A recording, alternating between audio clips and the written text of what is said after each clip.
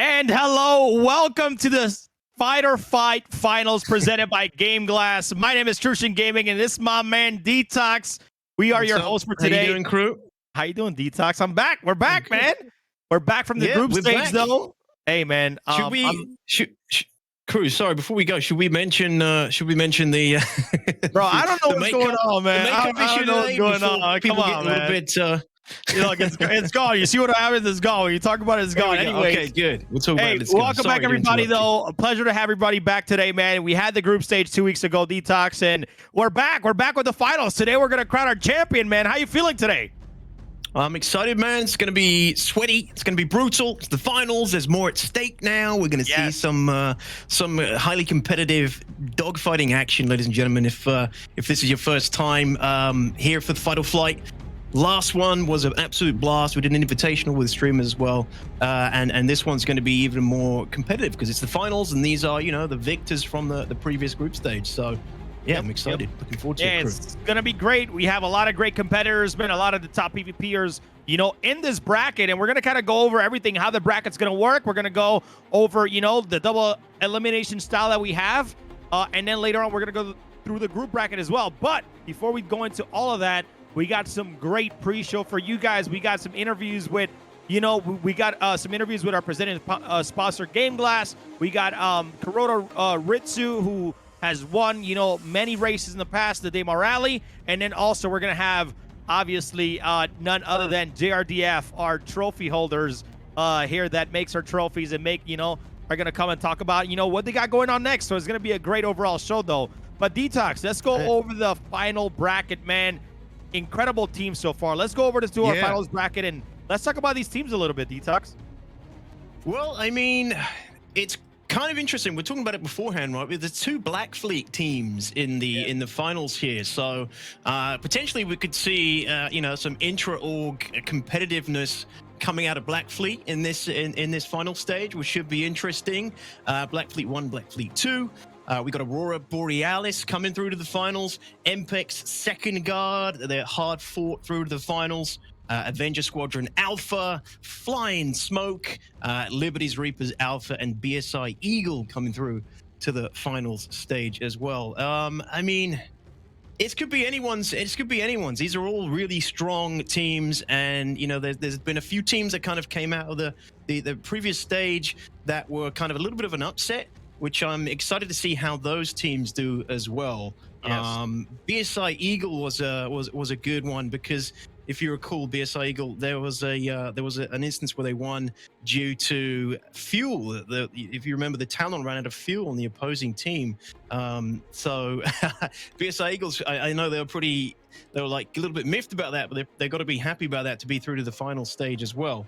So I'm eager to see how they do it as well. I mean, in the final stage. Like you said, Detox, a lot of great teams. Yeah, a lot of great teams overall here, though. And we got teams from all around the world, right? It's not just from USA. We got teams from Finland, Sweden, Germany. You know, we got teams from Germany and Ukraine, which is MPeX Flying Smoke. We got teams from Australia and US playing together. You know, that's BSI Eagle. But we got some top PvPers in this bracket here. You know, we have Erect Pigeon, that's in Black Fleet 1. I heard a lot of people talking about, you know, Liberty Reapers Alpha. They got Lycosar and Haiba. A lot of these, you know, players are in the leaderboards. And then you have, obviously, Avenger Squadron Alpha in Avenger 1. So, you know, that all he does is, you know, stream on PvP. So we got some definitely tough battles here ahead for these guys, and I'm excited to see who's going to come out on top today, Detox. Yeah, I'm hoping to see some, you know, some interesting fights, hoping to see some potentially new strategies coming out. Somebody, you know, some teams, maybe they've been holding back till the finals to bring out some unique, interesting strategies. I mean, obviously, I'm expecting to see a lot of people playing the meta here with the Arrow and the Gladius. You know, we saw that was one of the winning combinations from the previous group stage, but I think we're still going to see some Talons today for sure, because as we saw from the previous, you know, previous tournament, they did well. They do really well in a 2v2 team-based setting. The ability to kind of move in and out, disengage really well. The acceleration on those Talons is beautiful. You know, the DPS is a little bit lower, but these teams have proven, some of these teams proven that it's a really strong team-based ship. So we're definitely going to see more of that I'm pretty sure we're going to see more of that in the final stage. And Yeah, I know I mean, Papa Freedom, he's got to be bringing that talent out again, right? Yeah, He's gonna be. I am a bit disappointed that we didn't get to see, obviously, the Warlock come out and play. Obviously, just maybe the firepower concerns of the Warlock, you know, even though it has an EMP charge. But it seems like teams would rather have the firepower than the EMP charge. So that was a little bit of a bummer that that I didn't get to see the Warlock. But maybe we'll see something different that we haven't seen before. So who knows? Yeah, I mean the Warlock, it's got a lot of firepower in the build that we're using for the tournament. You know, it's got that Revenant nose gun and a couple of Panthers on the wings. It's got some pretty hefty firepower. It's just the thing is just doesn't move very well, and it's so easy to hit. It's basically a one-trick pony in a tournament like this. Get in, fire off an EMP, hope it does something, hope that their shields are down enough that the EMP is actually going to cause some critical shutdowns. If it isn't, it's a wasted ship, and very few people can make a Warlock work in a very competitive setting like this, you know, and secure a win in a tournament setting like this. It's a risky ship to play, but I'd love to see it. I'd love to see somebody use one, but I don't know. You know, at this point, maybe not. Well, we'll take a look at that, but, you know, to kind of explain what we have going on here, this is going to be 8 teams battling it out in a double elimination bracket. So even if they lose their first match, they're going to have a second chance to come up through the losers bracket and hopefully get back to the grand finals. So it's going to be 14 matches total here in our finals bracket. So remember, they have 2 chances. The group stage, they only have 1 chance to qualify for the finals, but during the finals, this is a double elimination bracket. So as you can see, for instance, if Aurora Borealis loses to Black Fleet, Aurora Borealis will drop down to losers round 1, and then they will have to start making their losers run to hopefully get back to the finals and meet whoever is going to be, you know, at the finals waiting for them through the losers bracket. So it's going to be a great tournament, guys. If you guys want to follow through, you guys can head over to fightorflight.gg and hit live bracket up on top, and you guys will be able to actually, you know, hit the bracket and follow along. So if you guys want to, or exclamation word bracket in chat, you guys can get the link and follow along the bracket as we updated throughout this tournament. But for right now, Detox, I believe we're going to get our first guest, our presenting sponsor, Game Glass, to come on, and we're going to talk to Game Glass and see what they have going on, and maybe they got something new to show us today. So, guys, we're going to play the Fight or Flight trailer really, really quick, and then after we get back, we're going to get Andy from Game Glass here to interview here on Fight or Flight. We'll be right back.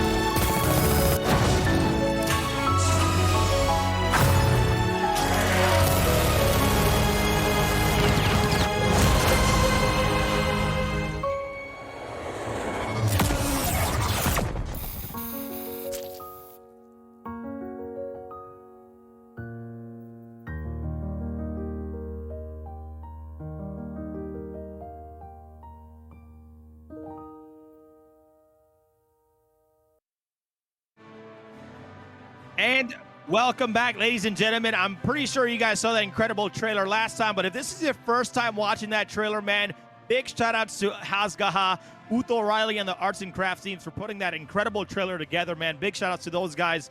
But, you know, let's keep the spotlight here to our presenting sponsor, Game Glass. We got Andy from Game Glass. Andy, how you doing today? Hey, good, thanks. How are you guys? That was a badass trailer, man. That was great. That looked awesome. Yeah, I mean, it's I don't know how they get those angles. I'm over here still wondering that after watching that trailer about 50 times. So I am completely loving it, man. It's been. I don't know, man. They baffle me every time they make a trailer. So I can't wait to see what other event we come up with just for them to make a trailer sooner or later. So but hey, Andy, we're here today. Let's talk a little bit about Game Glass. You guys, another year, another president sponsor spot. We really appreciate you guys' support, man.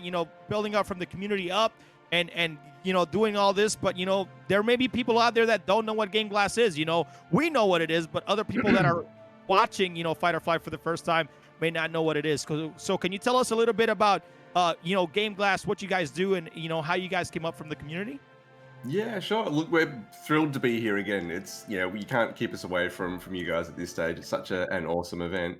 But one of the reasons why it was so cool is we started from the community as well. We had our very beginnings with a post that my co-founder made on the StarCitizen subreddit way back in the day, and from there it kind of grew through a bit of a crowdfunding campaign, and we went along to the last live CitizenCon, which was super cool. And thanks to the lovely folks at JR, we had a really good chat with the people at StarCitizen, which was cool, with the devs, and put together that official partnership with them, and revised our shards, and we're doing some really cool official new stuff with them. But what we make is some touchscreen controls for StarCitizen and for a bunch of other games as well. Which means you can put all of the really cool kind of immersive, StarCitizen themed and styled buttons on your phone or on your tablet. And you got all the buttons for all the controls. There's hundreds of controls in StarCitizen. It's one of the things that makes the game so cool. It's so immersive and so high fidelity, but there's so many you forget them all the time. So we've got a bunch of cool buttons, and there's a button on, the way I explain it is there's a button on your phone or your tablet that says landing gear. And guess what happens when you tap the phone on your button, on your button on your phone that says landing gear? The landing gear comes down. So all the different controls, we have them on there. We have them pre-made that we designed for StarCitizen, and you can design and build your own. We've got a tool now that lets you build whatever shards you want, whatever game you want to play in Game Glass. Wow. Awesome. Yeah, so with there's the new patch coming out, 3.17 for StarCitizen, introduces the hotkey to call the ATC. So can people can add that themselves to Game Glass now? Can they? You can, absolutely. You can do that, and that was one of the our official discussions with StarCitizen about kind of Game Glass and what we wanted to do. That was one of the first things that I remember in our very first meeting with them. That was really high up on our list of things that we wanted to talk to them about, that we mentioned, and they already had it. It's not like they don't know that everyone really wants that button. So it only took a very minor prod from us to get that going. So that's a super exciting. It's such a tiny thing, but it's such a high quality of life thing that they've added. Man, but it's yes, brought you can add a button to that. Yeah, one of the it's cool brought things so that much we've been joy to working on as everybody. well is one of the things we're just about to add, though, is updates to our shards. So all of our official shards will have that button added to it, and a new feature that will let people kind of get all those updates automatically for our official shards, and kind of fork their shard off if they want a custom version of our official shard. They can do that. But no, that ATC button coming to all our shards, and anyone can add that button to their own shard as well. Yeah, beautiful, love it. And how do people get access to so that you have your sort of the professionally made Game Glass shards, and then the people can create their own? But what are the pre-requirements for that? It's like subscription based. You buy packages for Game Glass. Can you talk about how that works for the viewers? Yep. So you've got 3 ways to do it. You can just sign up for free.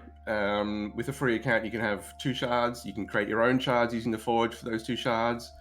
You can go to the marketplace. We've got a marketplace full of shards that other people have created. You can download all of those for free as well in one of your 2 slots. You can create what you want for whatever game you want. Otherwise, you can just buy the shards outright that you want. You just pick and choose the shards that you want for our official shards from the marketplace, and just buy the ones and own them forever that you want, and you get all the updates for those. Or you can subscribe, and then you get all of our shards. You get a bunch of extra premium features and extra things in the Forge, extra components that you can use, and then you get all of the shards, and you just do it per month.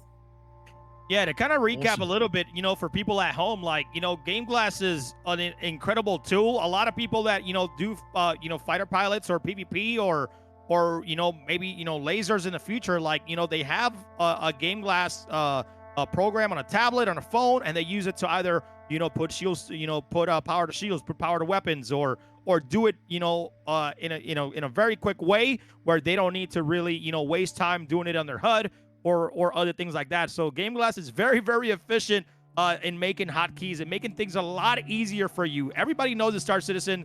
There's a bajillion hotkeys. It changes every patch or every quarter. Not so much now, but back then healing used to be X. Now it's B. I don't know what it is anymore, but I know Game Glass makes it so much easier for me to remember that stuff, and hopefully just with the click of a button on the tablet, I'm good to go. And Andy said, it's not only for StarCitizen, any other games you play, MMOs especially that have a lot of buttons, Game Glass does a great job at doing that. But it's immersive as well. Yes, very immersive. So like landing, one button landing, things like that is very, very easy for that to happen. So but Andy, overall, I last time we talked, Forge was a thing. I think Forge did come out, and that's part of the whole Game Glass experience. Can you talk a little bit more about Forge? Yeah, so Forge is what you use to make your own shards. So it's essentially a drag and drop tool. So you open up that tool and you've got a library of all of the different components and switches and toggles and whatever else that we have, and you just drag them out and put them on your canvas and move them around, and you decide. You decide what the keybinds are. And the cool thing about the Forges and Game Glass is not just keybinds you can add to all of those components. You can add sound effects, you can add macros to it, so you can combine different keybinds with different delays as well. There are some really intelligent kind of toggles you can do. You can have double taps, you can have holds, you can have different things on different ends of the toggle. So there's a lot of power and flexibility in there as well. So the Forge lets you build all of those for your phone or for your tablet for whatever game that you're playing. And we have a whole bunch of kind of visual designs for those in the Forge, but you can completely customize those as well. So you can add your own GIFs, you can add your own SVGs, your own JPEGs if you want to use those as components. Oh, cool. So you can make it look like whatever you want. I know Subliminal's designed this whole shard that he put a huge amount of work into. It looks incredible. It's completely custom. It looks great. Oh, cool. I have to check that out. I didn't know that. Subliminals, it's another content creator. Can people make custom shards and share that with other people as well? So it's shareable if somebody makes something. Yeah. So you can put them on the marketplace for everybody to download if you like, or you can just keep them private and you can send private sharing codes if you just want to create a shard just for your org, for example, or your friends. You can create it on the Forge and then just have that private code that only people who have your code can see it and download it. Super cool. Yeah, it's come a long way. It's come a long way since I first started using it. It's great to see you guys, just getting better and better with it and providing people with a really cool, immersive MFD touchscreen, for StarCitizen. Yeah, and that was really kind of what really excited us, is we just imagined that idea of taking, because StarCitizen, their cockpits are so cool and they're so tactile and they're so beautiful, and we wanted to, how cool would it be if we could literally take one of those MFDs out of the plane and put it on your desk next to your computer when you were playing. Like you're saying, complete immersion. And when you see, those setups on Twitter where everybody has just a decked out desk with, their fighter pilot sticks, they have to have Game Glass right there on the front, because all they got to do is pretty much lift their hands up, touch a button, and they got powers to wherever they need to go, which is really, really cool. I haven't seen a setup that doesn't have a Game Glass slab on there, to be honest, but it's just me. But definitely great features. But Andy, I mean, not to put you on the spot, but any other future things coming up that maybe you can get the community excited about, if that's fine, if it's we can't talk about the StarCitizen stuff, but there is some stuff that we're planning definitely for some future patches. But we've got some Microsoft Flight Simulator shards coming out really soon. So a whole new set of shards for Microsoft Flight Sim that are again super immersive, super useful. You can talk about a game with a lot of keybinds. That's another one of them. That's really exciting. Yeah. So looking forward to that happening. But there are some cool new things coming out for StarCitizen, some different things as well that we're planning to. So this year you'll see some pretty cool stuff. I'm totally excited for that. Can't talk about the specifics anymore now that we're no worries. It's all good. You gave me enough for me to get me excited just for that. So really appreciate that. Detox, you got anything else for our guest Andy here from Game Glass? No, I think you covered it. I mean, I was going to talk about a little about, how Game Glass can affect, because this is obviously Fight or Flight, the tournament today. Yes. It's a PvP combat, focused tournament, and I think you covered it. You can use it to kind of adjust shields and switch power to engines, weapons. Adjust your capacitor and things. Eventually, well, not eventually. I was going to say overclock, but overclock's gone for now.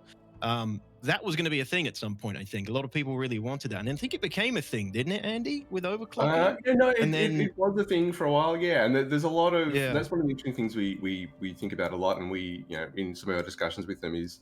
We know there is more work coming on components and overclocking and maintaining components, and the sub-components as well. Tuning all of those. That chip engineer kind of function. So we definitely intend to support that. That deeper dive level of detail, and that'll where they're headed with that, with missile operator mode and turrets, and they're always adding those layers of interactions to those systems. So as they do that, as refueling becomes a bigger thing. As medical becomes a bigger thing, as scanning becomes a bigger thing. Oh, that's awesome. Where we'll have support for those interactions as well, which will make it easier to use those too. That's incredible. I can't wait for all those mechanics to come out, and I'm pretty sure everybody else is excited for that stuff to come out. But Andy, thank you so much for coming on today and presenting our for being our sponsor here, our presenting sponsor, and thank you for always giving us information and just showing us, where Game Glass has been in the community and, where it's headed to, because we can't wait to use some more of those tools. But guys, if you guys want to catch Game Glass, you guys can head over to gameglass.gg and you guys can get your hand on those shards and check it all out, man. But Andy, before we head out, I always got to give the guests the last word. Anything you want to say to the community out there before we head out? No, as always, thanks to you guys for putting on these killer events. That's such an awesome community thing, and we're always really, really happy to support them. And that community around this game, it is just, I've never seen anything like it. It's such a positive, passionate, excited community. So we're really thrilled to be part of it, and we're really thrilled to support you guys. And the event itself is super cool as well. I really love this one too. So, yep, really, really happy to be here. Well, we got some top competitors here in Fight or Flight in the finals here, presented by Game Glass. And I mean, Andy, I don't know who you're going to be rooting for, but there's some great teams, some top PvPers, and it's going to be a battle today, a big battle. So, awesome. Yes. Yep, it'll be a big one. Andy. Thanks, guys. Take it easy. All right, thanks, Andy. Have a good one. Appreciate you. All right, ladies and gentlemen, we are, I'm telling you, man, Game Glass, born from the community, not only coming up from the community and talking about the Reddit about their idea and turn it in, that their software into something bigger, but also helping, us in the back end sponsor, Atmo Esports, sponsor these events, helping out with the trophies and things like that. So a big shout out to them, man. Like, what do you think about that? What do you think about him, Detox? No, I mean, I've used them from when they first kind of started. I started using them, and there was, it had limited functionality. It was really cool to have I bought like an arm, that connected to my desk and put like an iPad on it, put the Game Glass on it, and then between dual joysticks, pedals, the Game Glass, keyboard, or anything else, you've got everything you need. But the functionality and everything's just increased so much since then. They've added so many different things. And when Andy talks about shards, it's like different elements of the MFD essentially, or in StarCitizen, brought to your iPad or phone, whatever device you want to put it on. So you could have a shard for sort of mining, specifically a shard for sort of combat, a shard for salvage in the future, etc. And then those shards kind of have everything you need to cover that element of gameplay, and you can kind of like switch between the shards and use a different element of gameplay. And it's just if that's your thing, if you want that kind of extra level of immersion and just having all your bases covered, it's pretty cool. So I use them. It's good. I think it's an awesome tool. And Andy and the guys, I think for Daymar Rally, Andy came on, it was like nighttime or something for him. He was like sitting. He was camping, bro. Remember? He was camping. That was it. He was camping, bro. He's over here like in the middle of nowhere in Australia. Like, hey guys, I'm, hey, that's awesome, man. Like he never, That's why They never want to miss a moment here on the show, and that's Yeah, that's what I exactly. love, right? But like like what Andy said, right? Going to those shards and you're able to control it, make whatever you want. That's going to be a big part of Star Citizen. So if you're playing Star Citizen right now, I highly suggest if you have like a rundown tablet that you're not using, or like something that you just have on the side. Because honestly, man, like that's what I did, right? I had a Samsung tablet that I've had for so many years. I got Game Glass, I downloaded it, and that's how I use it now. And I was like, man, this thing I bought like 30 years ago, it works very well with the Game Glass Totally. software. So it was good to go. But guys, we're still in the pre-show. We're gonna get the matches started here in a few, but we have coming up next Kuroda Ritsu, who's gonna come on and talk to us a little bit about Kuroda and what kind of org they are in Star Citizen. But I'm gonna give you guys a little bit of sight, because Kuroda has won quite a few demo rallies in the past.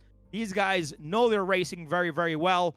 And we just want to, just like any other show, even CitizenCon, we want to highlight people in the community. So we're gonna shoot it over here and get Kuroda on here right now. We're gonna get my man Sanji Sama here Bring him in a few minutes. But Detox, I mean, Sanji, what's going on, man? Hi, how are you? We got him. He's here. Good, yeah. Hey, Sanji. Hello. Sanji, Welcome. man, you're over there looking good, man. How's your day going? Pretty good. I've had a family dinner and just barely managed to finish it before I got here.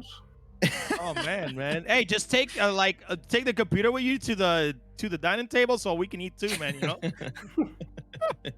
I'm just kidding, man. I'm just kidding. Hey, Detox, let's start with you, man. You got anything for to talk about Kuroda Ritsu here with Sanji? Yeah, Sanji. So, I mean, some people might just be here for fight or flight, right? Daymar Rally is the massive. It's the event that kind of kicked off Atmo Esports. It's a massive marathon across Daymar, marathon race spanning multiple hours. It's what Atmo Esports kind of cut their teeth on when it came to events. It's a racing event. It's a death rally. You're allowed to shoot the other competitors after you've left the armistice zone. And it's kind of like a headlining event. And Sanji and Kuroda Ritsu is the organization. Sanji over here is one of the racers. They're veterans of the Daymar Rally, and they're also sponsoring the event today. So thank you for that to you guys. And Sanji, do you want to tell us a little bit about like maybe yourself and sort of Daymar Rally? Have you started training yet? No. No, not yet. I've been sort of avoiding it a little. I've been a bit burnt out on the racing. Yeah, but that's understandable. Saying that, actually, I have been doing a little bit of racing, but not Daymar Rally racing, because Diplomat has set up a racing website, or a racing leaderboard website. Yes. And what kind of racing? What kind of racing? Vehicle racing, ship racing? It's both. It has tracks for both ship racing and ground racing, and sort of works as a speed run website. Yeah. Cool. Okay. So what have you been doing? Have you been doing the vehicle stuff, or taking your expertise over to it? Yeah, to jump in real quick, right? That website is pretty well done. Pretty much what he's doing, he has tracks, whether it's either racing or flying tracks, and pretty much like people have to record their times and they can have like a top roll record. So that website is specifically holding everybody's records, who's like a leaderboard of records. So I'm pretty sure Sanji Sama, man, you have a big history with Kuroda in racing, not only Daymar Rally, Stand 7. So have you been hitting these tracks pretty hard and getting one of those, top world records on that website? Is that what you're going for? Well, it's what I've been going for. It's not what I've been getting. At the moment, Crunchy, Diplomat, and Jet are in the top 3. I'm really? Struggling to keep 6th place, so I'm not doing too hard. I mean, 6th place, right? Like you've been around for a while, and every time I see you racing, I think very highly of you. You've won, or you've gotten top 3 in the Daymar Rally in the past, right? Yeah, I have won once, and then Jet has been stealing my trophy away from me the past couple of years. Was that 2950 that you won? Was it Yeah. 2950 or yeah, I thought it was 2950, and then Jet Hella won in the one we just had in January. He was the champion in the Rover division that we've just had, I believe, in January. So, I mean, your team's pretty damn good, veterans. How you been finding Fight or Flight, Sanji? Have you been enjoying it? It's been very entertaining. We, while we were watching it as an org, we sort of bet on the teams, but we didn't know exactly who was on each team. So we just bet on the best logo, and they all lost. That's so good. All right, there we go. It's a great way to put your bets in. You just look who's got the best branding, everyone. See which team has got the best branding. It's probably not a good sign, though, apparently, because apparently they didn't win. The team are really so far away, though. So, like, did you sign up for the Standard 7? Are you guys planning to jump into Standard 7 as a team, individuals, or maybe you haven't even signed up at all yet for Standard 7?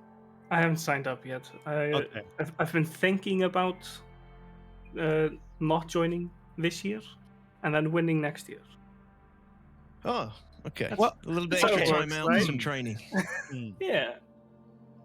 I mean, Yeah, I think that, because the thing is, right, I'm just put it this way, like in Standard 7, tracks are going to change all the time.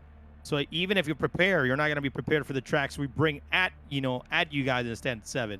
And by the way, man, it's not racing without Sanji Sama. I'm going to just say it that way, man. Like I talk highly of you because you're a great racer. Like you got 6 and you're saying, I want second or I want first, but at the same time, man, in 6, you could be in 59.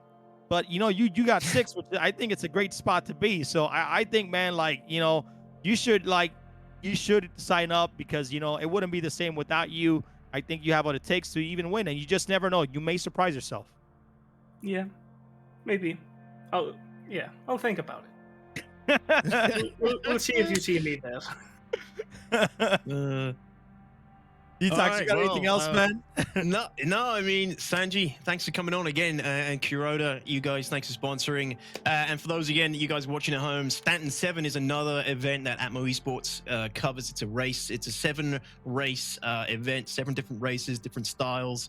And Daymar Rally again. It's a massive marathon race. So that happens in January, and there's tests that run kind of near the end of the year for that. And you can get a kind of sneak peek at it over here on the same channel. But yeah, Sanji Sama, veteran of the races and curator racing the organization. Thanks, Sanji. Appreciate it. Is anything else you want to say, crew? Yeah, I mean, so before we head out, Sanji, I want you to talk about Kuroda like as an org because we didn't get to that just yet. So Kuroda is an org. Like, what do you guys do? Are you guys looking for people? Where can they find you? I know you race a lot. You really help so many people gain information and race, but Kuroda itself, though, can you tell us a little bit about that? Yeah, we are still a very small org and are looking for members. You can find us at, I think, kurodaritsu.com. Oh, awesome. Maybe? Yep. That might be it. I don't have it on my screen. I actually had it up a minute ago, but yeah. You got a really good website. Kuroda's got a really good website. Yeah. So what kind of members are you guys looking for? Is it people that are interested in racing or you guys are just looking for members overall to kind of be part of like the team? We are hoping to be sort of a multifunctional organization. So the racing sort of was just something to do to begin with, and now it's just become our main thing. But yeah, we're trying to set up some mining events and some PvP events, trying to maybe train for Fight or Flight next year. Yeah, awesome. That's great to hear. Oh, That's wow. what I was wondering as well. Like, if you guys had kind of, after watching Fight or Flight, maybe seen opportunity to get your team in there as well, raise your own PvP team. I mean, who knows where Fight or Flight will go in the future, right, crew? We might have some Rover PvP going on as well at some point, Who knows, man? Who knows? Who knows? We don't know everything yet, but to hear Sanji Sama wants a piece of Fight or Flight as well. I mean, I'm all for it, man. I'm excited for that as well. So Sanji, man, like always, man. Like I said, I talk you up all the time because you're a great racer, man. You know, just because you're in a leaderboard at 6, that doesn't mean that you're not. You know, like if I would have tried a leaderboard, I would be down, you know, in the hundreds or at the bottom, right? Bottom 1%. So, you know, I see you as one of the top 1% racers in StarCitizen, and that's something you should be proud of, and that shouldn't let you, you know, hold you back from signing up for, you know, the next 10 to 7 or the next day my rally. But before you head out, Sanji, anything you want to say to the community before we head out, man? And once again, thank you for your time, brother. Papa Freedom win. And Oh, I may or may not have money on you this time. damn! Wait, we got money? I don't see any of that. Who's gambling around here? UEC. Oh, I mean, I'm trying to get some UEC Oh, too, okay. man. Come on, man. That's awesome, bro. Hey, Detox, we're gonna have to start some of that ourselves here soon. But Sanji, Yeah, man, thank you need so to get much. on that. I'm telling you, Sanji, thank you so much, man. It's always a pleasure, man. And I'm pretty sure I'm gonna see you in a race, man, because I always believe in you, man. We'll talk again soon. Yep. Sure. Cheers. Man, Thanks, Sanji. he called out Papa Freedom just like that. Detox, how you feeling about that? Is Well, he he's the obviously favorite lost to some win? money. He obviously put some money on Papa Freedom. You know, well, I mean, he put some money on him, but Papa Freedom won. So I don't know why he hasn't got money on him this time. You know, Freedom did well. We'll see. We'll see how he does this time. I have faith. I think he's got a lot of potential, Papa Freedom, here to win this. Yes. I've been surprised. He's put in a lot of effort into his training. It's going to be good. I mean, good luck to him. Yeah, it's going to be very exciting because, you know, like, by the way, guys, we got a new feature for the finals, okay? You guys are going to be able to hear the team's comms this time around, okay? We didn't want to do that during the group stage because there were a lot of teams. We started off with 32. We're down with our final 8. So during the finals, you guys are going to be we're going to pick some teams, and we're going to try to get every single team. You guys will be able to hear their comms, how they're communicating during a fight. And then me and Detox are going to go over that and how they sound, because communication during this 2v2 PvP tournament is super important. What are your thoughts here, Detox? Yeah, I mean, you're going to be able to hear them kind of talking about their strategies. I know Avenger 1, he made a video on his on his rounds in Fatal Flight last time. He made a video on his YouTube channel, which was really cool to see because I could actually hear them talking to each other. They had some conversations between the fight, you know, chilling each other out, preparing each other mentally for the fight coming up. And that's the kind of stuff that we're going to be able to actually hear live, hopefully this time in the finals. So yeah, and you know, just being able to hear these people shouting at each other, swearing at each other, and hopefully not, but you know, hearing them kind of getting intense should add another nice little detail to the fights and the coverage tonight for you guys. Yeah, looking forward to hearing what these guys are going to be shouting at each other. Yep. So we're about to, by the way, we're still in the pre-show, guys. They're still trying to get ready to jump into the servers and hopefully get everything ready. That's why we have a little pre-show. We are about to grab in JRDF, obviously, the forgers of our trophy. I don't know why that sounds so good, but what do you think about that? JRDF, the forgers of our trophies. I think it's awesome. Yeah, I mean, they are. It's literally made in a forge, isn't it? I mean, at least the Demo Rally ones. Just the Demo Rally one, but that was the first one ever. So, you know, that's why I say the forgers. But, guys, we're going to take a quick break. When we come back, we're going to have Big JR jumping in here. And then once that interview is concluded, we are going to be going over the group bracket and see how these teams, how tough it was to get to the finals for these teams. And then hopefully we're going to get ready for our fights to begin here pretty soon. So we'll be right back. Thank you guys for watching. Hang in there, guys. Appreciate you.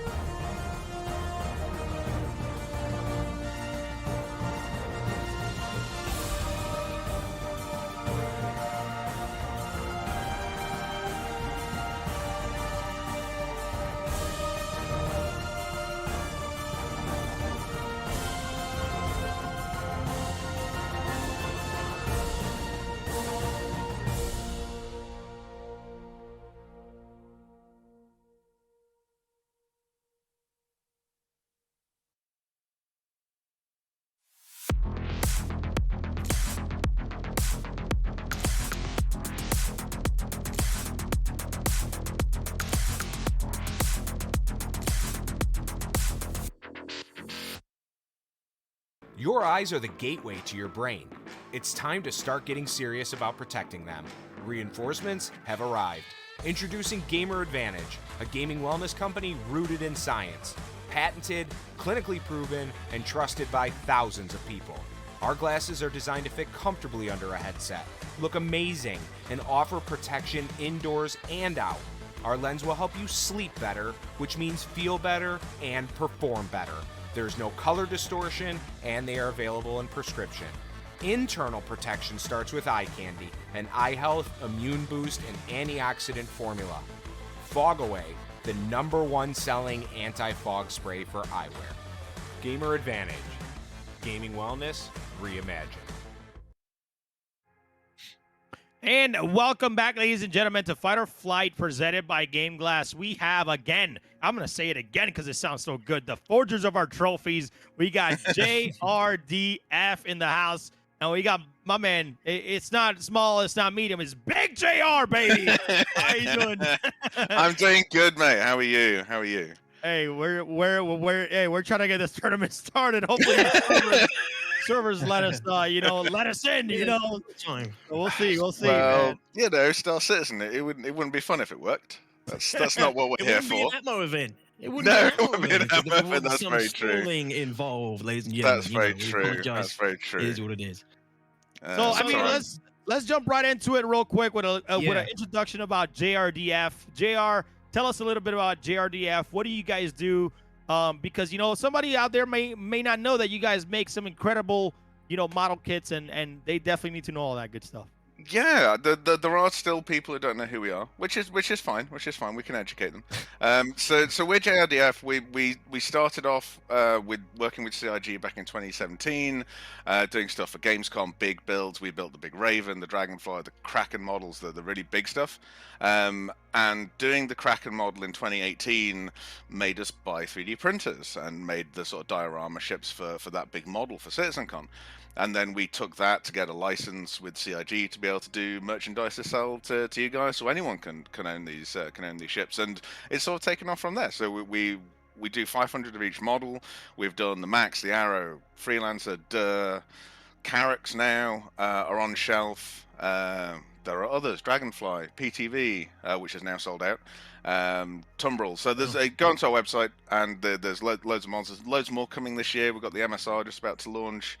We've got loads of cool 1 to 500 dioramas. So we're throwing the Saber in, the Gladius, Cutlass Blue to add to the black and the red that are already available. What else we're doing? Vanguard, Buccaneer, MSR. So that's a fairly big drop. That's the next one. And then because of your trophy, which I have the prototype of here. There it is. There's also a 1 to 100 Gladius because we've done an awful lot of work on it for the Fight or Flight trophy. So it's like, well, why the hell not take it a bit further? So the real trophies are still with our painters. We had a little bit of a delay this time because we were waiting for a bigger printer. So these guys are too big to fit in the printers that we had before. So we now have the bigger version of the printers, so we could print this all in one go, which makes I'll take the prototype if you don't want it. Yeah, man. Yeah. It's always better. It's lovely. I really like it. Yeah, people have seen renders of what the paint scheme is. It's all cool metallics. So no, we're really pleased with this one. We always try and do our trophies different. We've obviously done the forged ones. We've done the sort of more diorama type ones for Hearst and Hurtlocker. We've done the sort of acrylic-y, sort of ultra modern ones for Stanton 7. Obviously the metal forged ones for Dame Rally. So we always try and keep all the stuff slightly different for for the different events, so that we don't feel like we're just churning out the same stuff all the time. So that's really cool. We also, because COVID is sort of waning out to the point where events are now starting to come back, we get to go back to what we kind of do best and what we really love doing, which is big events and big. I was going to ask, do we any ideas? I guess you probably can't spill any beans, but have you started planning? I can't. Well, your next model for in-person CitizenCon? All I can say is that the project we're currently working on is so big, we've moved to a 3,000 square foot workshop and bought more CNCs. We bought 9 tons of wood for this project. Holy. So Huh? it's, What yeah. are you building? They're building a Building, sandworm. like- Confirmed. I Sandworms can't say, but we had to get a Sandworm. 3-ton forklift to get the materials in. It is amazing. Sandworm So, confirmed, Chad. yeah. Here we go. If you, Wouldn't that be amazing? if Just you a were doing a massive wooden sandworm, space. the biggest meme ever for CitizenCon. I mean, yeah, that would Next be. CitizenCon, brilliant. you got 2 giant sandworms on the end of each stage. Just Standing up. eating just pooping out the next guest onto the stage. Would be great. Oh my Yes. god. Fantastic. Oh, dude, that would be I awesome. can, Um, without breaking any NDAs, I can confirm we're not building a sandworm. Sorry. It's a Hey, you shame. Yeah. killed my hopes and you get other, you know. Okay, it's all good, man. But no, it's great though, because it's so nice. We kind of had the choices. We came out of COVID whether to kind of double down, keep going with the merchandise stuff, expand our equipment there, or go back to the big events. And it's great because we've been able to do both, which we really feel very lucky to be able to do, because we've had enough work in both directions to be able to keep expanding our printers. We have 14 printers now to try and sort of Wow. keep up with that side of the business and these bigger ones now. And being able to move the other side of the business into a proper build space for what we do. So it's fantastic. It's great. Well, Yeah, you talking guys about have come a long way. It's great to see. yes, Prue, go yes. ahead. No, and talking about events, I believe you guys are going to be at Beacon. That's going to be I think May Oh, 28th yeah. to 29th. Absolutely. We're not only at Beacon. We're at Beacon. We're going to a Bar Citizen in Amsterdam first, and then we're off to Beacon, and then we're going to Gamescom. So Gamescom is probably one of my favorite events I've ever been to and been involved with working at. This year is coming back as a physical event, so we have already got our tickets and our hotels booked for that. We're not doing anything there at the moment, like we're not exhibiting with anyone present, and I can't see that we will because we're too busy with this job. But I cannot wait to go. So we will. There's always amazing Star Citizen Bar Citizens at Gamescom. There's definitely a hell of a Bar Citizen at sort of Liège at Beacon, because that's going to be an absolutely monster fan event. And this amazing one in Amsterdam. So I encourage all citizens in Europe to come out to these events and come and find us and chat to us, because we are so desperate to get back out to a pub and talk to Star Citizen. Oh, tell me about it. It's just Tell me like, about oh my it, god, yeah. it's been way too long. I need It's beer. painful, isn't it? Yeah, it'll be great to finally get back to normality at these events, and I can't wait for the next in-person CitizenCon. It's going to be awesome. But yeah, I mean, no hints as to what we can expect from you guys at the next one. That's totally cool. No, that's not. But I tell you what, I am looking forward to. I am looking forward to seeing you guys at a live event, some live man. Atmo esports stuff. That's what we want to see. That We would want to be see cool. proper esports stage, so either at a CitizenCon or a Gamescom or something like that. Actually doing some live stuff. We want to see Crucian live yelling Oh into my man. Oh, come Just you, not me. It's just you. No, all of you. calls me It's just been yelling all the amazing. time. No, man, I gotta have my co-captain. I gotta have my man Detox in here. It's not, it's not the They same. are just- I appreciate the just love filling there. me You know? here. Hey, I don't know, man. I tell people, like, if you think I have a lot of energy online, man, just wait till you see me at an event, man. Like, hey, and we'll both actually be standing Detox, which would be great. Yeah, That'd be I great. mean, No, that's what I- happens when I stand up. No, I think it'd be great because live esports are so cool because they it really it sort of brings the energy. There's no server issues because you can LAN everything, and it's got that sort of really different energy. All live events do. So no, we're definitely looking forward to CitizenCon being real in the world again. Yeah, and all these bar citizens are the things I miss most during COVID, without a doubt. Next time we have a PvP, if we ever have a PvP live event, we need a drivable Nox. Yeah. On a motorcycle. Why would you pick the only one that defies physics? Just for us to build. Can we not have something with wheels? Pick something with I mean, wheels. you can just, a ranger will do. fit a Yes, body there we of go. fit a body of a Nox and top of a motorcycle, and you're good, man. So I'm really looking forward to when Drake finally bring out some ground vehicles, because I know they'll have normal wheels with normal shitty steel hubs on it, and it's it'll be so much more buildable than everything else that comes out from all sort of the slightly alien technology with floaty bits. It's give me some Drake stuff to build, it'll be fine. okay. Absolutely. So He's actually- yeah, you guys are talking about a rebrand, JR. How's that coming along? Slowly. It's we might be confusing people up, all around the place. Our JRDF logo that's down that way because my camera's thing. It is down there. It has changed. Yes. Lots of people haven't liked my logo for a long time because I made it, and I'm not a graphics artist, and it was a bit rubbish. So Daj, was who okay. did our amazing trailer, has also helped us to do a new logo. It's a very clever logo from a manufacturing point of view because it has one of the things I knew I really wanted from our logo was no islands. So there are no, when you look at the letters, there are no floating bits. So you can carve it out, you can cut it straight through metal or acrylic or something and backlight it without having to then stick things together. It also works in landscape and portrait. You put the DF under the JR, and it works really nice on apparel and all that kind of stuff. So, yeah, really pleased with the new logo, and it's slowly rolling out to our website. It's on about 2/3 of our website now, but there's that great thing of when we do our kit models. To save a lot of money, we buy all the artwork for the whole run of 500 all at once at the beginning because you save so much money in big print runs on printed stuff. So all our legacy products that were around before our logo change will always have the old logo on it because we own all of that till the end of time or the end of the run. We'll always have the old logo on it, but that's fine. It sort of is what it is. But we're not having all that reprinted. But yeah, so we're slowly bringing the new logos through. It's a lot cleaner. It's a lot more readable.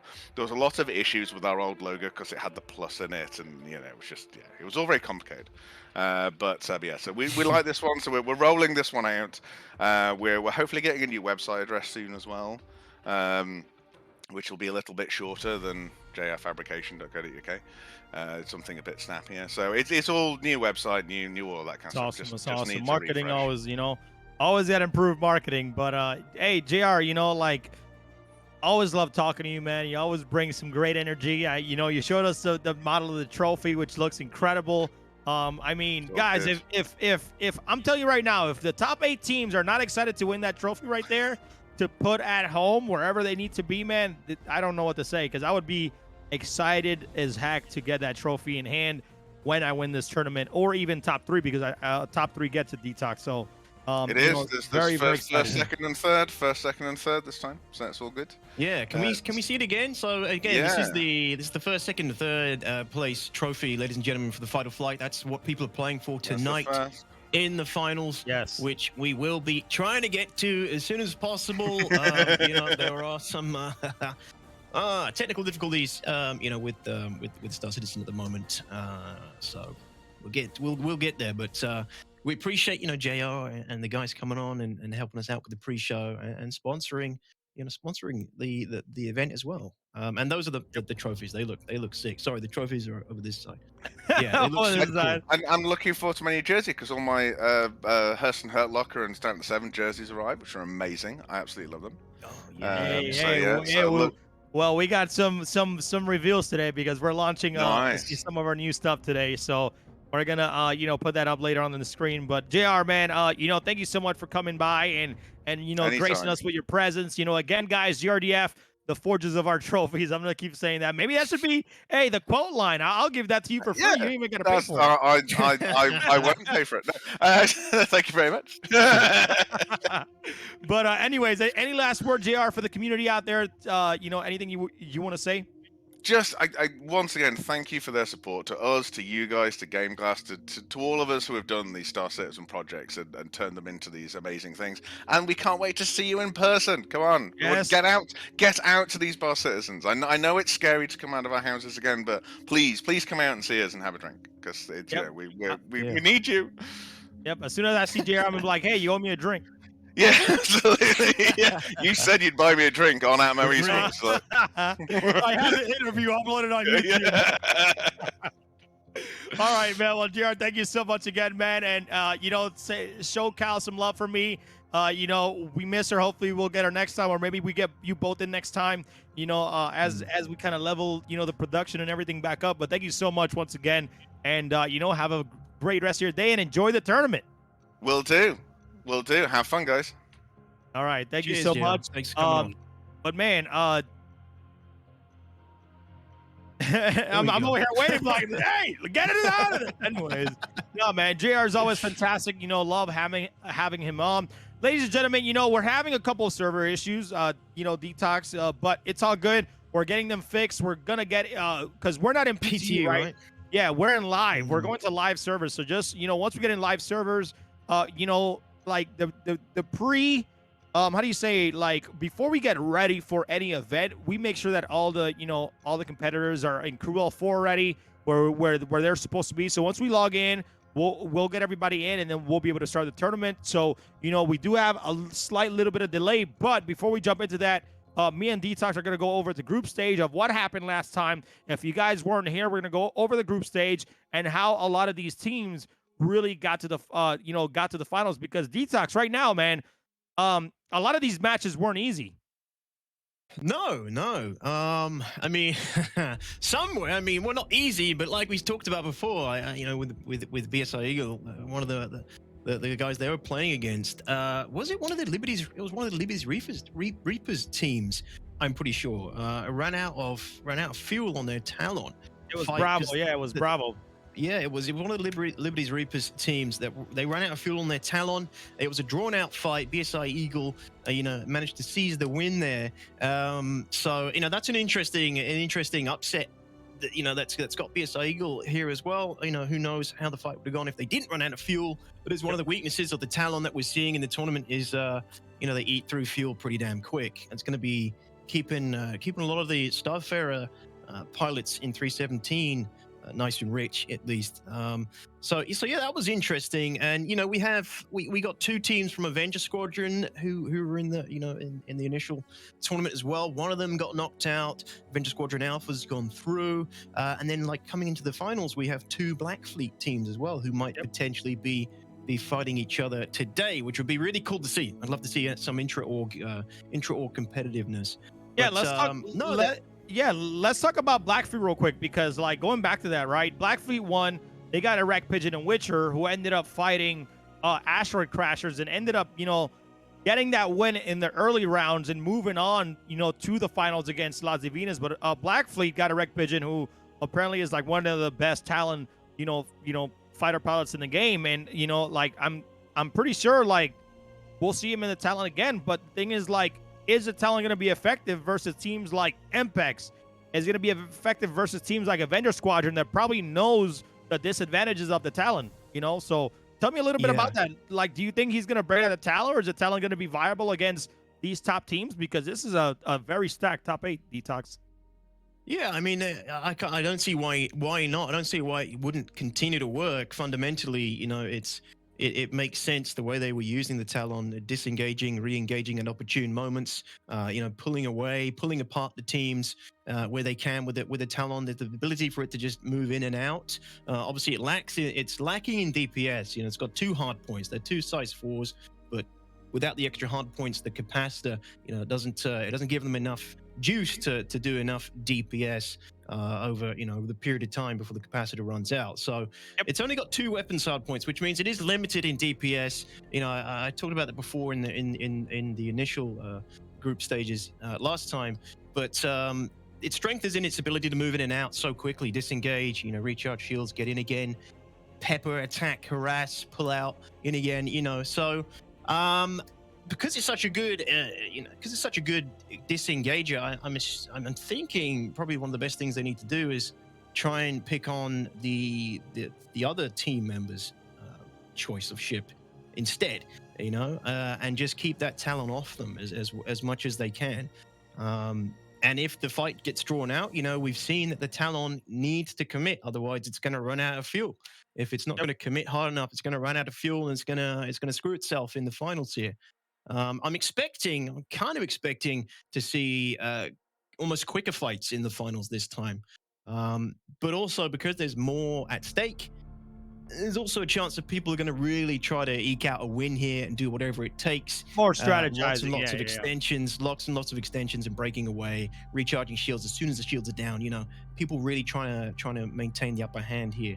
But overall, these strong teams, man, it's going to come down to whoever is, who is nailing their fundamentals and reacting to the fight as it progresses, reacting to the fights as they move on. We had a fight, I think, was 30 minutes last Actually, last stage, was right? what was crazy in a team I want to highlight here is going to be Squadron and Mach Renegades, right? Those two teams were really going at it, and they were at it for a long time. But what happened is that I believe a member in Squadron kind of went out very, very early. But you know, Salem Frost, who is also a racer, really tried to bring that back. They ended up losing towards the end, but he was able to take down another, you know, the other teammate of Mach Renegades, making that into a 1v1. But sooner or later, it was just too much, and that fight also lasted pretty long, around 30 to 35 minutes. They were going at it, and I mean, you know, they really trying to give that fight, you know, and trying to hopefully get into the finals. And like I said before, right, it's only best of one, so they don't have another chance to do best of three.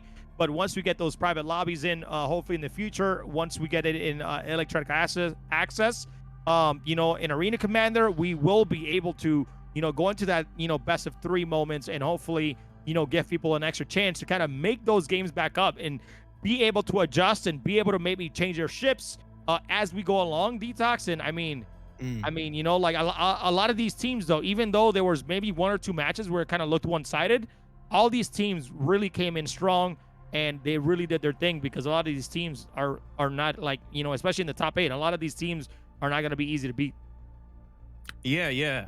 You know, another good example of on the opposite end of the spectrum, you know, you had that 30-minute fight, and then you have the other fights where some people might have seen the meme video that BSI made, where I think we interviewed them last time, and he talked about, like, the fight was over in 60 seconds. You know, some of these fights are over really quick. Some of them they can really get drawn out, lots of extensions, lots of in defensive play styles. When you get, like, defensive play styles clashing, it's some of these competitors that, you know, they struggle to commit, and that's also, you know, it's an experience thing. If you got the experience, you know when it's a good time to commit to the fight, a good time to just start trying to out DPS your opponent.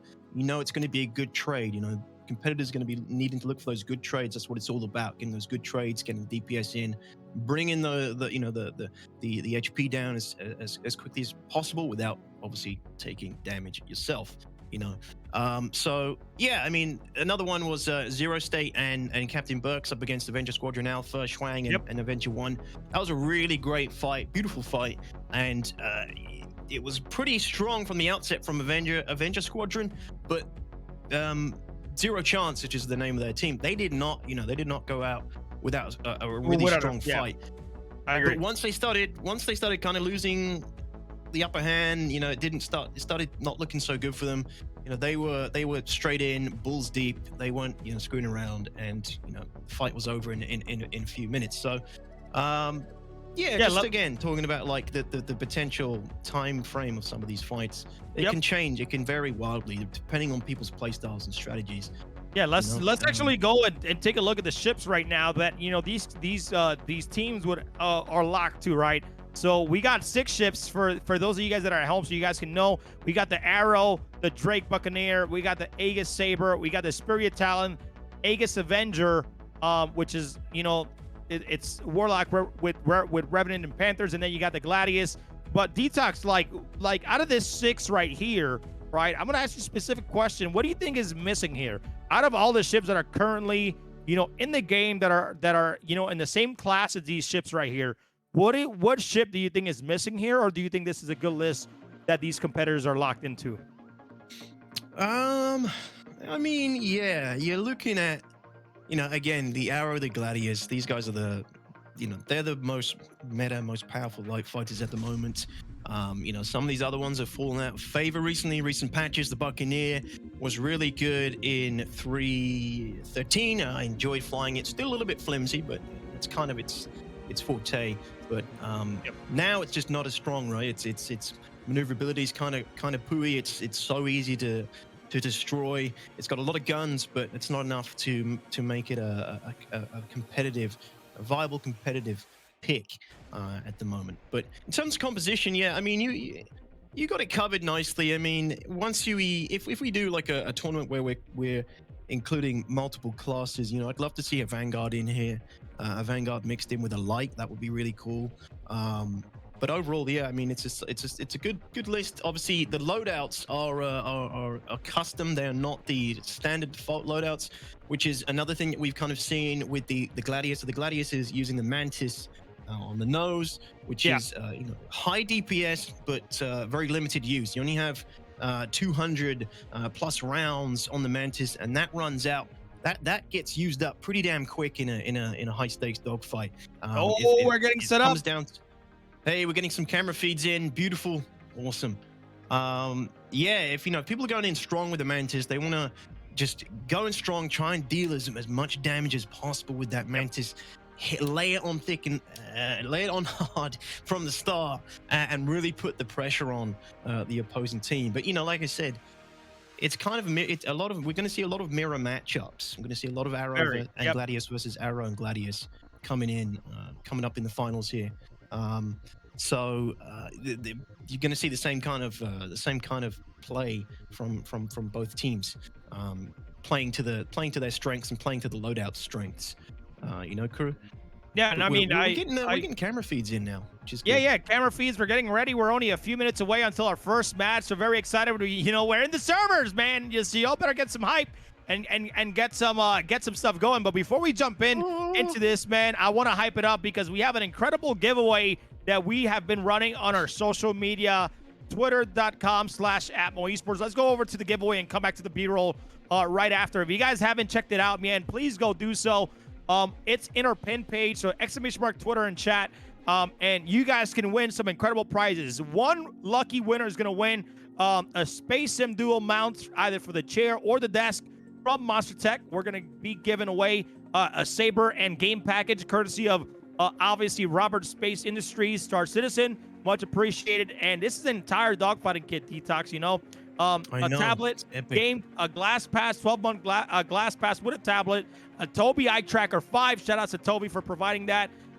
Toby has been absolutely incredible when it comes to, movement within a ship without, using head or eye tracking, and you can actually have eye targeting as well. You got the fighter flight jerseys that me and Detox is wearing right now, and then obviously Thrustmasters coming in hot with the Space Sim Duo joysticks on top of that, so you can mount them on your Monster Tech mounts. Detox, how you feeling, man? Isn't this a full dogfighting kit? It's insane. What are your thoughts, man? It's just a huge amount of stuff, and you guys should definitely be getting on that. I mean, I use the Toby Eye Tracker and using it a lot lately. Super cool. The jerseys are beautiful, lovely, and comfy. I have that T16000 stick on my left. It's my strafe stick.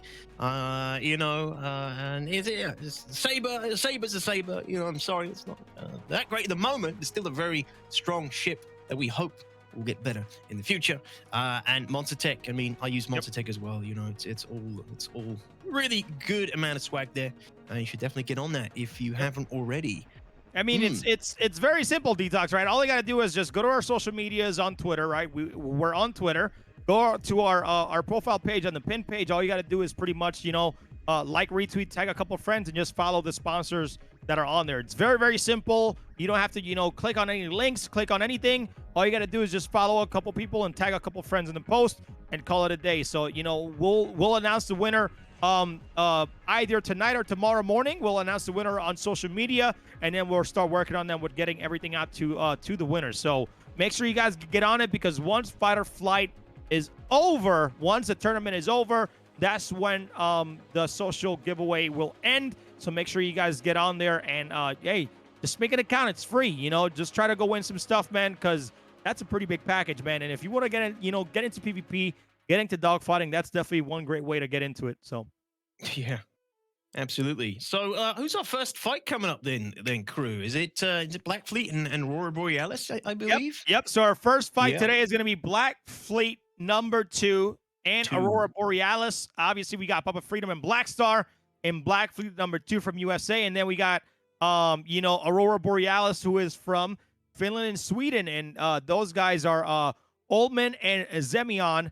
And incredible pilots. They were telling me a little bit about themselves, the other day, and these guys have been playing for a long time, since 2015, started playing StarCitizen, but really just got into PvP last year, Detox.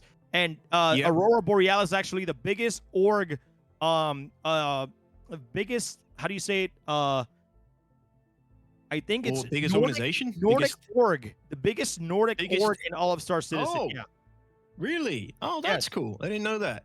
Yeah, So, I'm not too familiar. I'm ashamed to say I'm not too familiar with Aurora Borealis, but they beat SNO and KRT, right, to be here today. So they beat Das Cartel and SNO in the initial group stage. So those are some good teams. They've beaten, Das Cartel's a good team as well, and they're here in the finals. They're going to be our first match against Black Fleet number 2, our very own Papa Freedom.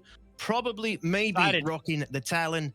We'll see the caw and his wingman coming in thick and strong as well. We are just getting set up, everyone. Like we said, typically PTU, I believe, has opened around about the same time that our finals are starting today. So it has caused some issues with the servers, which means it's been a little bit trickier for our guys and the team to get into a server and get set up. Hey, but as you can see, we're almost there though. We got the camera team in. Every time it's something creeps in, it wouldn't be an Atmo event without a little bit of delay. We do apologize, but either way, we're getting underway, and it looks like it's one server, right? So everything should be a lot more smoother once things are underway. Hopefully, don't take my word for it, because there's a lot going on behind the scenes with SC right now. But the turnaround time for fights and everything should be pretty punchy for the finals today. Right, crew? Yep. It should be pretty tasty. It should be pretty good, and I'm excited. We're almost there for the first match, but before we jump in, let's go back to the caster screen real quick, because we have to talk about what is happening right now, okay? We need to talk about what the heck you got on, my man, Detox, because, this merch is looking incredible right now. As you guys can see, we got the StarCitizen logo, RSI, Aegis. You got the name I told you tag. last time I ordered it too. The size is a little bit too big for me. I thought I was fatter than I am. Maybe I lost some weight, but maybe it was the last Atmo event. Lost some weight on it, but yeah, it's beautiful. Like you said, it's comfy. It's airy. It's smooth. It's good quality stuff. It's made by MetaThreads, right? And they're No, actually, MetaThreads actually changed their name to .x. They actually turned into a marketplace. That's yes, it. Yeah, yes. yeah, Let's go take a look at the merch right now, guys. But if you guys want to grab some merch, !merch in the chat. Once we take a look at the merch, you guys can get whatever you want, and a part of our proceeds will go towards relief efforts in Ukraine. We are donating part of our proceeds of our merch back to the what's happening in Ukraine to help support all the people that have gone out with homes and things like that. So that's something very important that we wanted to initiate on. So if you were thinking about getting merch, you can also not only get merch, but you would also support efforts going towards Ukraine as well. We're going to donate a part of our proceeds. But, so the Fight or Flight merch looks incredible. We got T-shirts, we got hoodies, we got it all. But to go into it, before our matches start here, ladies and gentlemen, we are officially going to release our Stanton 7 merch. Let's go take a look at that, guys. Our Stanton 7 is coming up very, very soon. So our Blackout merch is finally officially live. Yes, man. So our Stanton 7 merch, guys. Stanton 7 is our racing league that we are going to have here starting on May 7th for the qualifiers. So if you guys were waiting for the Stanton 7 merch, make sure you guys check that out. We also have our Ammo Esports merchandise up, and our new Noobifier, my man Noobifier, he got his own merch as well on our site. So all of that stuff, all the proceeds will be going towards all the efforts going towards relief in Ukraine. So make sure you guys get on that, man. Help support us, help support Ukraine at the same time, or you can just go donate some money to Ukraine directly on Tiltify. So however you want to do it, man, we're always happy to support. But incredible, man. I love the Blackout. What are your thoughts here, Detox? Dude, it's awesome. The black and red. I know that's a favorite combination for a lot of people. It just works. Yeah, awesome. Stanton 7. I haven't seen this before, so it's the first time I've seen it. I'm liking it. And again, it's one of the cool things is that you can put your own gamer tag or whatever the hell you want to put on there on the jersey as well. So that's one of the cooler things about it that I like. And yeah, check it out. Thank you. We work hard, man. We love bringing these communities to you guys. These community tournaments, it's all free.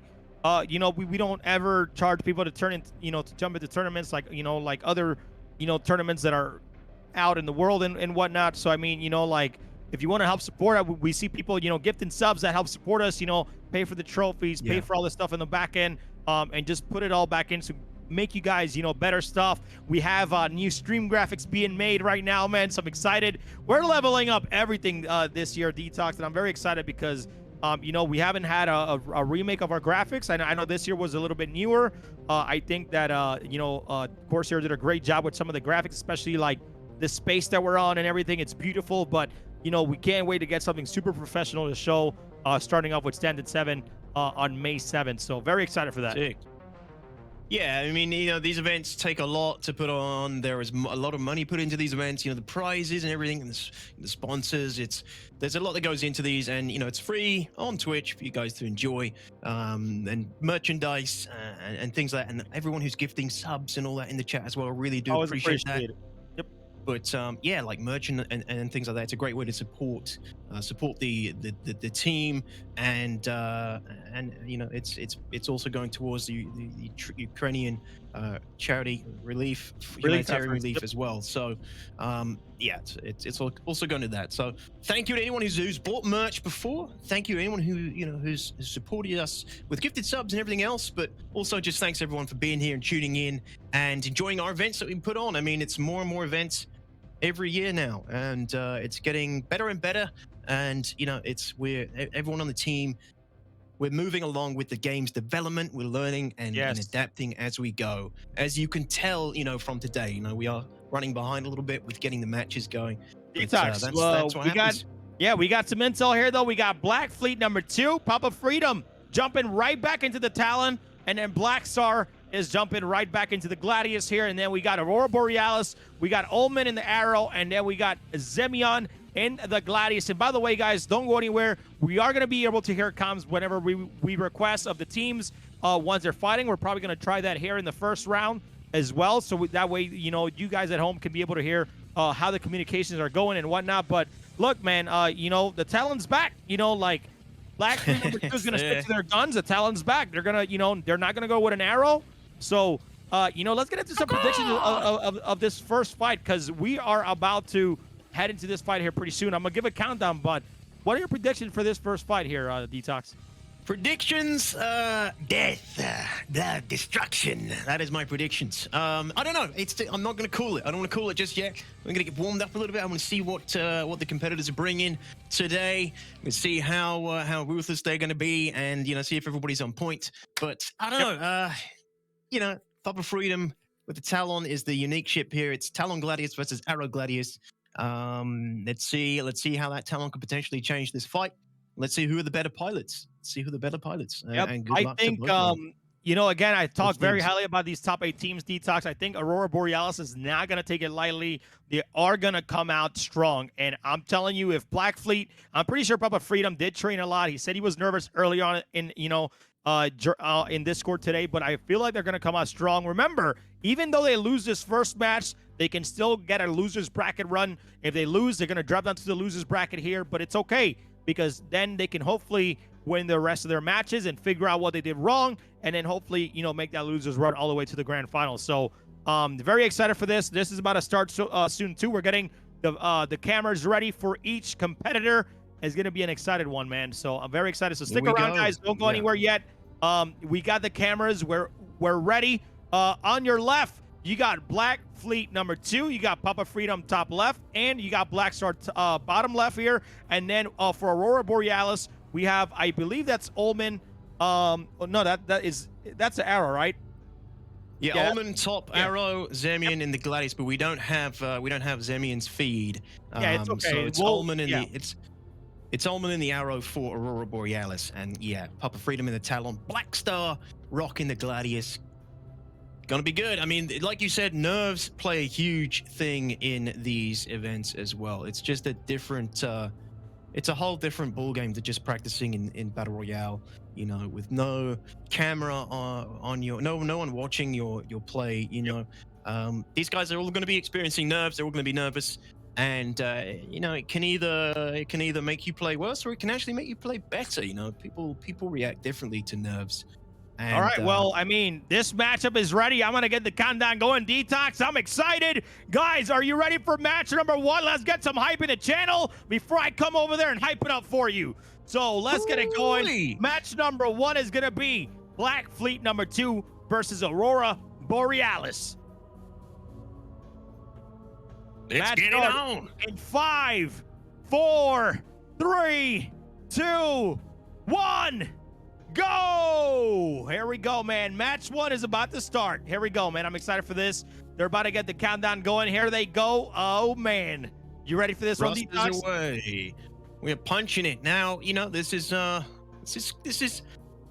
competition. There's gonna be none of this fair game flares as they cross paths. The clash in the middle. You know, like we said before.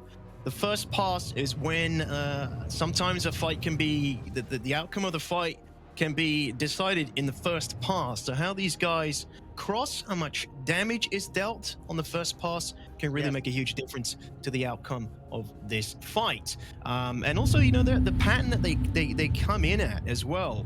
If we look at Black Fleet, you know, Black Star, he's behind Papa Freedom. Papa Freedom taking the lead here. Papa Freedom probably going to blow through using that acceleration advantage and pop right back in behind one of them, kind of peel them away. Well, Black Star, they've probably already, you know, picked out their primary target. It looks like they have pinned one of the target. Oh, they've pinned one of the security officials, I believe, right? Oh no, that isn't one of the security officials. That's him. That's center. So that's to make sure that they don't. That's to make sure they don't fall outside of the boundaries, which we didn't mention, right? If the competitors, guys, if they do. Exit the boundary of the arena, which is a 20-kilometer radius, they are warned. They have to re-enter. They're warned by the officials. They have to re-enter the arena and then and get back in. If they fall out again, they'll be shot at by the security teams until they get back in. If it keeps happening, there's a potential for disqualification. Here we go. The first pass has begun. Papa Freedom already on the Gladius, which is Zemian. 50% damage done to his shields. And no, not 50%. It's already, it's 80%. 20%, sorry. He's still got 80%. There's that 50% on Black Star. Oof. Yeah, getting Black very Star losing his shields already. Yep, it's very tough here. Black Star getting really some great hits by Ullman, and I think they're very well on target here, Detox, because Zamian is sticking with his partner. They're going straight after Black Star. They want to take down the Gladius, which is the biggest threat, and once they take out that Gladius, it's going to be an easy day on the Talon against Papa Freedom. But Detox, man, I mean, what's going on here? After this first pass, it seems like shields are back up and they're ready to go.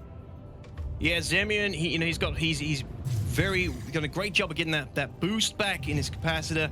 His boost is back so he can stay evasive as possible and stay on his target, stick to his target. As soon as that boost is out, he loses so much more evasion. You know, you want to get the hell out of there without boost. If you can tell that your opponent is out of boost as well, you're on a bit of more of an even field, but you really lose so much evasiveness without that boost to pump you to pump your thrusters in the right direction, give you the ability to move and shake off damage as much as possible. Which, you know, if you're in the arrow like Zemian here and for Aurora Borealis, you need that boost. You need to be able to shake off damage because you're rocking one less shield than the Gladius.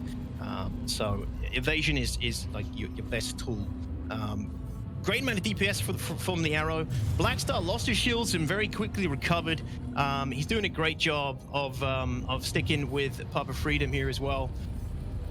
They're sticking together nicely. This is there we go. Papa Freedom coming in again. He's re-engaged. He's using Black Star's his wingman's.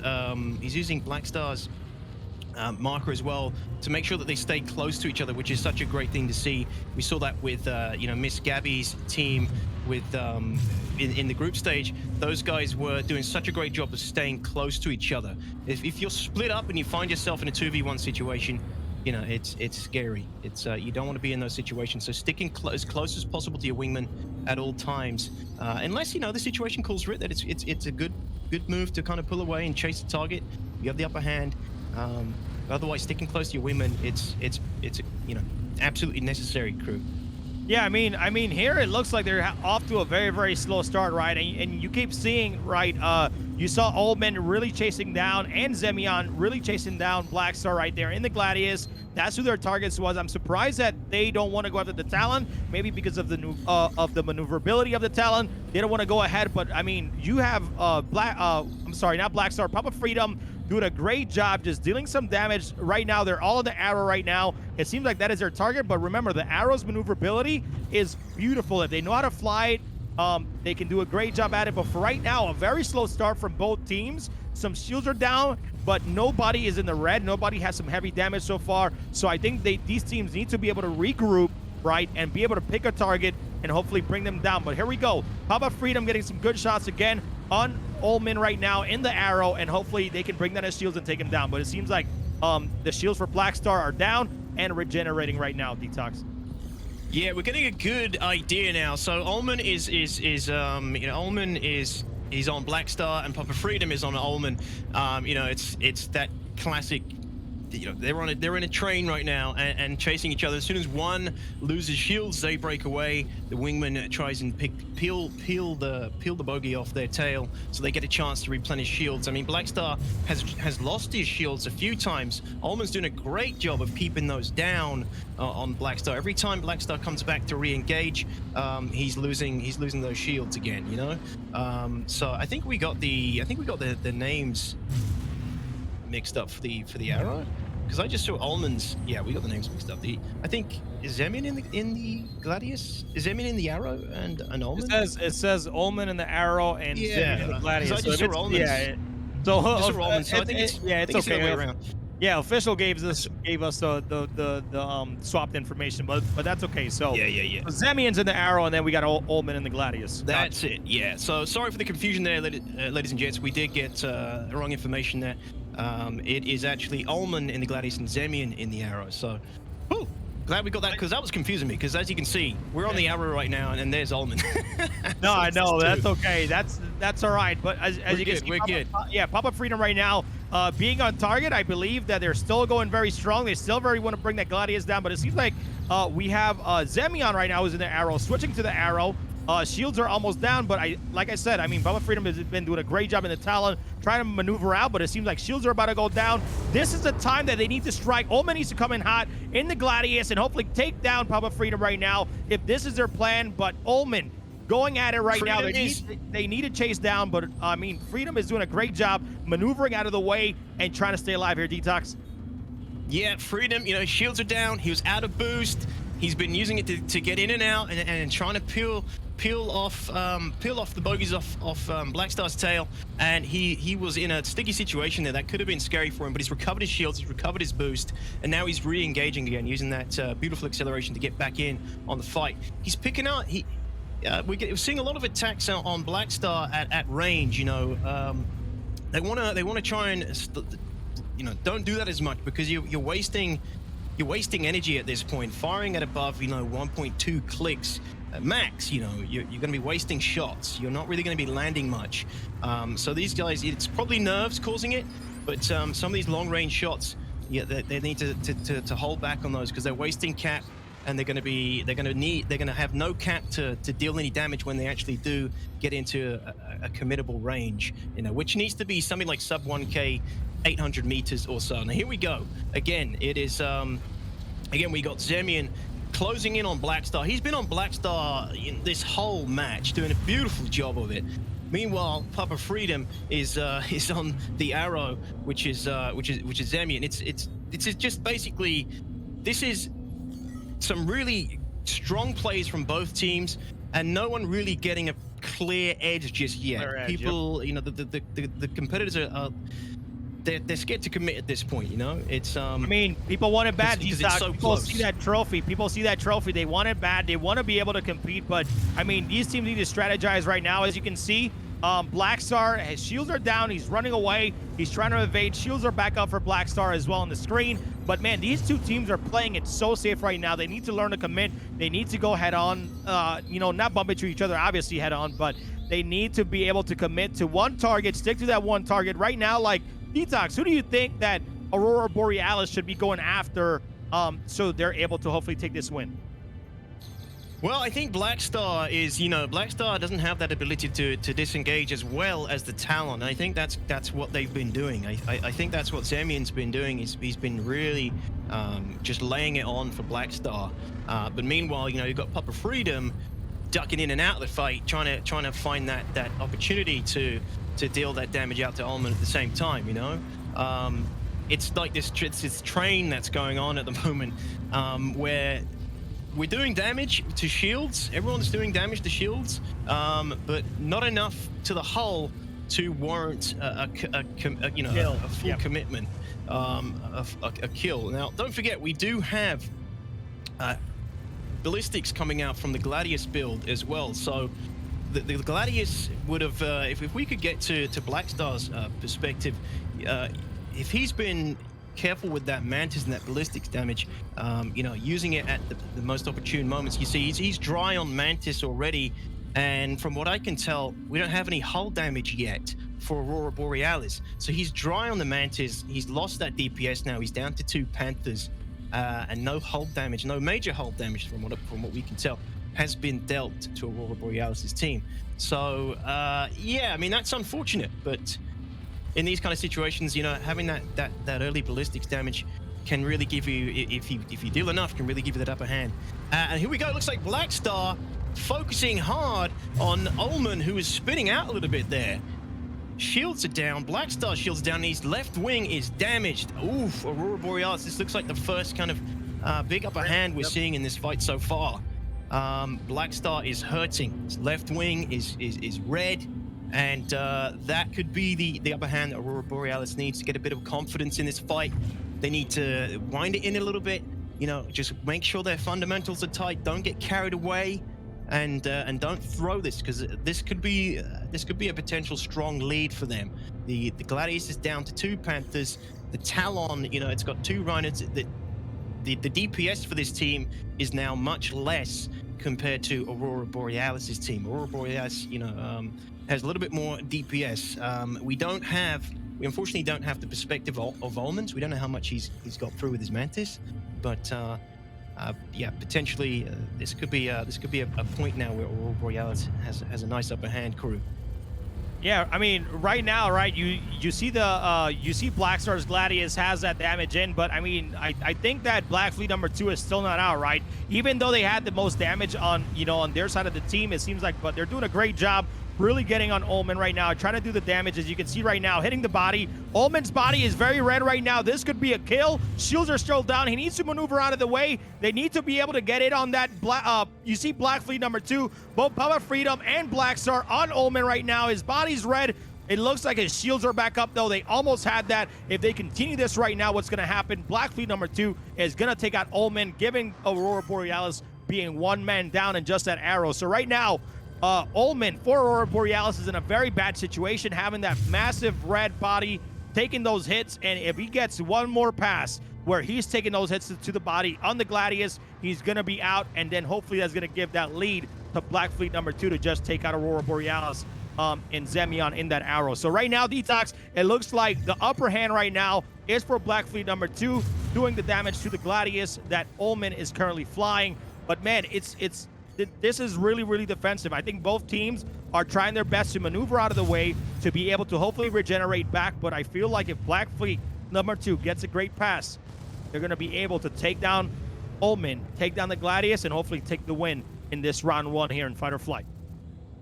Yeah, I mean, Blackstar is looking hurt as well. He's got a red central hull, a red left wing.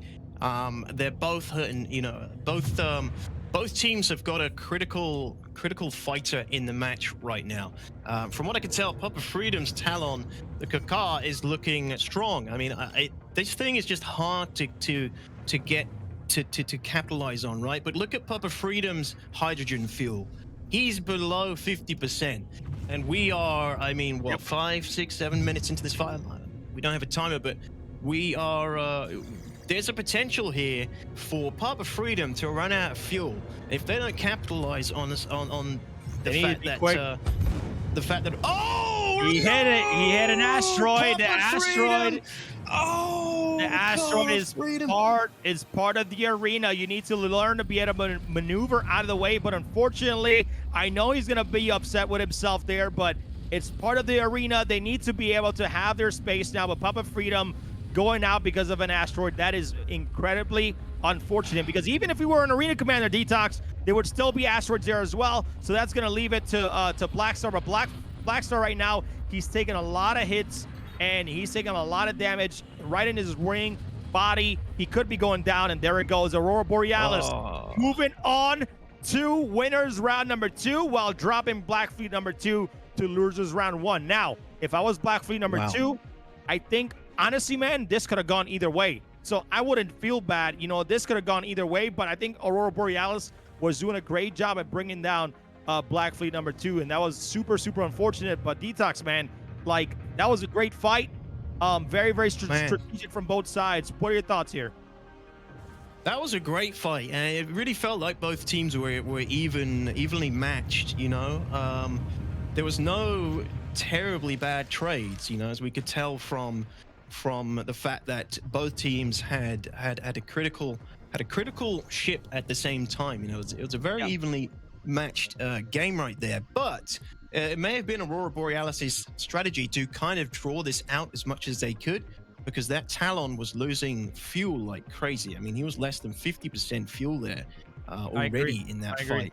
And it wasn't looking good. I mean, if Aurora Borealis catches on to that, and they can manage to drag the fight out a little bit, it could. And if Papa Freedom clocks onto his fuel, you know, it could force some bad decisions from Black Fleet to try and push for a win sooner than they might like. And that's the problem with picking a Talon. You know, it's got its strengths and weaknesses, and it's down to the pilots to pick their ships based on those. They're well aware of the fact that its fuel runs out very quickly compared to the other ships. So that's unfortunate, man. That's unfortunate. Yeah, that is a big upset for Papa Freedom. I know he's going to be you know, he's going to be kind of angry at himself for that, but like you said, overall the team was performing really well in that fight, and they're going into the losers bracket. They're not out yet. They're still got a strong chance to come back and potentially win this final. So well played to Black Fleet. That was great. Aurora Borealis, well played as well. Great show, great match. I mean, I thought they were, like you said, Detox, they were evenly matched. I didn't know which way to go. Like, one second we saw how heavily damaged, you know, Ullman was, and then all of a sudden Black Star, not only his wing was down, but his body was down. I felt like, you know, I felt like it could have gone both ways, but unfortunately, like I said, right, so the arena, can we go to the arena real quick so we can show people at home? The arena is a 20-kilometer diameter around the 890 jump. So, you know, you will have a couple asteroids out there. You need to learn how to maneuver around it. You know, this is the same arena we had in the group stage, and we did have a couple asteroid deaths, but hey, you need to be aware of your surroundings. I know people are going to be saying, like, hey, this might be a little bit hard in first person mode, but hey, you know, like, if you're flying away, go quickly to that third person. Make sure there's no asteroids around. There's so many factors that are gonna allow you to, you know, to lose a match, and that was unfortunately, you know, unfortunate for Papa Freedom. But they're down to the losers bracket. They can still make a losers run. But Aurora Borealis, you know, doing a great job moving forward. I don't know, man. I felt like they were doing the more damage there to Black Star in the beginning to try to take care of the Gladius and get him out of the way. But again, it could have gone either way. But still, great fights here by Black Fleet number 2 and Aurora Borealis. Detox.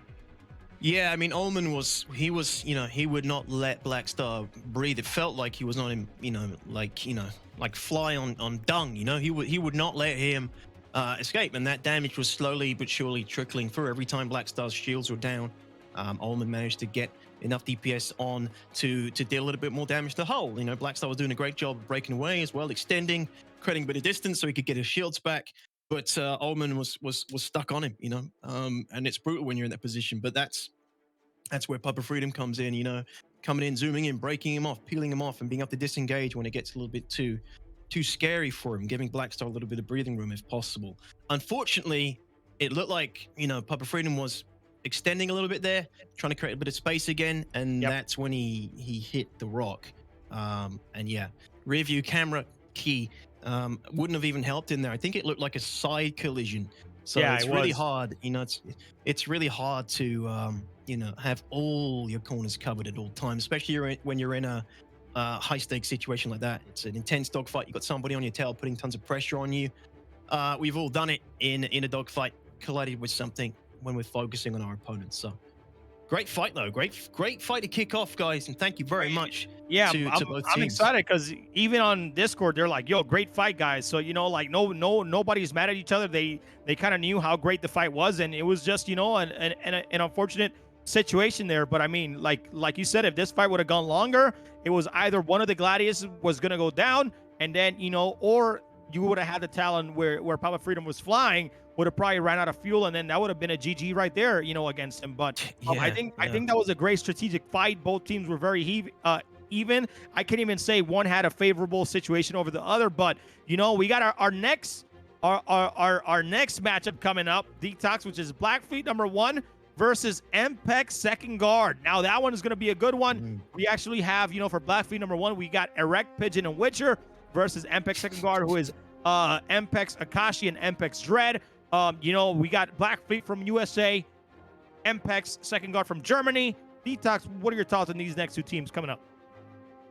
Well, it is a mirror matchup. Erect Pigeon is not taking his Talon into this one. Erect Pigeon, used a lot of this Talon in the previous phases. But this time it's a mirror matchup, ladies and gents. Arrow Gladius versus Arrow Gladius. Hopefully we have all full perspectives for this team. Again, it's going to come down to who has the best trades, who has the best engagements, the best, who is the best pilots. It's a mirror matchup. The ships aren't gonna play a huge part in the outcome of these fights. It's all gonna come down to both teams managing their fundamentals and playing best as a team, and capitalizing on situations where they have the upper hand, capitalizing on the other team's mistakes, which sometimes these dogfights, that's all it comes down to. One little mistake from one team is all it takes to seal their fate. So yeah, I'm looking forward to these are both very strong teams. Erect Pigeon showed both Erect Pigeon and Witcher some awesome display of skill in the previous group phase, and same with Akashi and Dread. So yeah, I'm looking forward to this one, crew. It's going to be a good fight. I think we're just getting set up again. It's all on one server, so fight should be a little bit smoother to get set up, which is great. It means we can get straight back into the action for the next one. Well, we're almost ready here for match number 2, but let's go take a look at what each team member is flying. We got Black Fleet number 2. They got Erect Pigeon in the Arrow. Like you said, no more Talon. Witcher in the Gladius. To be honest here, I'm going to say something that people might not like, but when I saw Black Fleet number 1, right, go against Ms. Gabby's team, would go against Asteroid Crashes, right, they did a great job staying together. I wasn't really, I felt like Witcher, flying time, if Asteroid Crashes would have took him down, that would have been the fight, right? But right now, I feel like Witcher, that would be my target if I was MPeX second guard. That would be my target because I feel like he's probably not the best pilot, or as from what I saw from Asteroid Crashers. So like that would be my target if I went back and look at footage. That would be my target against Black Fleet number 1. And try to go after him and go after the weaker link, because I think the way that Erect Pigeon was flying, during the group stage, and I don't know, man. I don't think I would want to follow him at all. It's that's very a good scary, shout. so. Yep. That's a good shout. Yeah. Just some analysis, some analysis. That's what I saw, from the group stage coming into the finals. And like I said, I'm not saying he's a bad pilot. I'm just saying that he's probably the weaker pilot out of the two members. He could be fantastic, but I just feel like Erect Pigeon, the way I saw him flying the Talon in the group stage, I feel like Witcher here is probably the bigger target and the weaker link here. Yeah, I mean, and of course, like, you can go into the fight beforehand with a target in mind that you can base your strategy around, but that first pass as well can change everything.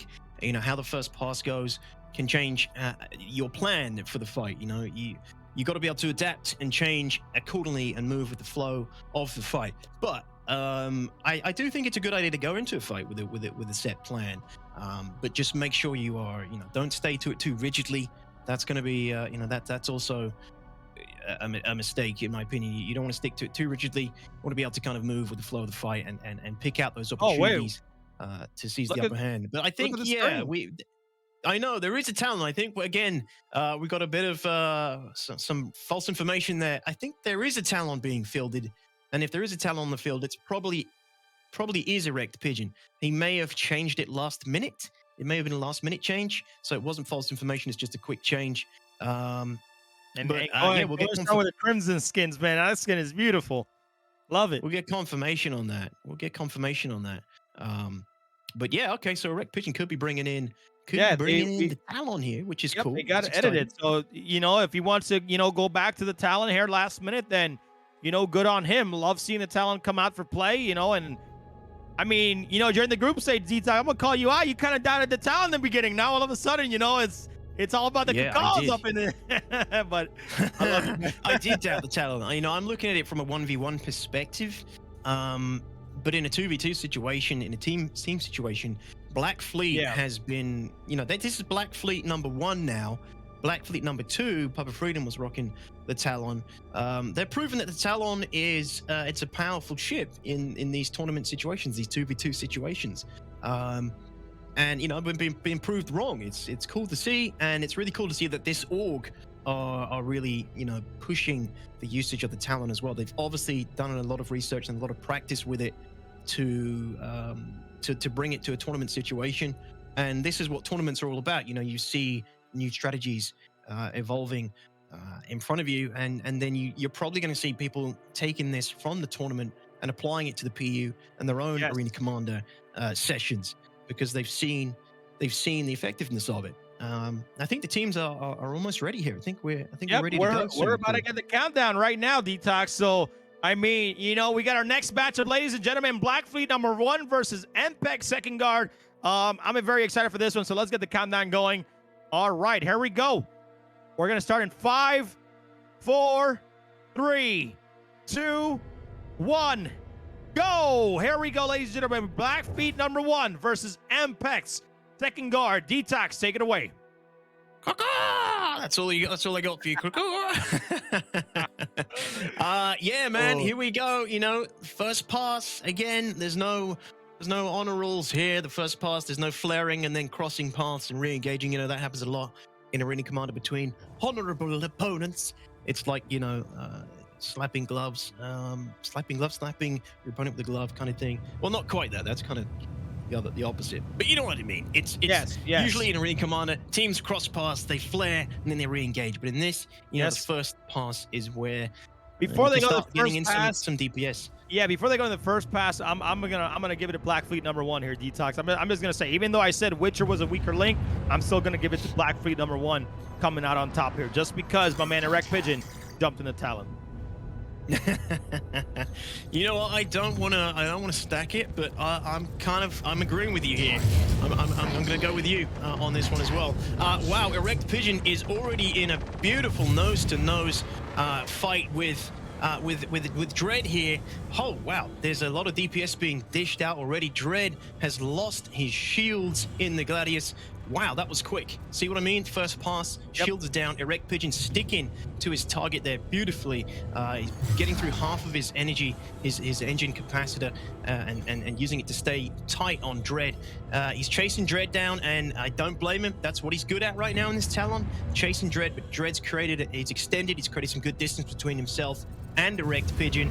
And Erect Pigeon is already, Dread's made the turn. He's going to try and reconnect with his wingman.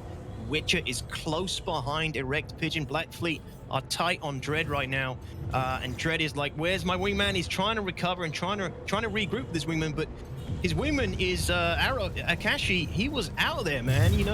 He was. They were split apart there, which is not a good place to be, crew. But look at this, Erect Pigeon taking a lot of damage to his wings already. His shields are down too. Wow. He needs to maneuver away, but Detox, let's go over to a listen-in with Black Fleet number 1. We'll be right back. Yeah, I'm 5k away. I don't see you. I got no visual. 5k away. I got 2 on me. On the arrow. Who are you on? Arrow? Arrow. They're both on you.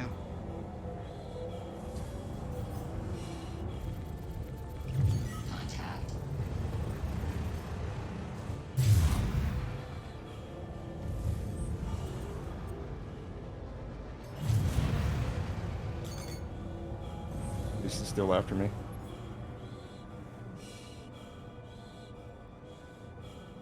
Wow. I mean, Man, that was the chillest comms I've ever heard in a situation like this. What? I know, man. I thought they would be like, yo, they're on me, turn me around. But right now, I mean, the action is heavy. You know, they're keeping comms very light, very straightforward, right? So, I mean, I'm not sure if you saw Avenger 1's video, but like during these moments right now, we're in the comms. They're just keeping it very, very simple. No, hey, they're on me. But man, I feel like there should be more communication right now. I'm pretty sure like MPeX second guard, they're trying to do their best. The Arrow still has full shields up. They're doing very well. The Talon is a little bit hurt, but I mean, those comms are super, super chill, man. What do you think about those comms? Would you super chill? You know, I kind of agree with you. I feel like there needs to be more communication, but these guys are professionals. You know, I'm not gonna lie. These guys are professionals. They know what they're doing, and that's probably a really good sign of a team that's very comfortable with each other. They don't even need to communicate. They know what each other are doing. They know that, you know, whatever position their wingman's in, that they can kind of predict their moves and react accordingly without much communication. And I think Black Fleet feels like they have the upper hand, which is probably why they're so relaxed as well on comms. I mean, from what I'm seeing from Erect Pigeon, he is not letting Dread escape. Dread's got his shields up, but as soon as he's got his shields up, Erect Pigeon's still on him, dishing out that constant harassment. And it's so annoying when you're in a position like this. Somebody just will not let you go. You are constantly taking damage on your shields. It's hard to get a full recharge. You start losing confidence in the ability to get into a trade and try and get your team, you know, in a better position. You lose that confidence when somebody is constantly on you. You don't get that breathing space to reassess and re-engage, and it's tough. And that's where your wingman has to try and create some space for you. But you know, it's a 2v2 situation, so when that wingman's backing you up, their wingman's going to be on his tail. You know, that's why you got to kind of create enough space for between both teams to get in a better position, so that both teams are, so that your team can get into a good position to recharge shields, recharge your boost, and look at taking another trade. Otherwise, yeah, you get into these situations where it's incredibly high octane and everything has to be done fast paced.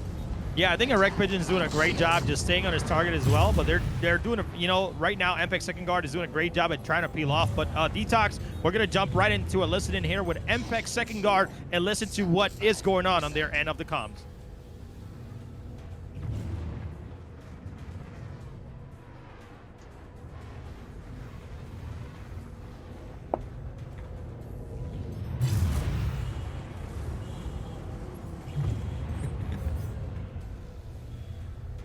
No way. This is live comms? Are you kidding me?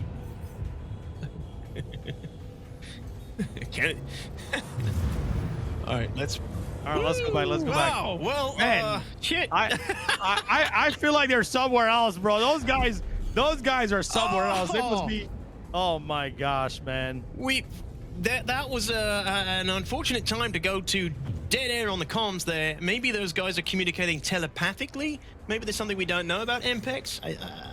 But either way, the communication there, ladies and gentlemen, was apparently incredibly relaxed, even more relaxed than Black Fleet number 1. Unfortunately, though, we have just lost one of the ships for MPeX. I believe that was the Arrow, Akashi, who just went down for MPeX. And here we are with Dread still alive, but look at that hull on Dread. You know, the harassment from the Red Pigeon has really paid off, crew. It's really paid off. He is hurting.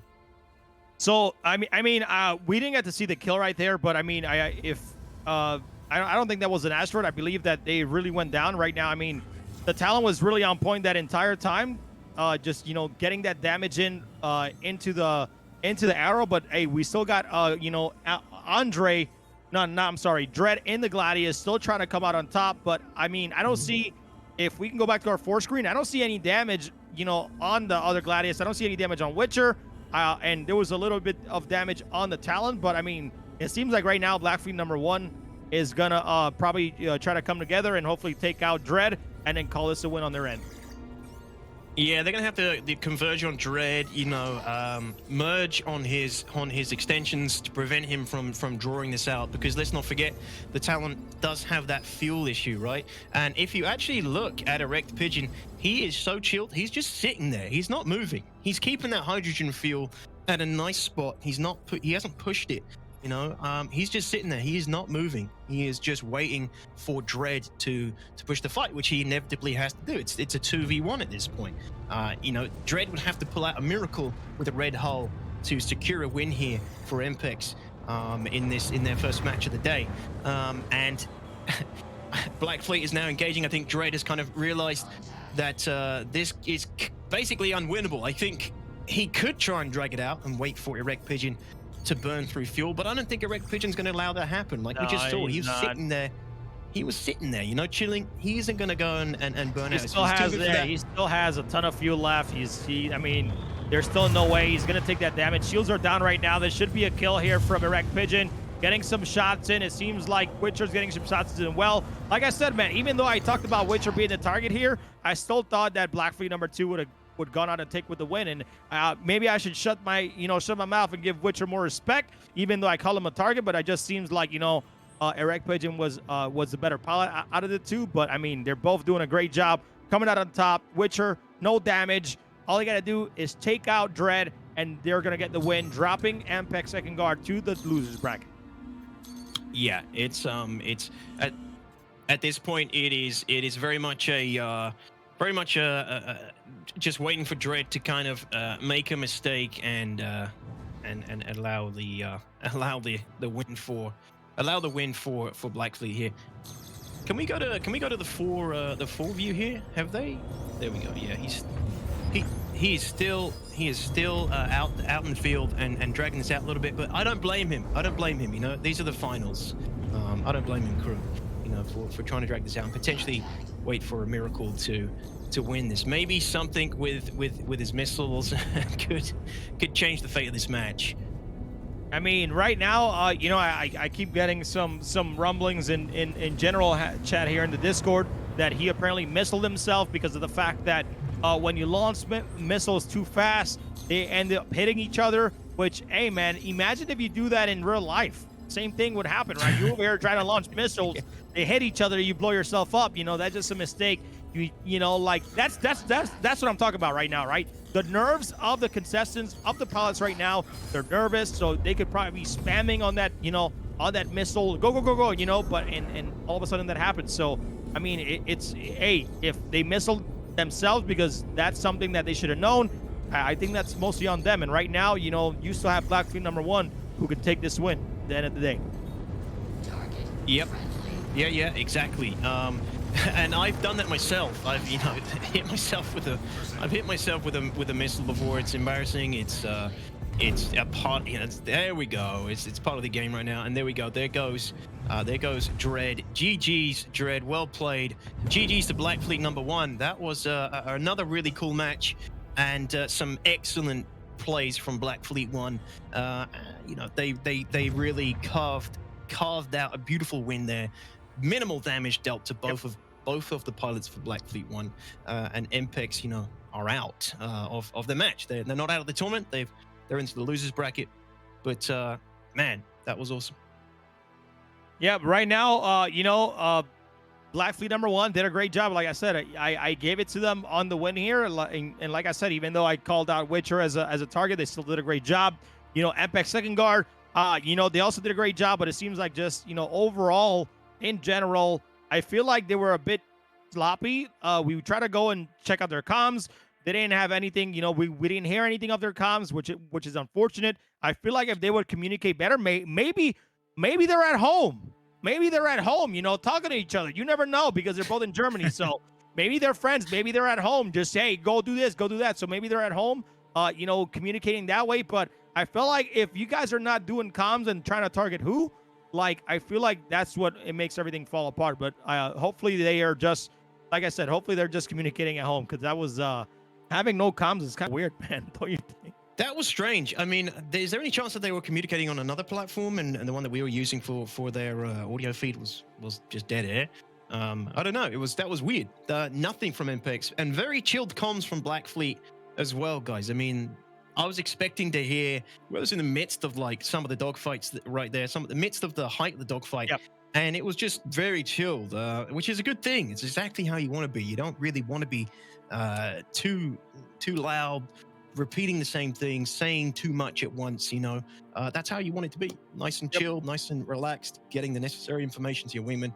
And like I said, I think it's just because those guys are so well practiced together. They don't need that much communication. They're just kind of, you know, they're telepathically linked. They're basically working together with minimal communication. Even when we went over to Black Fleet 2, they had minimal communication as well, right? They were like, hey, just, you know, here, they're on me, you know, peel off, you know, like I feel like if I was in a tournament this way, I would be way more vocal to let them know, like, hey, they're on me, they're on you. Hey, let's go this way, let's do this way, let's regroup, right? I feel like some of the most interesting comms, and I hate going back because this was by far one of the best matches in Group B. If we would have saw, you know, another Asteroid Crashers in Black Fleet #1 and saw that match and got those comms, I'm pretty sure you'll hear, you know, those guys really communicating because, you know that Mental Shock is saying, hey, follow me, you know, let's regroup.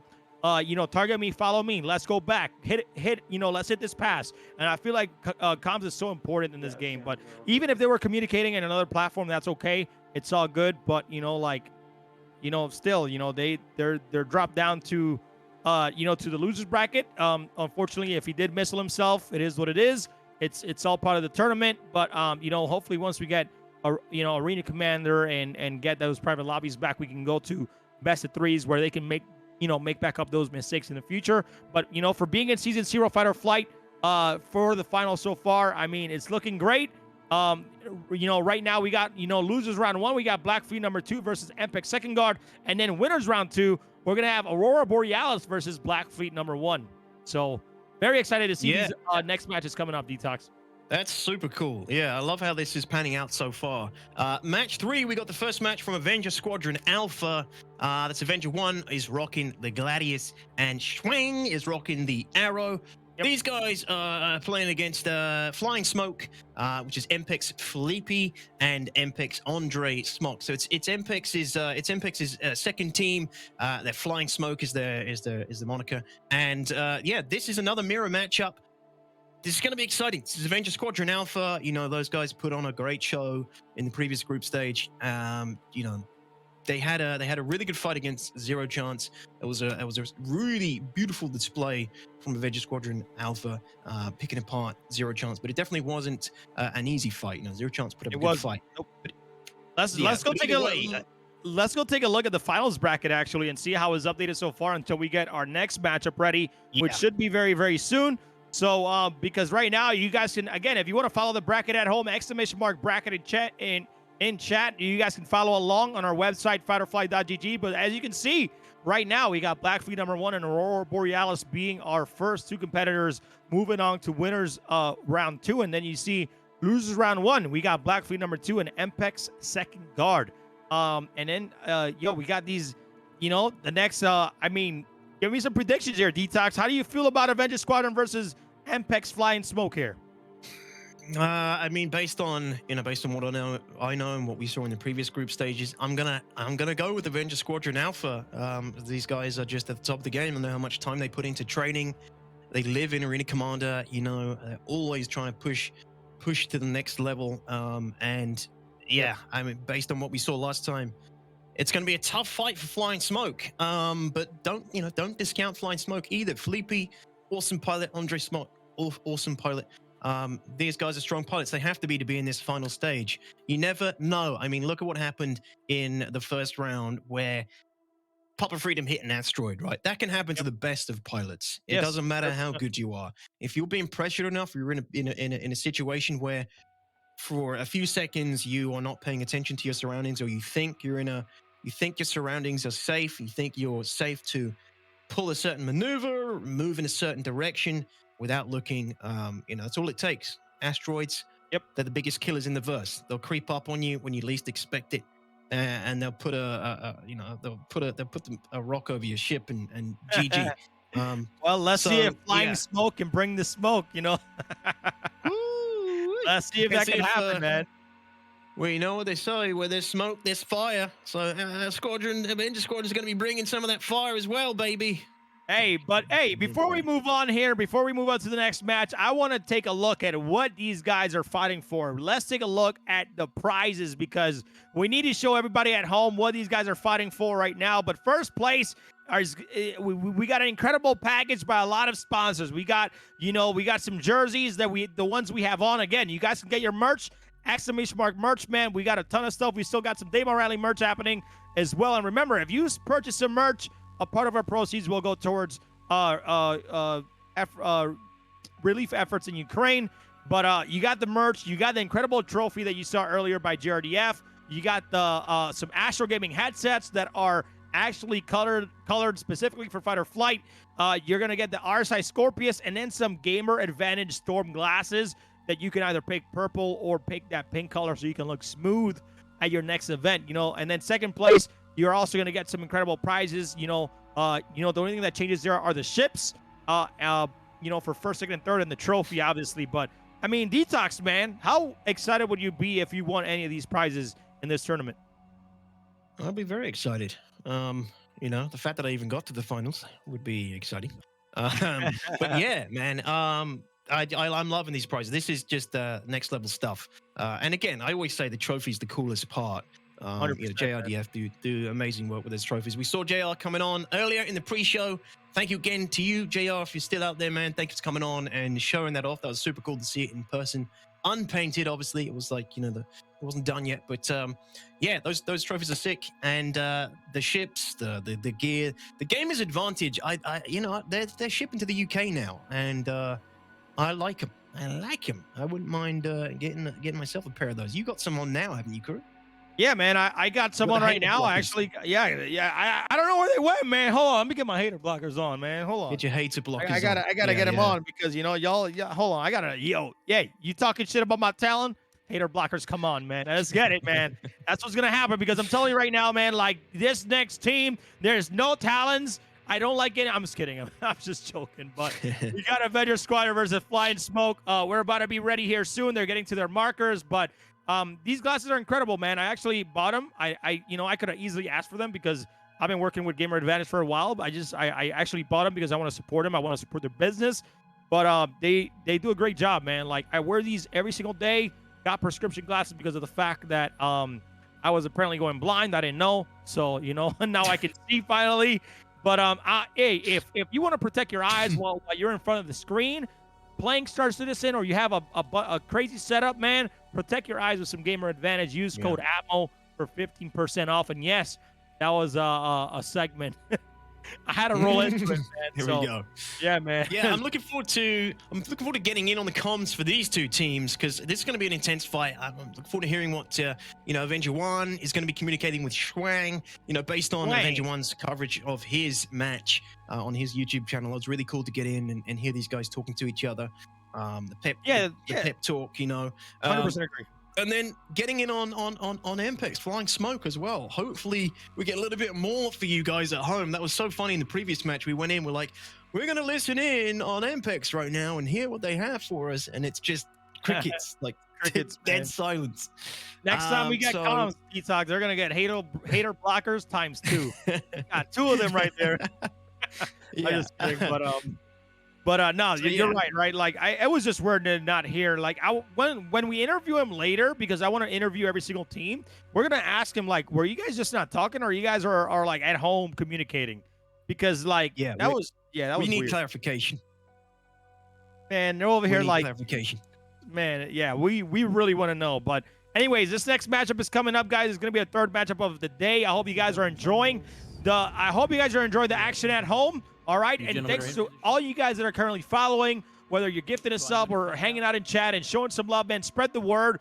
This is what Atmo Esports does, man. We bring the competitive nature, spirit, vibes over to StarCitizen in the verse, man, and I hope you guys are enjoying today and all the action happening.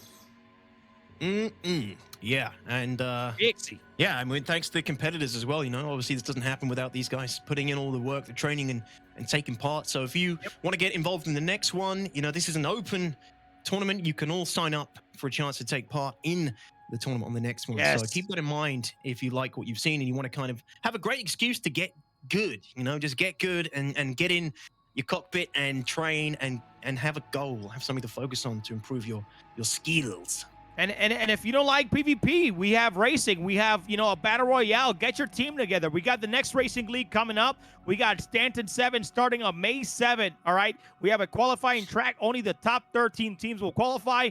The last 3 teams from last year automatically qualify for the Stanton 7, so they can protect their top 3 spots. But I'm telling you, man, Stanton 7 is going to be fantastic starting on May 7th for the qualifying rounds.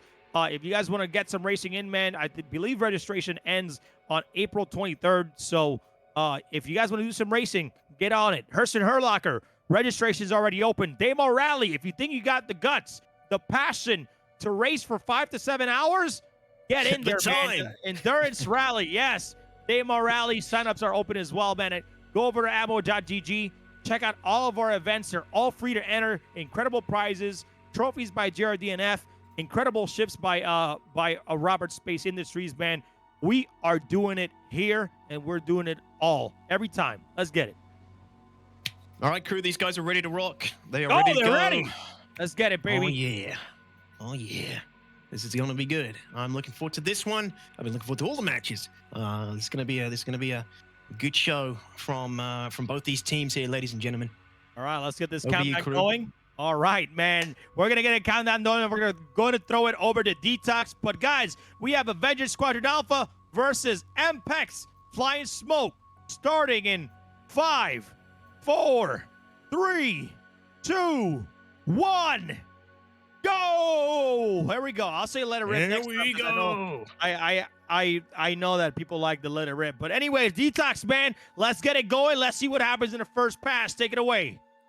Yeah, all right. Yeah, I mean, again, it's a mirror matchup here. Gladius versus Gladius. Arrow versus Arrow. We got Avenger 1 rocking the Gladius. You see him, you know, he loves his Arrow, but he's opting for the Gladius in this tournament situation because I think the Gladius is just a little bit more of a little bit less of, you know, reliant. It's more of a well-rounded fighter, you know. So I think Avenger 1 feels a little bit more comfortable taking the Gladius into this tournament setting.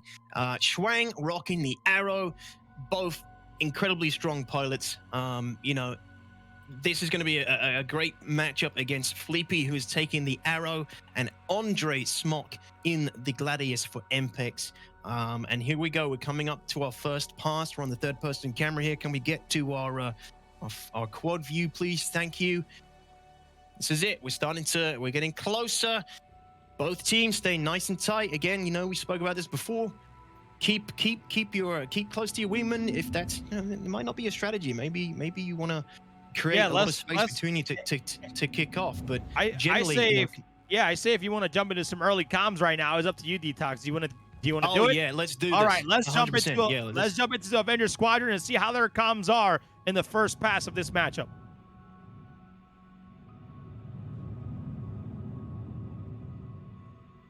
All right.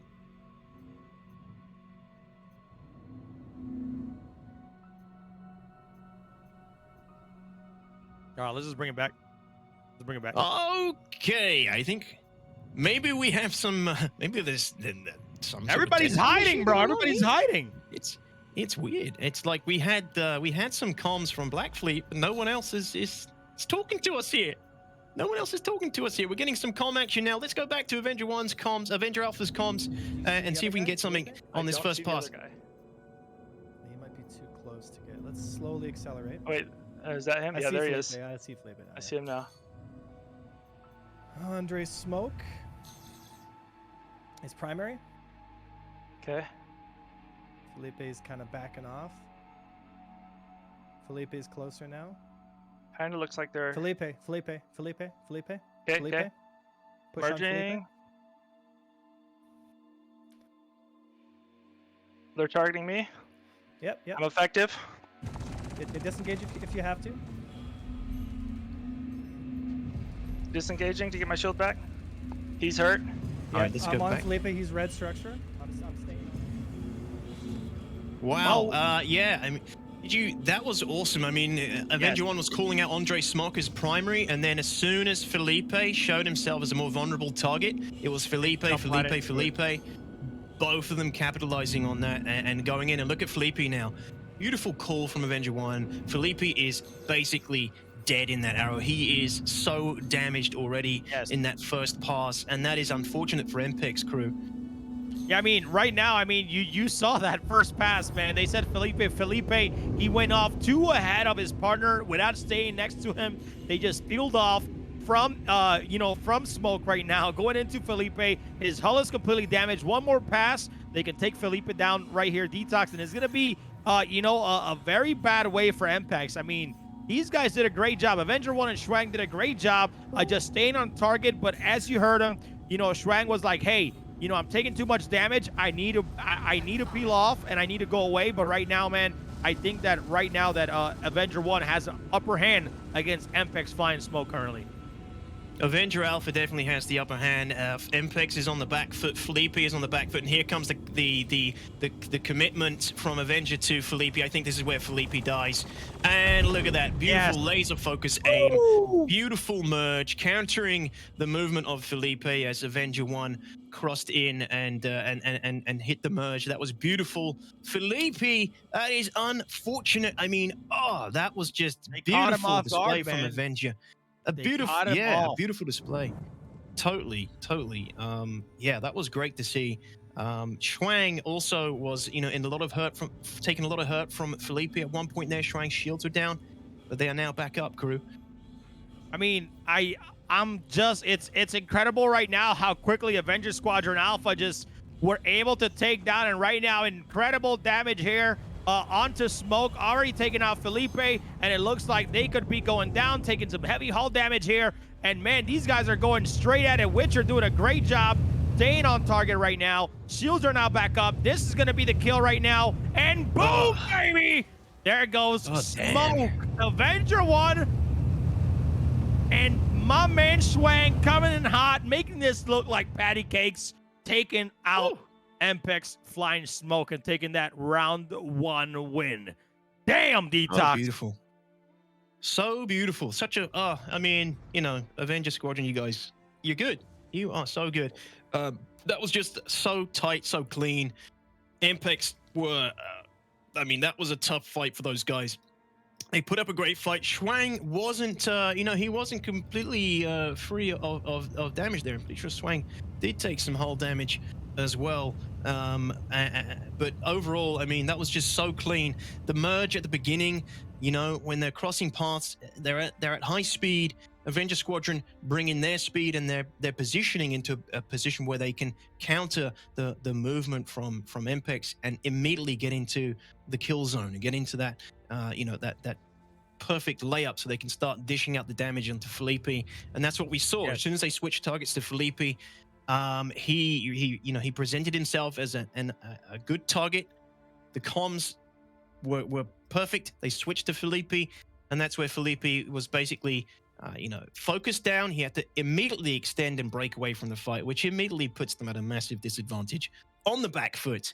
And from that point, Avenger Squadron can relax a little bit, crew, Man, that was, that fight was scary, man. In the beginning, when we hear in their comms and he's saying Felipe, they knew he already messed up. They already knew he peeled off too much from his teammate. They went straight head on because, you can tell by the comms how good Avenger Squadron is in just getting their positions ready to just attack in that first pass. And they did so much damage to him in that body, man. It was absolutely scary.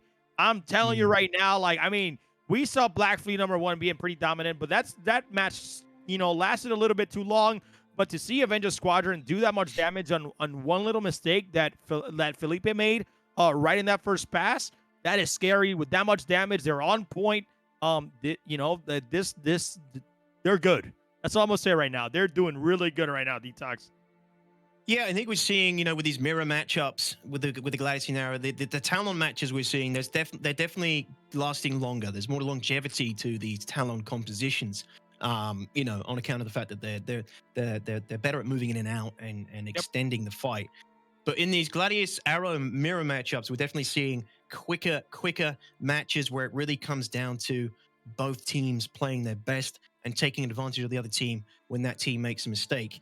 MPeX, didn't really make any huge mistakes from what I could tell. It's just that Felipe presented himself as an opportune target And right off the bat in an arrow. You know, he's the less tankier of the two, and he was, from what I could tell, he was in the lead, right? He was ahead of his Gladius wingman Smock, and he was just presenting himself as a perfect target. And that's when they switched, because originally you could hear in the comms Avenger saying Andre Smock is primary, and then immediately he just went ahead. It seems like, yeah, I feel like either Smoke slowed down, or maybe he just moved up too fast and he just got really, man, he got smacked. That's all I'm gonna say. And even though he didn't die in that first pass, like his hull was already red, and to have that kind of red hull in the beginning and an arrow, like you said, is not tanky. It's gonna go down quick. They took advantage of that, man, and they took that win. And flying Smoke down in losers round 1. It's not the end to their tournament so far, but I mean, they still got a lot of fight left in them. Yeah, these have been some amazing matches so far. Loving the tournament so far as well. And love seeing just, clinics on display here for everybody at home in these 2v2 dogfights. It's awesome to see. I think our next matchup is Liberty's Reapers Alpha Team versus BSI Eagle. Oh, baby. This is going to be another juicy game, another juicy match for us, ladies and gentlemen. Liberty's Reapers. Look how they're flying. Yeah, I'm seeing it. I'm seeing it. I hope they don't switch last minute, man. You got BSI Eagle saying, you know what? We're changing the meta. We're going to take everybody down. We're coming hot in an Avenger Warlock. I'm excited for that. Oh, hell yeah. This is the first Warlock we've seen out of the entire tournament in the finals. It's craziness. I really did not about the Warlock, man. Talk shit about the Warlock. Hater blockers on. Don't talk shit about the Warlock. Hey, look, I'm going to talk shit about it because obviously when I talk shit about a ship, that's when it does really well in this tournament. So I'm gonna say, this Warlock is a really bad choice. It's going to get absolutely shredded in seconds. Come on.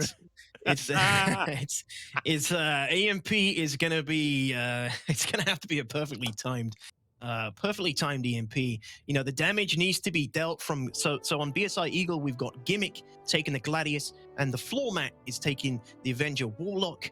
Gimmick's they're gonna have to bring down the shields of any of their opponents first before that EMP can do what it needs to do, which is shut one of those ships down. But guess what? Liberty's Reapers is bringing a Talon into this situation, and it's the perfect ship to move in and out and away from that range of the EMP. So this is going to be a tough ask for BSI Eagle to land an effective EMP in this fight, but I'm here for it, and I am hoping BSI Eagle will be able to do something with this, because it will look damn good, and it will be awesome to see an effective Warlock used in this situation. But I mean, they're going up against a tough team here. They're going up against Lycostar and Highbot. I heard that they're pretty good pilots as well, but I mean, you got Floormat and Gimmick. I mean, they're coming out with something different. We've seen this strategy before in our practice runs here. By the way, guys, we do practice runs all the time. Every other Saturday, we're actually doing a practice or doing a main event or something, man. We do have a schedule up at ammo.gg, but I'm telling you, it's up to the Avenger Warlock to land that EMP, to be able to let that Gladius. They need to time it well. He needs to say EMP rip. That way Gimmick has his shields get knocked down, and Gimmick can do the damage he needs, not only with his energy weapons, but his ballistics as well, doing enough hull damage to hopefully take out any opponent within seconds. Yeah, so not only does the floor mat need to land, an effective timed EMP when the shields of either Lycosar or Hybrid are down, so they can hopefully knock out the ship completely. But his wingman also needs to be clear of that EMP, otherwise he's going to take that EMP as well, Yes. So they have to, they got to think about a lot of things in order to land an effective EMP in this tournament 2v2 situation. It's a lot to think about, a lot to try and coordinate in a really high octane situation like this, Check this out, Detox, okay? BSI Eagle in the Group B stages, round 1. They went up against Griefer Squadron. They beat them, okay? Yep. BSI Eagle in round 2. Before they got into the finals in Group B, they beat Liberty's Reapers Bravo. So you see right now Liberty Reapers Alpha trying to get revenge for their Bravo team that lost in the second round of the group stage. Now in the final stage, though. So that's pretty wild how that worked out. Liberty Reapers Yeah. Alpha trying to get some revenge for their team counterpart here against BSI. Yeah. Liberty's Reapers Alpha coming in for the revenge potentially against BSI Eagle, or are we going to see another upset here potentially with BSI Eagle sealing a win here against Liberty's Reapers? I don't know. Well, the Avenger Warlock is going to be really cool to see. I want to see an effective EMP land at least once in this tournament. I'm kind of surprised we didn't see any in the previous group phase, but it's going to be cool, man. I hope BSI Eagle can do something with that. But like you said, yeah, Liberty's Reapers Alpha, they are one of the best teams, PvP teams out there. They are, top tier. They got their own PvP academy as well going. So if you want to go and learn some dogfighting, Oh, you nice. can jump nice. on their Discord. They bring people on their wing. They do train regularly, and you can go and train with them if you like what you've seen. I think since the previous tournament, I believe Azure Lance has joined Liberty's Reapers. If you're not aware, crew, apparently he wasn't part of the team or something last time when I mentioned it. He is now. They took him on. They saw that there's a potential for some good marketing potential to bring Azure Lance on there. That's a bit of an inside meme apparently, but I'm rolling with it. Anyway, Well, our match is Liberty's ready. Reapers, Detox. Our match is awesome ready, team. man. We're ready to go. Let's do this. Let's see what we can bring to the table with this Warlock. All right, I'm here excited. we You go. Take it away, crew. Yes, ladies and gentlemen, we got Liberty Reapers Alpha and BSI Eagle match starting in 5, 4, 3, 2, 1. Let it rip. Here we go, man. I'm excited for this one. Let's see if Liberty Reapers Alpha can get revenge for their other team against BSI Eagle because they took him out. Take it away, Detox. Match 4. We got Lycasar rocking the Gladius, Heba in the Talon against BSI Eagles, the floor mat in the Avenger Warlock, and Gimmick in the Gladius. Are they going to treat the floor mat like a floor mat and stamp all over him? Or is he going to, be a real pain in the neck and just, floor mats are annoying. Clean all the dirt out between them. Hard to clean. That could be floor mat here. He could be a real pain in the ass for Liberty's Reapers. I mean, they don't want to get near that EMP regardless. You can see he's already charging that EMP here as well. It's charged up. It's ready to go. He doesn't want to prematurely let go of that thing. It's never a good thing. So let's see if he can time this beautifully. Let's focus on the Warlock. Yes, let's go focus on the Warlock here on our versus screen because I want to see if he's going to hit somebody, and then we need to jump back to that fourth screen because if he hits somebody, man, Gimmick's going to have to get some hits in right now, but I'm excited to see an Avenger Warlock in the mix here in today's Fight or Flight presented by Game Glass. Yeah, we can't discount the fact that the Warlock has a ton of DPS as well with that Revenant on its nose. That's a size 4 ballistic Gatling. There's a lot of DPS coming out of that. There he goes. The EMP's fired off, and he has dropped the shield of Lycasar. Lycasar's shields are down. Now they need to capitalize on this, and he is. Warlock is sticking to Lycasar beautifully, but he's already burnt through all of his capacitor crew. Lycasar is going to need to extend and get some room, breathing space to regen his shields here. And Hyber, give him a little bit of room as well. Hyber is already engaging the Warlock. That's the EMP out, for 20 seconds now. So before he can even start charging it again. So we're not going to see another EMP for a little while here, crew.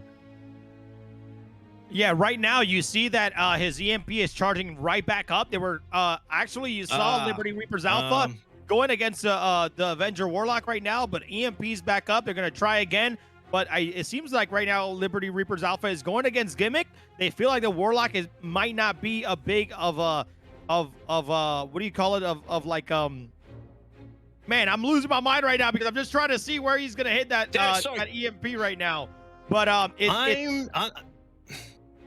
surprised to see that EMP already charging. But it's there. It's charging up, and he's already discharged it, I think, just then, and it's ineffective. Come on, shields are down. It was a good try, but the shields went down for Lycasar again. But the Avenger Warlock shields are down now as well. Again, this thing, I'm surprised this thing hasn't been chewed up by Liberty's Reapers already. Perhaps they're not choosing to focus it because they don't really see it as a big threat here. Instead, favoring the Gladius from Gimmick, but. Both of these ships, the Warlock and the Gladius, they're both using ballistics. So they're both gonna lose DPS, you know, the longer this fight goes on, assuming they haven't already dealt that ballistic damage effectively. Yeah, they need to capitalize on the EMP right now with the ballistics, and they try to do that earlier against Lycosar. It seems like they're trying to go after the Gladiator, but I feel like they're just ignoring the Warlock, and maybe it's not a threat. And that's what I was trying to say earlier. Detox, when you throw it to me, I was actually drinking some water, but like they, you know, sorry. It's all good. Like the Warlock, you know, they seem like it's not a threat, but I mean, the EMP can do so much. But if the Warlock and Gimmick cannot, you know, focus on one person after the EMP has hit, because every time the EMP hits, they just fly away from them, try to peel off, and then re-engage again. But it seems like the Warlock is doing a great job of keeping the space. I don't see much damage from both ends of the floor, and teams are just trying to, you know, stick together and hopefully not engage in that, you know, in that EMP, losing their shields, and Gimmick coming in fully with ballistics and energy weapons and taking somebody down. Detox, because right now it's just a back and forth. Yeah, and it looks like that EMP just went off again. I think it missed. I don't think it landed on its target. Hybers was the closest to it, and his shields are up. Everybody's shields are up. Nobody is suffering from any kind of distortion damage on their components. I'm really surprised again by this Warlock. He's flying decoupled here as well. It looks like Floormat is flying decoupled, you know, which might be part of his, might be one of the reasons why this Warlock is being so effective. Detox, I'm getting some words that Liberty Reaper's comms are great, so I think we're gonna jump over to that and see what see how their comms are going. Let's do it. Engaged. Lost. Engaged. Watch out, Avenger is on you. Yeah, I see it. Hooking. Engaged. Engaged. Bear. Good shit, good shit, good shit, good shit. I'm hooked. Avengers on me, bail defensive.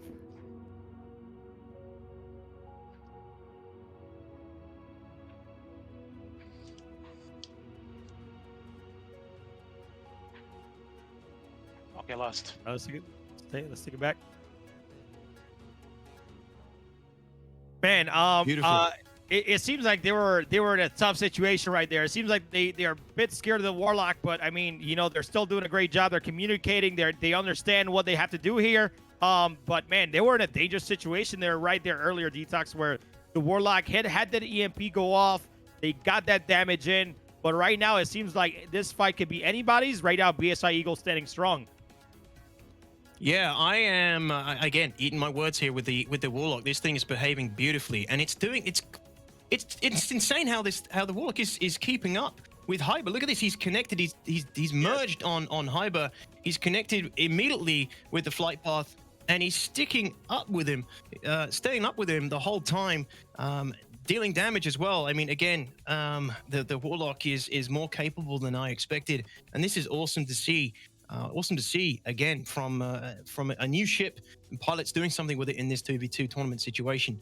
I'm surprised Liberty's Reapers aren't trying to take it out sooner, or at least trying to focus it down. But they obviously have another plan. They're doing great calls, calling engage, calling when they've lost their target, calling when they're engaged. It's beautiful communication there, crew. Yeah, right now, BSI Eagle is doing a great job, man. You know, like we always say, you know, maybe the Warlock is a mistake, but, you know, it's doing a great job. It's trying to do its best to keep in. It seems like they were a little bit too far away from the arena, so they're going to get back in and try to re-engage again and kind of meet up. But, I mean, I think that, like you said earlier, Detox, like sooner or later, Floormat and Gimmick having ballistics are not going to be able to keep up with doing enough damage. If they don't get the damage done, if they don't take somebody out soon, they're going to run out of ammo. They won't have that DPS that you have right now. They're hitting the Avenger Warlock very, very hard. Shields are almost down on the Warlock. Shields are down right now. You have Liberty Reapers Alpha trying to get the kill here. I don't see the Warlock taking any damage right now. Here they come again, another pass. Warlock shields are back up.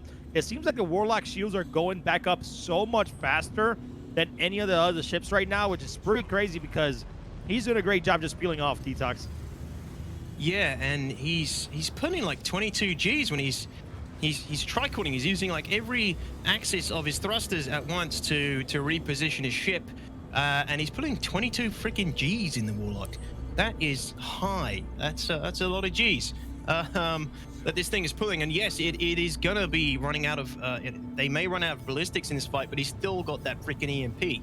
You know, that's still a really big deterrent and making it hard for Liberty's Reapers to commit to a good trade anything, here. man. Like I feel like they're using the, I feel like they're using the shield to kind of get them away, because if they get too close and both BSI Eagle are flying together versus Liberty Reapers Alpha, they're gonna take advantage of that. You come too close, you get hit, shields are down, Gimmick's gonna do his damage. The Avenger Warlock is gonna do his damage. All shield, all weapons into one person right now.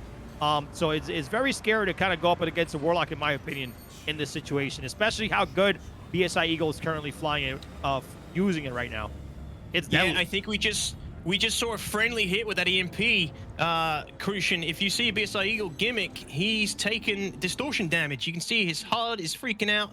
It's he's been hit with that EMP. His shields are going to be down. He's going to have to endure some recovery time now. But Liberty's Reapers doesn't necessarily know that. They're going to see that this shield isn't returning very quickly. Are they going to capitalize on this while they can, before that shield returns for Gimmick? Because he's been hit with that distortion damage. That damage has been dealt to his shield, which means there's some recovery time associated with it now before it comes back up and regenerates. And look at this, Liberty's Reapers smells the blood in the water. They're trying to capitalize on this now. They're seeing that Gimmick's been hit with that friendly EMP. This could be the downfall crew for BSI Eagle, a friendly EMP, which would be such a shame. But this is giving Liberty's Reapers that opportunity now to gain the upper hand.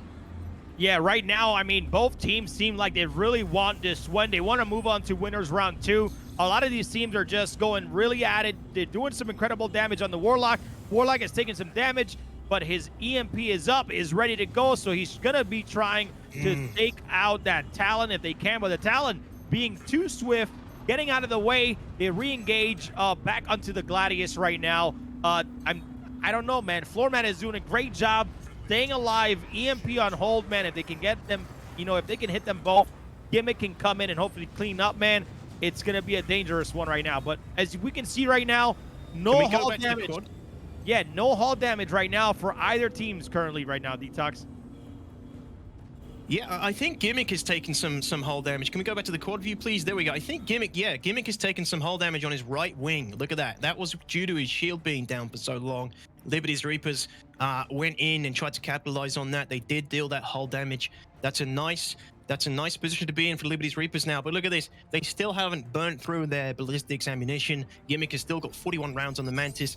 And the floor mat is doing an amazing job of keeping his Revenant ballistic cannon in the game. That's a size 4 ballistic cannon. It is scary, and that's what Liberty's Reapers knows that it's scary. That's probably why floor mat in the Warlock is doing such a great job of keeping them away. He's got those size 4 ballistics, and he's got an EMP. It's actually a really scary ship. And again, I'm eating my words here. The Warlock is performing way better than I expected, crew. Detox, let's go over to a BSI Eagle listening right now so we can see that how they're charging that EMP and pushing it out to the enemy team right now.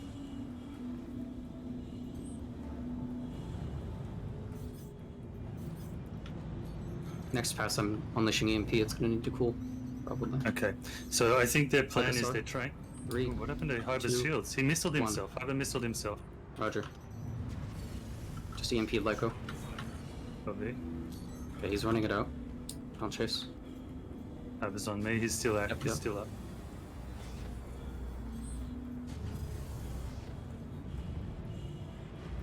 One Lycos up. Trying to get Hibba off you. You're gonna need to get out. Getting out. Yeah. Lyco's using some ballistics. Remember to add in some turn, yeah? Hibba, or Lyco's stuck pretty hard on you. So is Hibba. Okay, you're good. You're good. Come on back. Slow it down as you start to come back. Yep. Turn on Lycostar. You guys are past the bubble. Oh shit. Keep going all the way back then. Oops. Alright. Open my canopy. Sorry, Jeremy. I'm just No, I know you guys are chasing them. Let's take it back. Take it back. Man, what I mean, that was a incredible comms right there. You know, they're counting down the the shields. They're just doing it so right. They're communicating very, very well. They're taking their times on the EMP, counting it down until he explodes it, making sure that his teammate is away and not in range of getting hit by that. And they're peeling off when they need to, man. Incredible comms. What are your thoughts there, Detox? Yeah, especially like Floormat opening up his canopy to get a bit of fresh air, and you know it's getting heated out there. He's sweating. He just needs to breathe a little bit, go top down when he's at the edge. But they were falling outside of the border, as you could hear the officials telling them to get back in. But look at this. This is already it's already getting hot. They've already re-engaged. They've got this next pass coming in, and Gimmick is about to potentially get taken out here by Lycosar, who's chasing him. It's Gladius on Gladius violence. Gimmick is got his shields back up, but look at that. He's got a central red hull now. And again, Liberty's Reapers is very slowly but surely eking out a lead here against the BSI Eagle. Crucian, it's it's looking good for Liberty's Reapers. They've settled in a little bit now. Maybe the Warlock isn't as scary. They're getting a gauge on when BSI Eagle's timing this Warlock EMP, and they're getting a gauge on distance, maintaining their distance and avoiding that EMP every time it goes off. Once it's gone off, that's their time to try and push a good trade, assuming they've dodged the hit from the EMP. Crucian, what are you thinking so far? Well, right now, I mean, like you said, Liberty Reapers Alpha is doing a great job. They're staying on Gimmick right now. Gimmick's not only his wing is red, his hull is red right now as well. So I think, like, I feel like BSI Eagle is doing a great job. They're using the Warlock very well, but they're just not doing it in an organized fashion, because Gimmick, when those shields are down, Gimmick needs to come in and be on point with that damage. If this was, anybody else taking advantage of the Warlock, we should have seen a death by now. But I'm going to give it to Liberty Reapers. They're peeling off when they get hit by that EMP. They're trying to get away, but BSI Eagle is doing a great job with this Avenger Warlock. But if they don't take somebody down soon, this is going to be the downfall of Gimmick, and they're going to end up being one man down, and will get dropped to the losers round if they don't, find that kill with that EMP.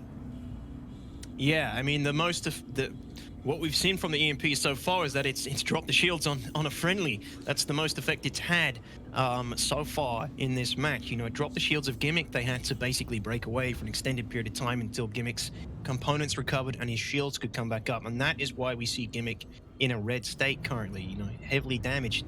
He took a lot of extra unnecessary hull damage due to that friendly fire from the EMP earlier on in the match. And there it goes again. Another EMP goes off. I think that may have hit Lycosar ever so slightly. Yeah, it looks like it did hit the Gladius, and he's just trying to get that going. But man, I mean, Lycosar, he's doing a great job at just going away as soon as the EMP hits him, so that way he doesn't get any hits in. But right now they're on Gimmick very, very hard, pushing those Gs. He's about to black out, but he's doing a great job at sticking in hard.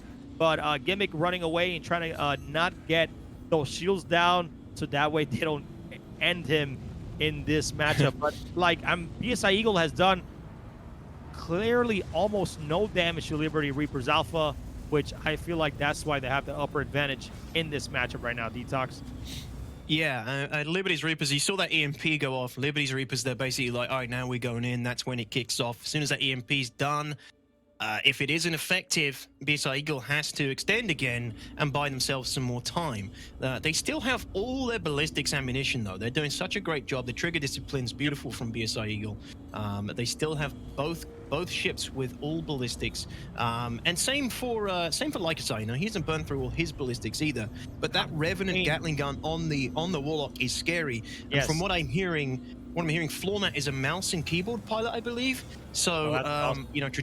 Traditionally, mouse and keyboard, a little bit better with their aim, so he can really put that that Revenant Gatling to work when he gets into range of Liberty's Reapers. And that's another EMP that's just fired off, ineffective again. Liberty's Reapers have not been hit by that. There must have been some hull damage dealt to Liberty's Reapers, because they have been getting hit by ballistics. It's not visible yet, crew. It's not visible on their hulls. None of Liberty's Reapers are running red just yet. And they still have the upper hand in this fight here, but anything can happen, as we saw You know, they're around. You know, you can hit rocks. Heba is in a Talon. Let's not forget. They are terrible with fuel.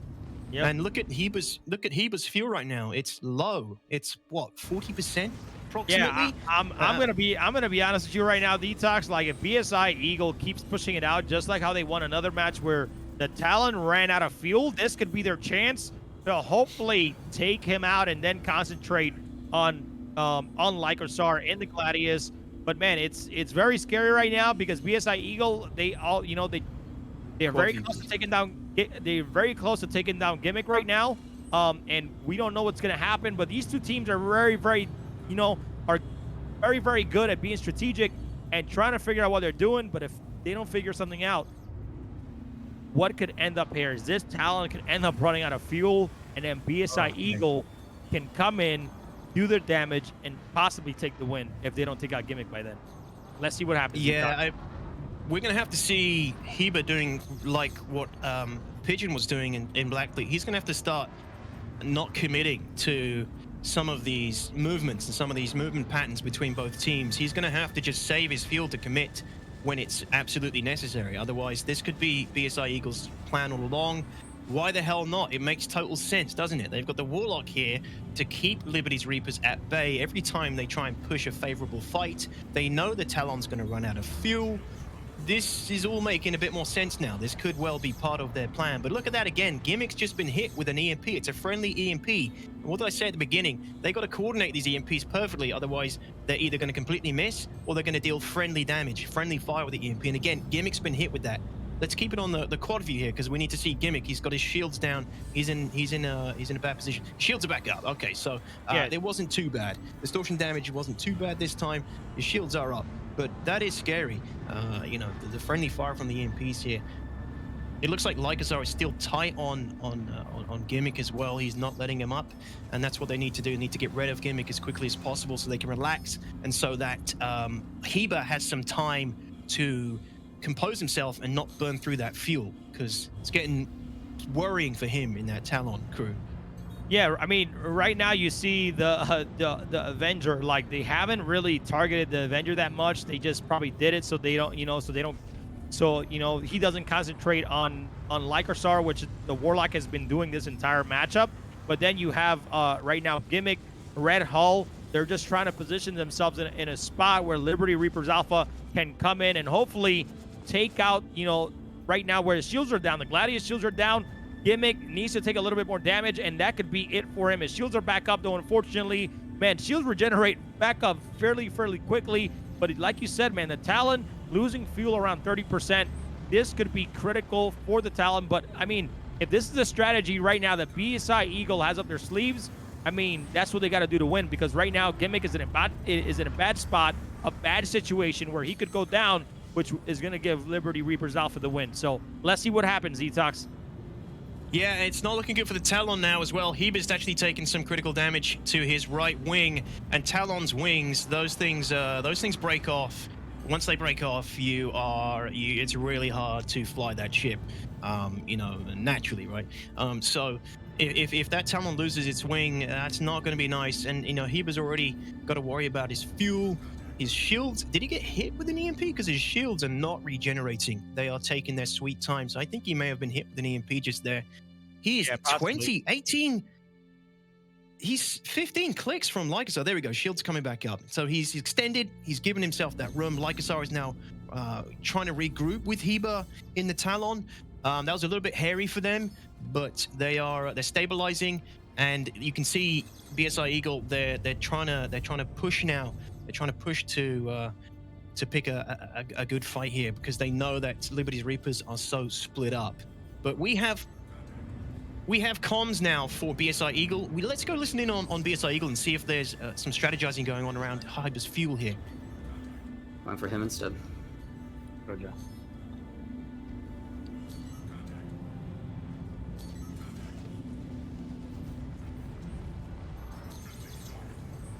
Yeah, he's flying much more predictably now.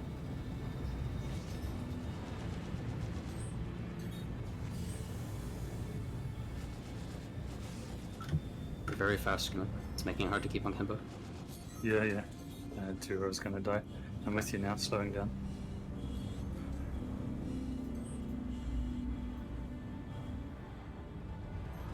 Staying on Hibba here. Lycosar's on me. Hibba's lining you up, I think. Oh, he's lining you up still. It's gonna be from now on.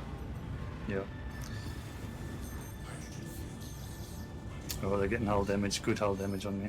Okay, I'm about to get on Hibba's case here really hard. Yeah, one more pass and I'm dead. Hibba is in a similar boat. I think he's super low on Let's go fuel. back. Let's go back. All right, comms are crazy right now, man. I'm loving it. But as you can see, man, they got some very good damage in the Talon. If you're seeing, Gimmick's HUD right now, they're doing some great damage to the Talon. They're trying to take the Talon out. The Warlock, though, doing a great job at making sure he gets the damage in, so Gimmick can peel off and get out of the way, because one more pass and Gimmick is going down. As you heard that comms, man, incredible comms. But what are your thoughts on those, Detox? Well, you can hear Gimmick. He's getting a little bit concerned about his hull. He thinks it's just one more bad pass, one more trade, and he's out. So, you know, again, this is BSI Eagle's. BSI Eagle needs to really try and capitalize on the fact that Hibba is going to run out of fuel, and if Hibba doesn't start chilling out, you know, which is obviously hard to do when you're in a 2v2 situation, if he doesn't start waiting and playing more defensively, waiting for BSI Eagle to commit to a trade that looks favorable for them, he's just going to burn through fuel. And you can see him now. He's sitting still. He's basically, he's immobile. He is not going to be moving until he thinks it's worth getting into a fight. But when they're sitting here like this, crew, when Hyper's sitting here like this, he's not moving. This is when the Warlock's even more powerful with the TMP, because it can just beeline and try and close that distance even quicker. But obviously the Talon it's got beautiful acceleration. If he sees, they keep an eye on that Warlock, he should be able to preemptively make a move. But I mean, at this point, BSI Eagle could potentially, in the Warlock, potentially keep feigning EMP strikes, forcing Hibba to move, burning through more and more fuel until he's just dead in the water. And in that point, it comes down to, it's just gonna come down to right now. They're scanning to for them right now because right now Liberty Reapers Alpha, they know they're in a tough spot right now. So not sure why they're moving right now, but it seems like they're trying to get the scan and trying to go after him. They're sitting at the edge of the battlefield, the edge of the arena right now. Liberty Reapers Alpha literally has one more chance here. Let's see what happens, but here we go. Here's the engagement. Detox, the Warlock about to get that EMP out, doing some damage here on Lycosar.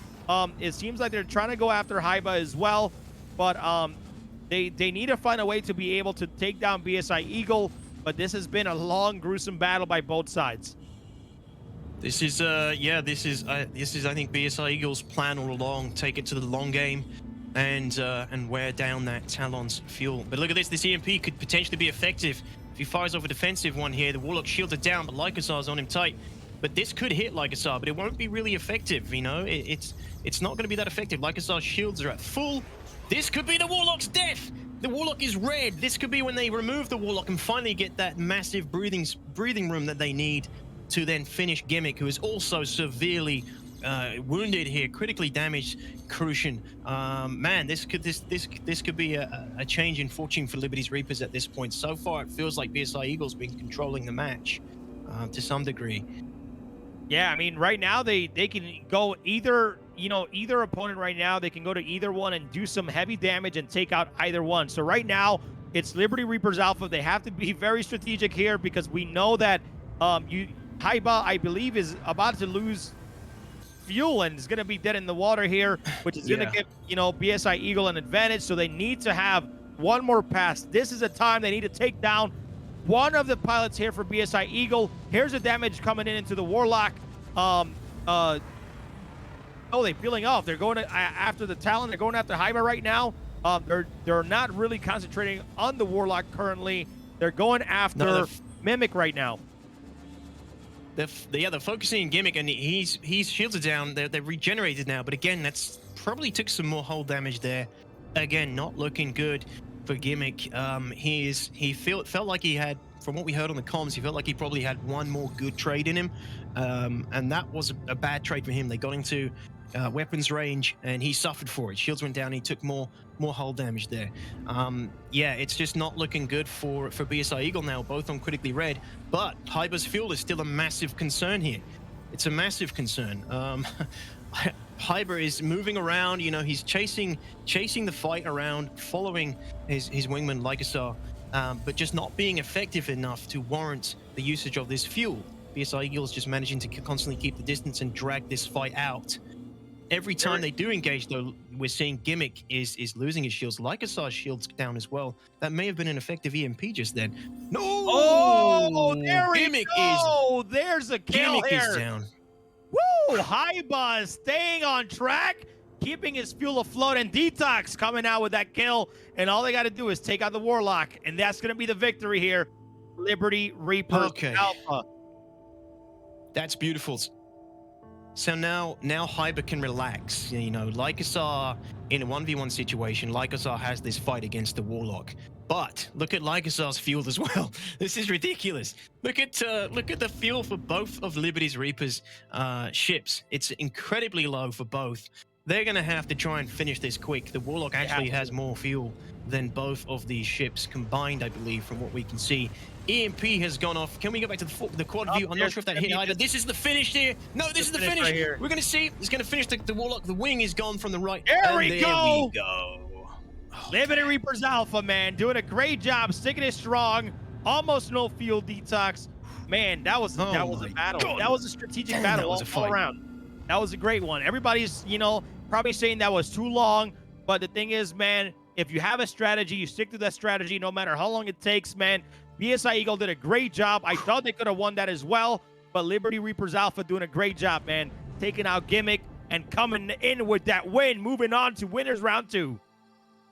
Dude, that was an absolute amazing match. That has to be my favorite match so far out of the entire tournament, man. That was some real interesting strategy we're seeing from BSI Eagle. Loving that. And then, you know, the counter plays from Liberty's Reapers coming down to the wire with the fuel there for Liberty's Reapers. Wow, amazing. Yeah, what a fight, man. What a fight. That was a long fight, but that was really cool to see. And again, you just don't really see these kind of fights. You gotta love it. It's just the strategy was incredible. Yeah. It's like you don't see these kind of fights play. I mean, they happen, no doubt. These kind of fights probably happen in the PU, but you don't really see them or hear about them unless you're, you know, friends with the people who are doing it, or, you know, maybe it's being streamed or something. But that was super cool to see here in the tournament. Here's the thing, Detox. You are going to get those matches that are going to be... Let's go back to the caster screens real quick, because I need people to see, like, the excitement that, you know... No, caster screen. Let's go back there. Look, people need to understand, right? Like, all these fights that you guys are seeing right now, these guys really want it bad. These are the top 8 teams that signed up to the tournament. Some of the best pilots in StarCitizen, right? You guys are looking at them right now. Fight's taking too long. They have a strategy. They need to stick to it, man. I love seeing that Warlock in action. I got 20 plus minutes of the Warlock in action, man. I thought BSI Eagle, I wanted them to take that win, but unfortunately, Liberty Reapers Alpha knew they were going down low. They knew their hull damage was in. Just great strategy by both teams overall. It was a great matchup, man. And like you said, Detox, man, one of my favorite ones in the match as well. I'm still going to go with the one in the group stage was better, but this one really stood out to me. It was incredible.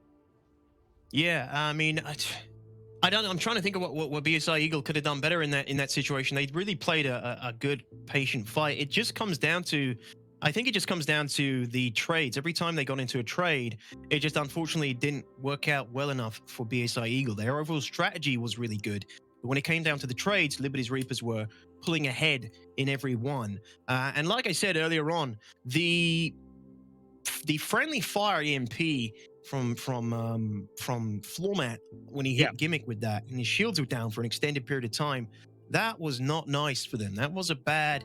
That was when Liberty's Reapers gained the clear upper hand, and it felt like they could have relaxed a little bit and started to, you know, both teams started to get into the swing of things a little bit there, but the BSI friendly EMP was, you know, a bad situation for them to be in, and that's when Liberty's Reapers capitalized on that They dealt the damage. They were a little bit late to capitalizing on that and realizing that Gimmick had been hit by an EMP.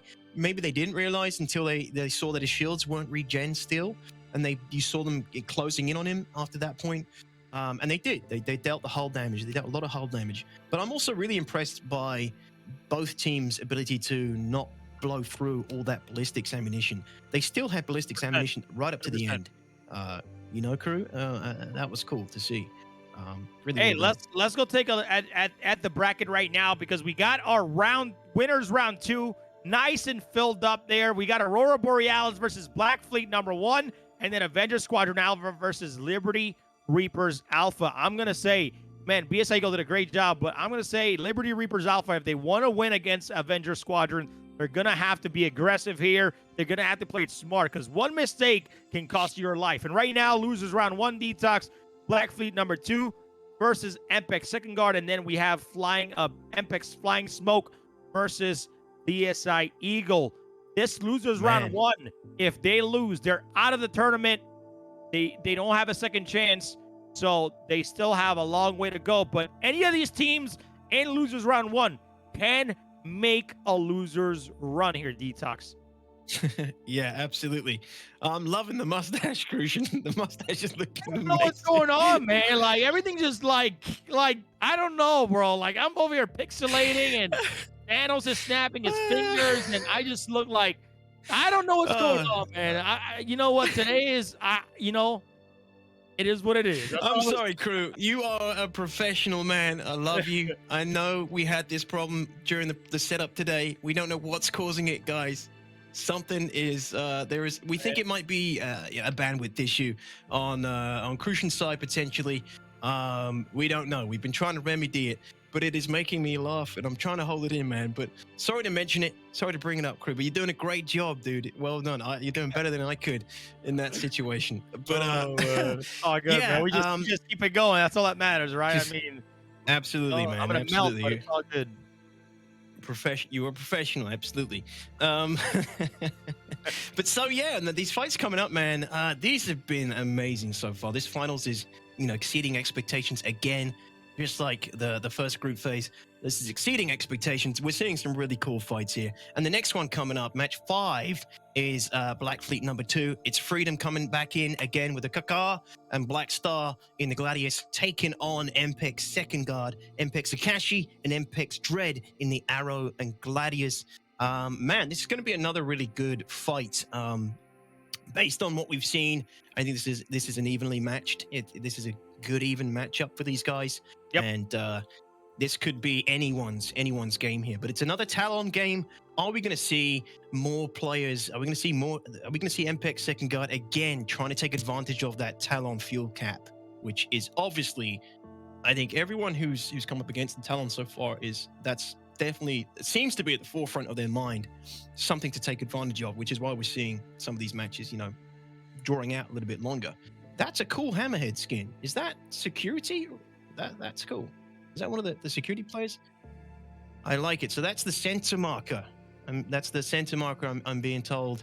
Loving it. Yeah, super cool. Man, I'm liking that. I don't think I've seen that skin before. Ready ship in that center marker, man. Like, that's a great skin though. I really, really like it. But what do you think Black Fleet #2 needs to do in this matchup to hopefully, obviously not, run into an asteroid, but we saw MPeX Second Guard. I think they did a good job trying to get Black Fleet 1 down. But what do you think Black Fleet #2 needs to do here to come out with the win here, Detox? I think they have basically been using the same sort of strategy and playstyle in all their matches so far. It's Black Star seems to be taking the majority of the heat in all these fights, and Papa Freedom is on the periphery of the fight, just trying to get in and out and picking out those opportunities to get in and deal damage and support his wingman when the time comes. He has that opportunity again with the Talon to move in and out quite freely, and push favorable fights against Second Guard. And Second Guard, we're probably going to see a similar thing, but it could be wrong. But I think we're probably going to see a similar thing where the Talon is just a hard ship to commit to, and the Gladius of Black Star is going to be in a position where he's going to be playing more defensively and taking more of those hits from MPeX. We'll probably be choosing to focus him in that Gladius again. But you know, I don't know. Let's hope Papa Freedom. I think Papa Freedom's going to be hyper aware now in a situation like this. It's a tournament situation. He's going to be nervous already, and he's already hit a rock in the previous match, so he's going to be hyper aware of that. He's going to be that possibly could have affected his you know, his mental state in this next fight, and it might affect the way he flies. He might be a little bit more cautious in the way he flies, which would be a shame, you know, if that feels like it's limiting his ability to perform here today. Oh, it could go the other way, you know. He could just be like, you know, it was a mistake. Screw it, it's fine. I'm gonna just go balls deep again and do what I do, which is probably the better approach. You really don't want anything kind of screwing with your mindset in a situation like this. So, yeah, I mean, you know, it's less. I mean, and you know, Detox, talking about this tournament and just in general, you know, I want to talk about it. If you guys haven't, you know, seen, we have an incredible giveaway happening for your own dogfighting kit. Let's go over and check out the giveaway. So if you guys have, you guys can go make a Twitter account, but it's ! Socials. You guys can go to our Twitter, and we have this giveaway up there. You can win all the following items up here. We're calling it a StarCitizen dogfighting kit. You got some Space Sim dual mounts provided by Mashatech. Big shout out to them as they're our sponsor. A saber and game package, a tablet, and a 12-month glass pass for you to be able to, you know, change those shields to capacitors or energy or you know, shields or whatever you want to do. You got the Toby Eye Tracker 5. Big shout out to Toby, also another sponsor along with Game Glass and StarCitizen of Atmo Esports. And then you get an incredible jersey, one of those jerseys that we're currently wearing, and then Thrustmaster hooking it up with some Sim duo sticks. So overall, man, an incredible package. If you guys don't have a Twitter account, make sure you guys head over to our socials. All you have to do is just reply, tag 2 friends, and then follow the sponsors, and that's it. You don't have to click any links or anything like that. So head over to our socials, man. Go show it some love, and best of luck to everybody. We're going to announce our winner of the giveaway after the fight or flight finals, either tonight or tomorrow morning on our social medias. We're going to pick a winner, so because we'll have to verify if they did everything correct. So very, very excited. Make sure they're still following and all that good stuff. So, but Detox, man, these next matches, you know, their lives on the line. All right, we got both MPeX teams in losers round 1, and their lives are on the line right now. And you know, we're gonna see who's gonna make a losers run here. Yeah, this is the losers bracket coming up now, ladies and gentlemen. So yeah, like Crucian said, this is you know, if you lose this fight, you're out. You know, you're out of your chance to win this tournament now. So this next fight is coming down to that, and it's MPeX second guard against Black Fleet number 2. And I believe we are ready to go at your leisure, Crucian. All right, so let's get it here. Black Fleet number 2 versus MPeX second guard, starting in 5, 4, 3, 2, 1. Let it rip. Here we go, ladies and gentlemen. We got 2. This is their lives on the line. If any of these teams win, that is it for their tournament run. But Detox, let's take a look at that first pass. Take it away. Let's do it. I also can we get some comms on Black Fleet number 2 possibly before we get to that first merge? I'd love to get some insight into those guys, their comms once they come up to that first pass. But yeah, here we go. If we can go to the quad view, get a view at all of our pilots here as well before we hit that comm feed. So again, ladies and gents, if you're just tuning in, we do have comms feeds into the team's comms, so we can hear it on stream. And we're about to go into Black Fleet number 2. If we can take it away, please.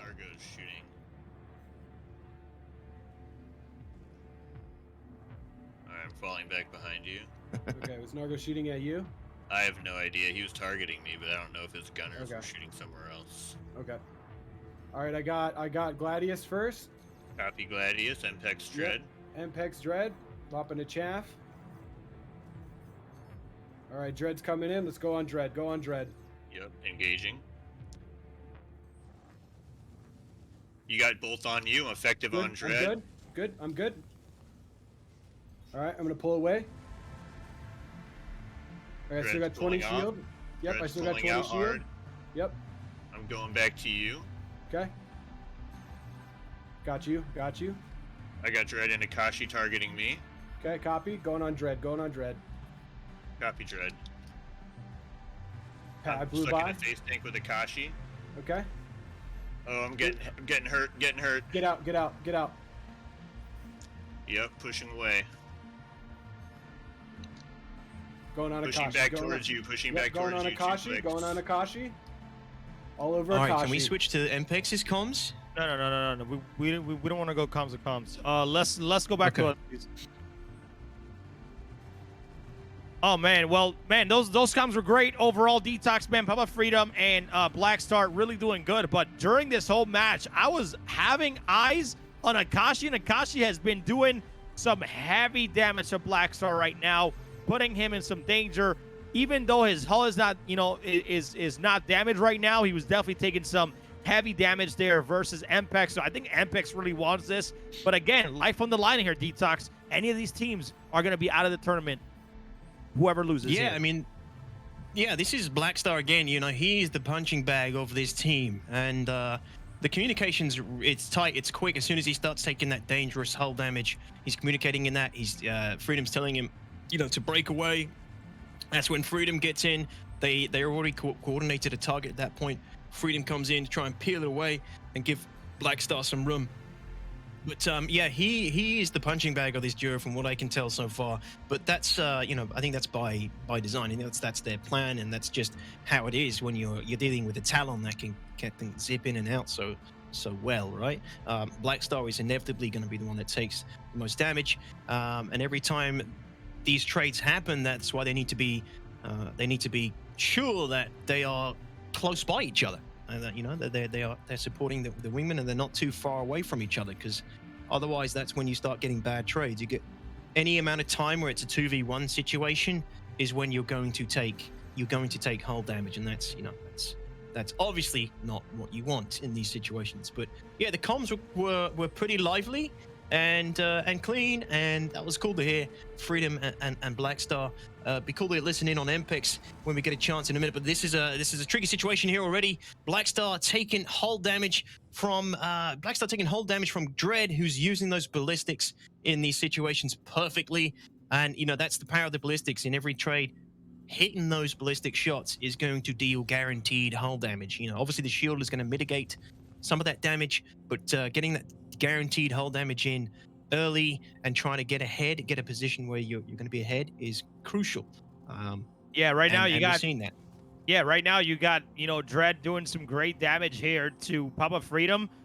We obviously, because of his HUD, we can't really see how much damage he has, but I mean he's taking not much damage. But in the beginning, right when you saw that that they were going on him, he was at 20% health. He had a peel off.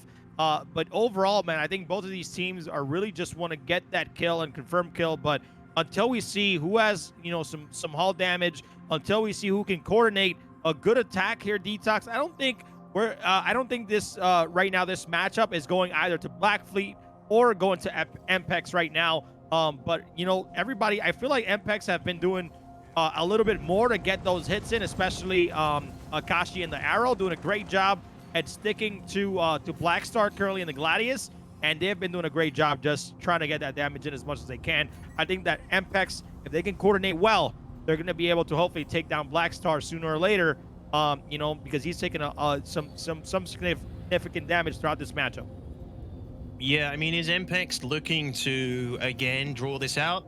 Because they're getting decent trades, and they're not shy for any trades. But is that going to potentially be their plan again against the Talon? Is that what they're going to potentially transition to? If it starts looking bad for MPeX, that's always a possibility. If there's a Talon on one team and there isn't a Talon on the other team, the team without the Talon, it starts losing a favorable position.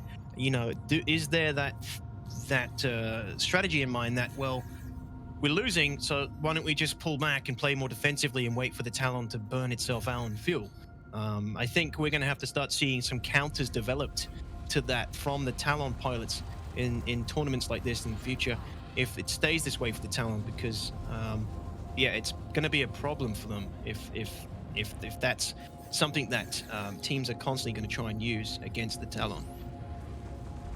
Yeah, I mean, So it's been crazy right now, but you can see Akashi doing some great damage here.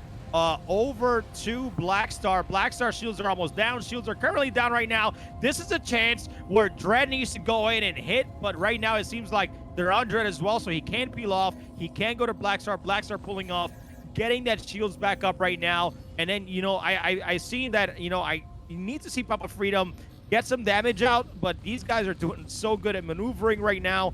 They're doing so good at peeling off. You know, as soon as they see those shields go down and they see those hits in, they're just, you know, getting out. But right now, Dread taking some heavy damage right now, Detox. Yeah, Dread taking some damage there in that trade. It wasn't too great for him. You know, the Gladius is on both teams.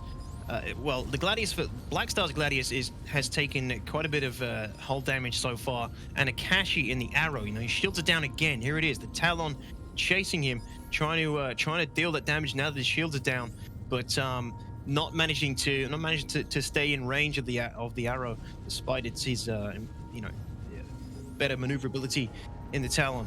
Blackstar has just exhausted all of his ballistic rounds as well already, so that's not a good that's not a good good place to be for Blackstar. But hopefully those exhausted rounds landed and hit their target and dealt that necessary hull damage. But Akashi now is in a bad position again. His shields are down, Blackstar's on him, and so is Papa Freedom as well. So man, this Akashi is getting the hurt pummeled down on him now from Black Fleet. And so far, it feels like Dread has kind of just been left almost untouched, really. He's kind of been, you know, playing a very supportive role here, while Akashi seems to be taking the brunt of Black Fleet's aggression so far. Crucian, what do you think? I mean, right now, you know, knowing that Blackstar is out of ballistics, man, that is such a disadvantage where, you know, MPeX needs to take advantage of and just, you know, go on one and knock them to where, you know, the shields are down and they're taking heavy hull damage. Because right now, you know, shields are going down, but they're not doing any hull damage. It seems like they're not following up through all the way as they should. But, I mean, do they know that he has no ballistics right now? Because they're doing some heavy damage right now to Dread. Dread shields are down. This could be a kill if both Papa Freedom and Blackstar can get against Dread right now where the shields are down. This is going to be Dread going down, but shields are just regenerating. He's taking some more damage. I want to see some red hulls here, man, to see which team I believe are going to come up. But, I mean, you see right now Akashi going after Papa Freedom. But, again, the Talon maneuverability has been great. I honestly haven't seen a Talon go down. You know, yeah, I haven't seen one yet. No, yeah, I don't think we have. I think the Talons always managed to evade death, except for well, Papa Freedom's unfortunate accident against the asteroid. Yep. But yeah, again, like going back to that ballistic. So Blackstar has run dry on his Mantis. It's frustrating, right? Because he's probably been hitting landing shots with that Mantis, but there's no visual evidence of that yet. He'd have to do like a scan to see what kind of damage has been dealt. Ain't nobody got time for that in a you know, situation like this. So he kind of has to hope that ballistic damage has been dealt. It's expended it, and we might start seeing our first signs of red on some of the hulls soon, because these trades are getting spicy. They're getting aggressive. There's not a huge amount of disengagement. Look at that beautiful skirting around the asteroid from Akashi. That was close. But these trades, look, they're really committing now, and this is when things can change for either team. But still, no visible hull damage. If we can go back to the quad view here, that was a beautiful move from Akashi there, just skirting around that asteroid as well. Here we go. Blackstar's lost a wing. Yeah, Blackstar's lost his right wing, crew. That's unfortunate. You know, Blackstar, again, like I said, he's been taking a beating from MPeX. This is such a good fight so far. It's really, it could still be anyone's, even though Blackstar's lost that right wing. You know, it could still be anyone's, because we don't know how much damage has been dealt from those ballistics. If you look at Dread's Gladius, he's still got a bunch of rounds, you know, in the gun, so in his ship. So, I mean, they 100% need to capitalize on, you know, on that wing. because he's not going to have that maneuverability. But right now, shields are down on Akashi, and they're doing some good damage in. I think Papa Freedom needs to be able to turn around, get some damage on Akashi right now, and hopefully get him red or even take him out, because they're at a disadvantage right now. Black Fleet number 2, this is your life on the line. This will knock you out of the tournament if you lose this, so you guys need to come together, come up with a strategy, and hopefully turn this around for the better sake of your life in this tournament, man, because right now Detox is not looking too great for them with Black Star losing a wing right there. Yeah, and you're looking at less than 50% fuel now on the Talon. You know, it's a familiar situation we've been in every match so far with the Talon. Freedom is looking like he's burning through that fuel pretty quick again. So, like I said earlier on, are we going to keep seeing this situation where one team is potentially on the back foot and the other team has a Talon? The team on the back foot starts playing more defensively and wait for that Talon to run dry. Yep. But, you know, MPeX so far, at least from what we can tell, you know, Black Star's missing a wing. That's the best indicator so far that we have that there is a lead for MPeX right now, really, damage-wise. But, you know, we're going to start seeing these hulls turning red very soon. But if MPeX can manage to keep those shields up, there's no more ballistics left on Black Star's Gladius. It could be this could be MPex's game here.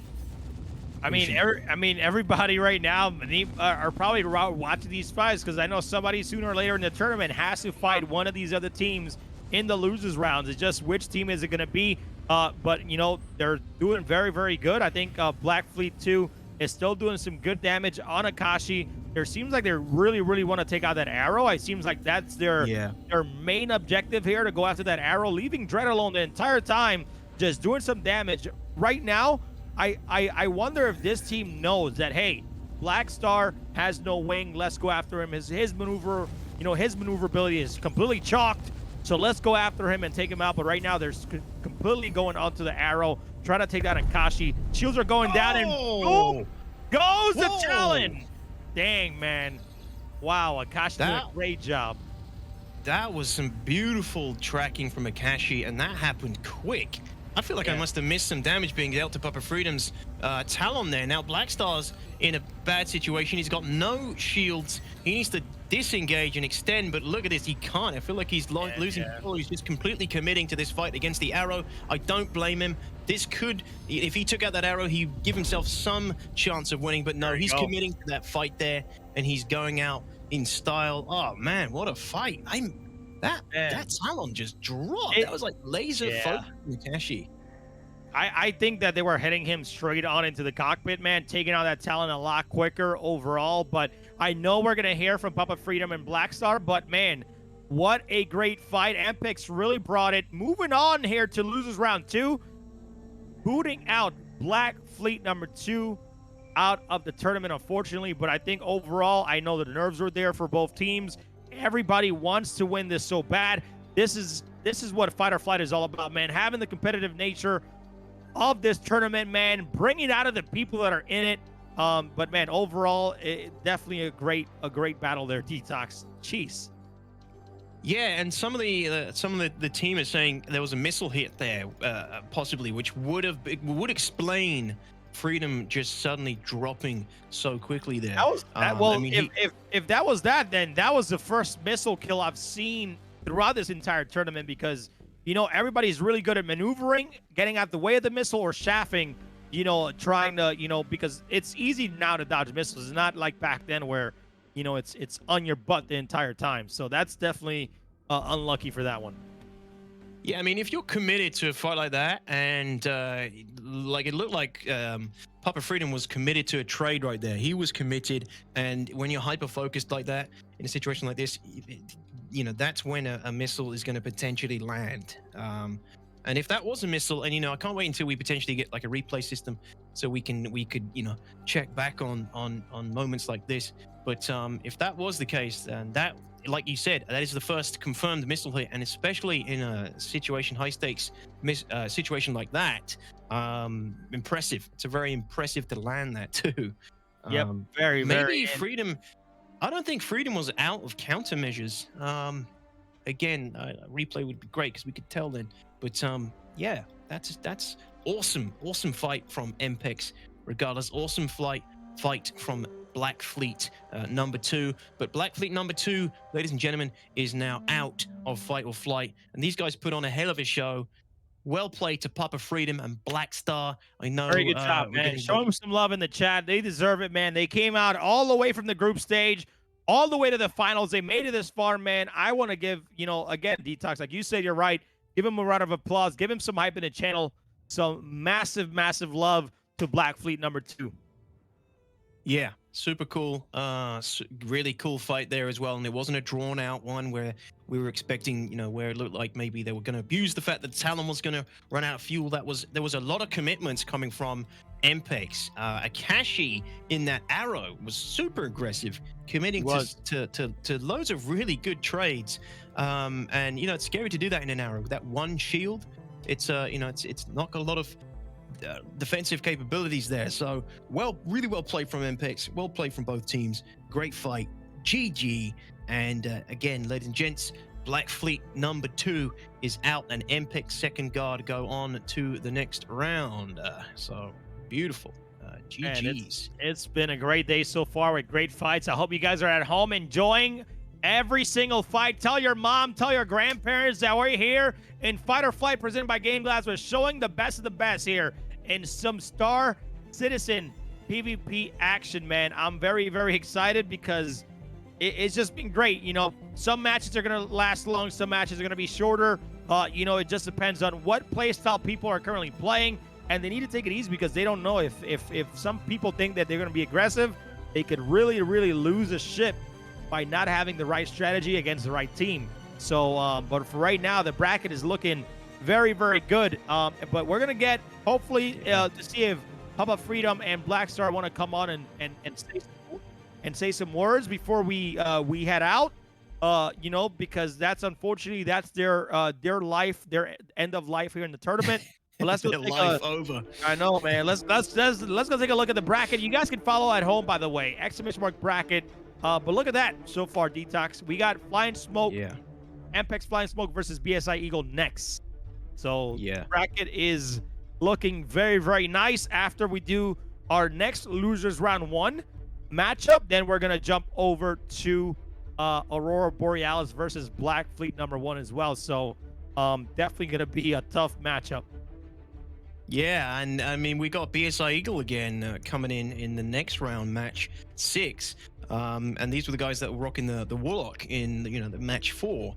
And guess what? They're not bringing it this time. So I think, these guys, at least, from what we've seen so far, I think BSI Eagle have come in with the most sort of distinctive strategy with their composition against the Talon when they brought that Warlock.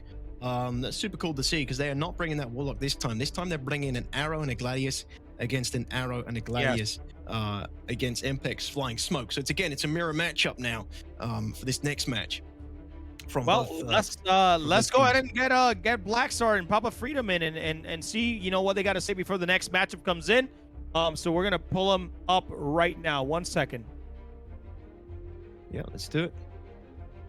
What is up, Papa Freedom and Black Star? How are you guys doing? Oh man, what a fucking fight, dude. Yeah, dude. It what was, up, dudes? It was tough fights, man. They were good. Man, you guys seem like you guys still have a rush off those matches, man. Jeez. I have to say that first match, I was scared shitless, dude. It was like, we got to go first, and then it's like, and then I hit that rock, which is, pretty on brand. We always got to get an Atmo event with the Freedom fuck up, if you know what I mean. You said it. I didn't want to say, man. Yeah, I didn't want to say. But I mean, overall, though, you guys played very well. You guys did your thing, man. You guys got all the way to the finals. I know in the beginning you said Freedom, you were nervous, man. But I mean, how good is that feeling though to be to the finals and play against some of the top teams in StarCitizen? And even though you guys are out of the tournament, you guys still one of the top 8 teams out of the 32. That's a great feat. I'm throwing it right to my partner Blackstar. He's the carrier. He's the secret weapon, man. This dude is fucking nasty, and I just compliment his flight style, you know. And it's like, you know, I shouldered the loss because I hit the rock. You know, the missile came out, and I didn't get enough flares out in time. But Blackstar is a fucking demon in that Gladius, and I'm just honored to fight with him. Awesome. I mean, same, dude. Win together, lose together. You know, it was a team effort, and at the end of the day, you know, especially between the two fights, we just got outplayed. You know, and it's just about getting back to the drawing board and continuing to practice, throw our bodies up against these better pilots until we start to beat them. You know. Yeah, I'm so happy with the progress that we made as a team and how far we've come together as individuals for the PvP community. And yeah, it's just so much fun, so much nerve, so much excitement, and I just can't wait to see Pigeon and Witcher kick everybody's ass. Damn, man. Sorry, what happened? Right? I In mean, before you know- Pigeon and Witcher with the gold. Oh man. Hey, I mean, you guys, seriously, man, great job to both of you. You guys, like I said, one of the top 8 teams. Like it was absolutely incredible. I know, you know, it was nice to see Papa Freedom on the other side of the spectrum, not just, you know, doing camera or helping us out, but also having a good time, right? Feeling that competitiveness that it just comes out of you because you're nervous. I'm pixelating over here, but you know, you got nervous, man, and that's what it's all about, right? You're gonna keep practicing next year, next fight or flight. Hopefully, it's best out of 3 where you This guys only fuels it for next year. I'm gonna come back. I got a whole year to train now instead of 2 months. Yes. So watch out, people. I'm coming boy. with my boy Yeah, Blackstar. That's a go, scary thought. Scary thought, Papa Freedom. Yeah, you guys have been super entertaining. Thank you. So, can you confirm, Freedom, that was a missile that hit you in the last round? Yeah, I blacked out, and you know, and Dread was just absolutely awesome with that missile pressure. I was popping out flares. I had a bit of a fuck up with my flare count, so we got disconnected. I fucked up my flare count, and then I pushed it all the way back down to 1, and it should have been 2. If it would have been 2, that would have been 4 flares. I would have been okay, and I think we would have taken Akashi down because we were having great pressure. I didn't take too much damage, so but that I did take that 2 missile hits. 2 confirmed missiles definitely hit me. Wow. One time with full shields, and then that second time when Akashi got my shields down, I was staying in it, and my flares didn't go out. I checked my recording, and it was definitely a confirmed missile. My flares did not. 2 flares did not deter away the size 1 task force. Yeah, but it was amazing. That's really I had cool. An absolute fucking blast. Great time. I unfortunately missed that missile pressure from Dread, but you obviously felt it. That's really cool to hear and cool to see. You know, yeah, the really missile scary pressure part is was I blacked out, so it was I had no audible warnings.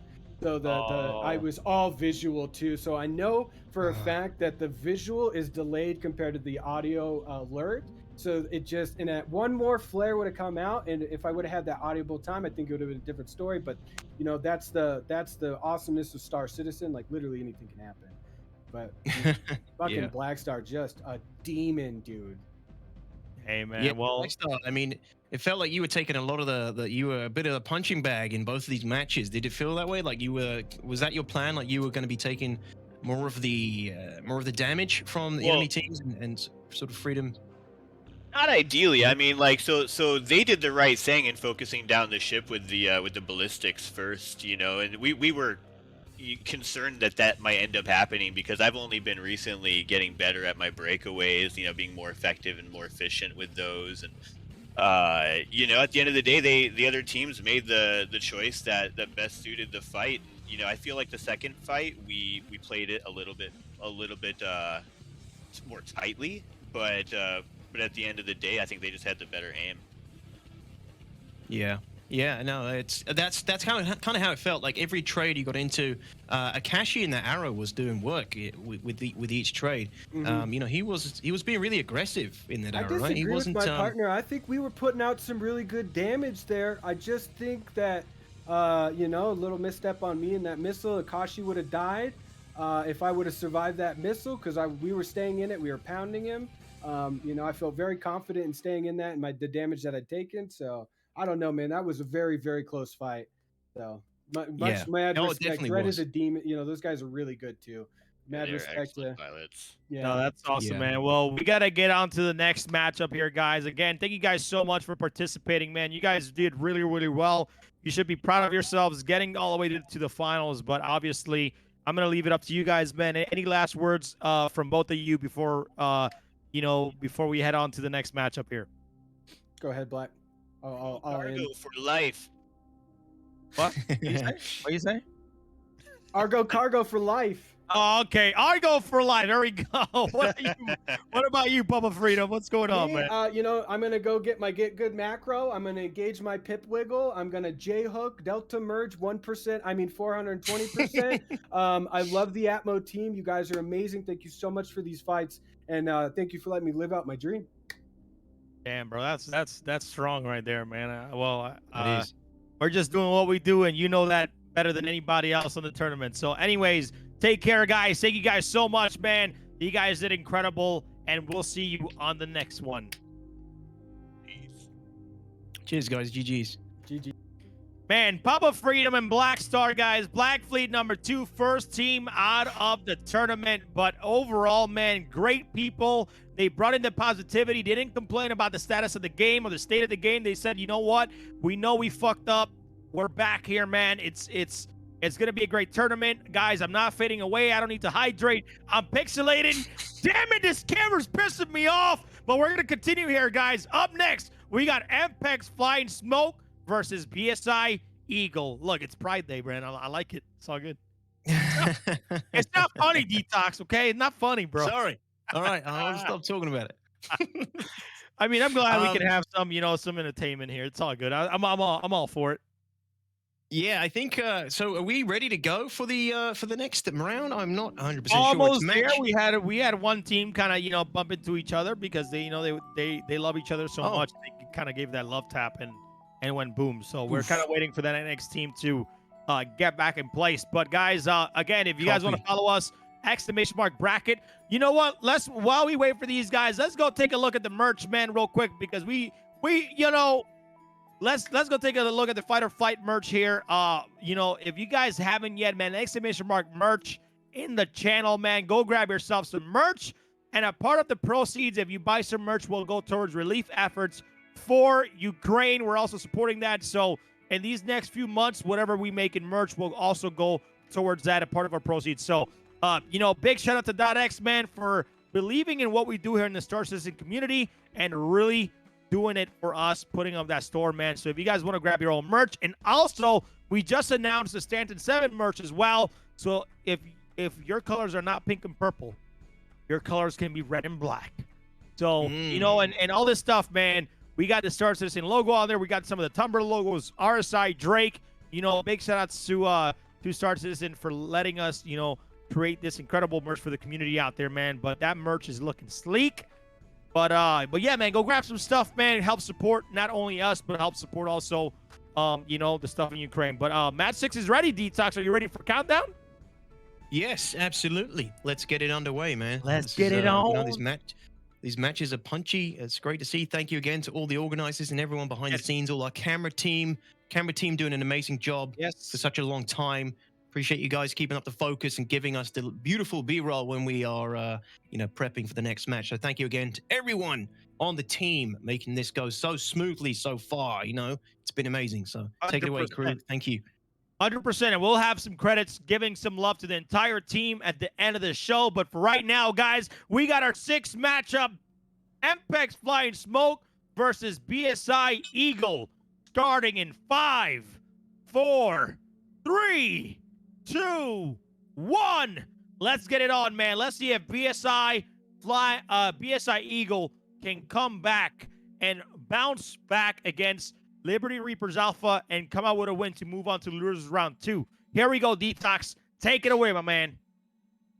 I mean, BSI Eagle have put on one hell of a display against Liberty's Reapers Alpha, which is one of the strongest teams in the tournament and a couple of the best pilots in the whole game. So I'm super impressed by BSI Eagle. This is they also did it with an Avenger Warlock, the first one we've seen in the whole tournament. It was awesome to see. This time they're rocking the Arrow and Gladius. It's a mirror matchup. Floor mat rocking the Arrow, Gimmick in the Gladius for BSI Eagle. And for Flying Smoke, MPeX, Felipe is back in the Arrow, and Andre Smock with the Gladius. Flying Smoke were up against Avenger Squadron Alpha. You saw them in the Avenger Squadron Alpha match previously. They were knocked out by Avenger Squadron Alpha, and now they're in the losers bracket fighting for their right to continue to the finals here against BSI Eagle. And both teams very strong. I would say probably quite evenly matched here. So this could be anybody's game. And looking forward to seeing what these teams have in store for us. I'm really looking forward to seeing what BSI Eagle are going to do with this meta composition now as well. I mean, like I said, I feel like they're going back, away from the Warlock, and here is starting here. They're already getting some very decent hits versus Flying Smoke here versus Andre. But this might be quicker than it looks here, Detox. This is Andre Smock making a bit of a bad pass there, taking a ton of hits, shields down straight away. They've obviously both merged into the flyby, and then that's when Andre Smock's lost his shields. BSI Eagle instantly capitalizing on his lack of movement there and bringing those shields down. And now Felipe lost his shields on the Arrow as well. Wow, these are some quick shield drops for Flying Smoke. That's unfortunate. They're going to have to extend, regain those shields, regain their composure, and get on each other's wing, because at the moment it just looks like they're constantly split up. Looks like they're being picked apart already by BSI Eagle.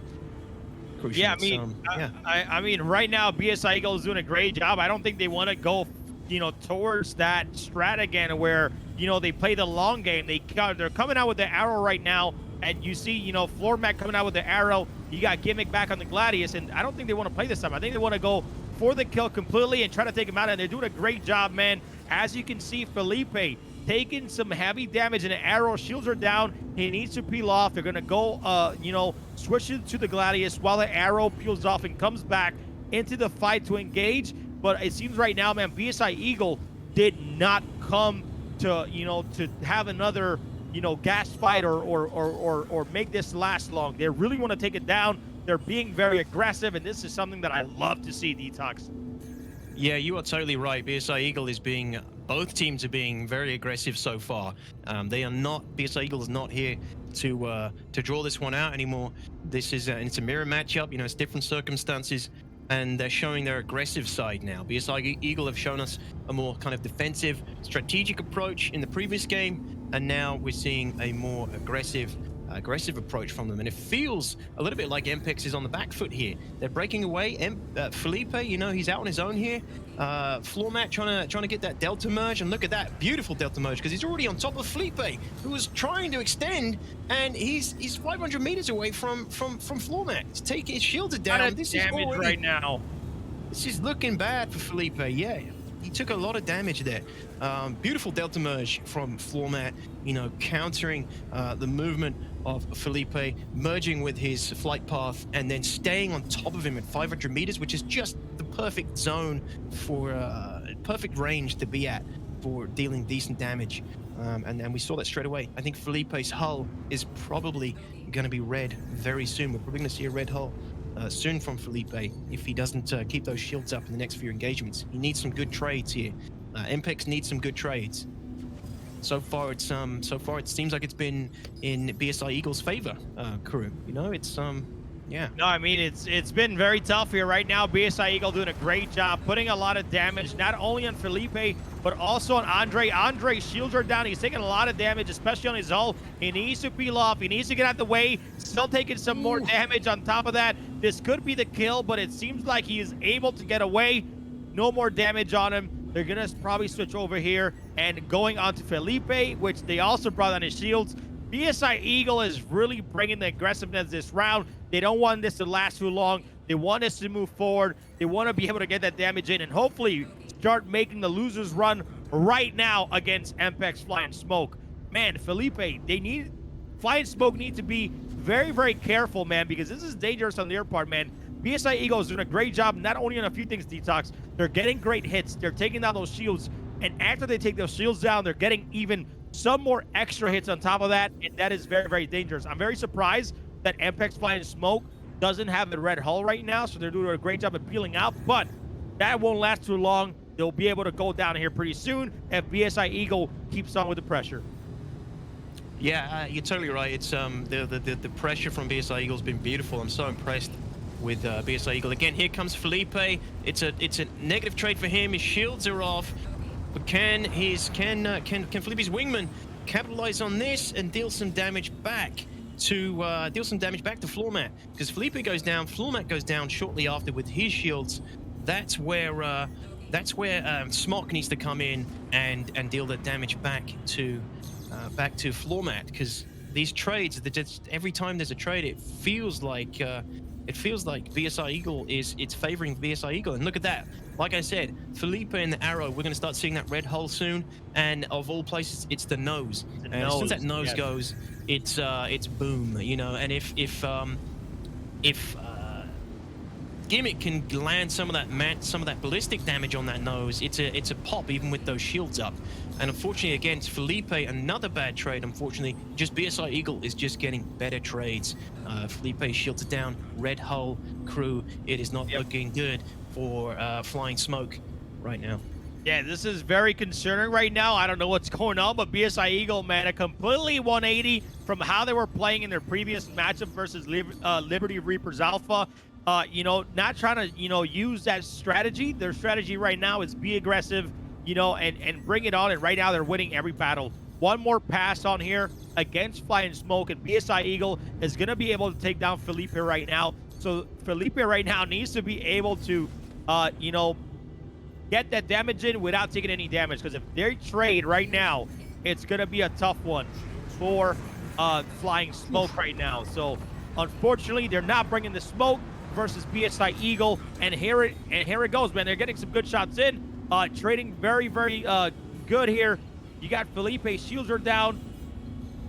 Both arrows shields are down right now. This could be the moment that they need a hit, but Felipe gets out. Oh man, it's a tough one right now. The floor mat also red, and yeah, I mean, look at this. Andre Smok doing exactly what he needs to do. As soon as Felipe takes that trade with the floor mat, Smok is coming up behind and making sure that it's a favorable trade for Flying Smoke. And look at that, he's now brought the floor mat down to a red central hull on his arrow. Still looking worse for Felipe, but still, that was actually a pretty decent trade for Flying Smoke. Now they've got a better idea of where they sit in this matchup, and they kind of know. They've got a better idea of who to focus if they want to try and secure a kill, because, you know, naturally that arrow is always going to be the easier target to kill. If it overcommits to any kind of fight with one shield, that thing, you know, it suffers for it. And we're seeing this now again, a floor mat, Smoke sticking to floor mat beautifully, but just not managing to land those hits because the evasiveness of floor mat making it a little bit difficult. But look at this, he's desperately trying to land those hits, because that could have been a pass that would have finished floor mat. And now I wonder if BSI Eagle is overcommitting a little bit, crew, and putting himself in in a bad position. I mean, I don't think they're overcommitting here, right, Detox? Because I think they're doing a great job. BSI Eagle, you know, I think during that last pass is when they overcommitted and made a mistake, because they thought they had the chance to go and get Felipe down, because they were doing that very well earlier and they messed that up. And then instead you know, you had floor mat taking the extra damage there, and unfortunate. But right now, boom, goes Felipe. Great job by floor mat getting that damage in, and all they need to do is take care of Andre Smoke. And BSI Eagle, a 180 strategy, coming in aggressive in this matchup. And Detox, they're playing well right now. They really are. And Felipe, you know, he's a solid pilot. He played that really well. Just unfortunately, with every trade, it just got worse and worse for Flying Smoke and Felipe. You know, Felipe was the target that was just being focused every time, and now it looks like Smok is basically committing to this fight here. He feels like it's over, and there it is. There's the finish. Gimmick sealing the finish there. Gimmick, I mean, Gimmick feels like that guy was just cruising throughout the whole fight. He felt relatively untouched, but what a matchup, bro. He's finished them now. Got the final kill, and BSI Eagle goes through to the next round. Flying Smoke from MPeX. You guys played amazingly, but you are unfortunately out of fight or flight. GG's and well played from BSI Eagle. I am so impressed with BSI's plays today. We've seen two completely different play styles, really, in both matches. Super cool. Good win. I good mean, fight. I'm gonna say it like this, Detox. If BSI would have came in with that aggression against Liberty Reapers Alpha, it may have been a different matchup in that winners round one, because BSI, like MPeX Flying Smoke, right?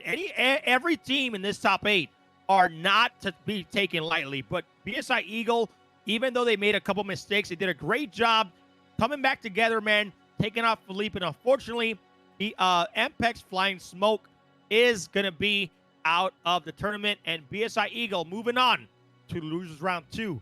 And these are when these losers run needs to be. They need to be on point, continue playing like this, and I feel like BSI Eagle can take it all the way. Great play. I mean, I think BSI Eagle have played both rounds exactly how they needed to play them. I think they felt like they were the stronger team in this fight against MPeX, which might have been why they were playing a lot more aggressive. And I think against Liberty's Reapers Alpha, they may have felt like they were the lesser team, which is why they played much more defensively and employed the Warlock. But yeah, I mean, they've played both games really, really well. Even though they lost their first one, it was a joy to watch. It was really interesting to see, and seeing that BSI Eagle can also do a complete opposite and go super hyper aggressive and secure a pretty convincing win as well. Yeah, well done, BSI Eagle. Great team so far, and no matter what happens after this point, you've definitely put on a great show, and you've been a very impressive team. You're one of the teams that I wasn't sure how well you do, and they've definitely surpassed my expectations, which is really 100%. Cool to see. And like I said before, my org, we ran some joint operations with BSI. We were supposed to have a PvP, an org v org with BSI, but there were issues. There was issues with the patch at the time, so we ran a joint op. And I'm going to be a lot more aware if we've got another org v org coming up against you guys, because you got some strong pilots in there. We've got to watch out for. Pilots. Yeah. So GG's, good fights. Well done, guys.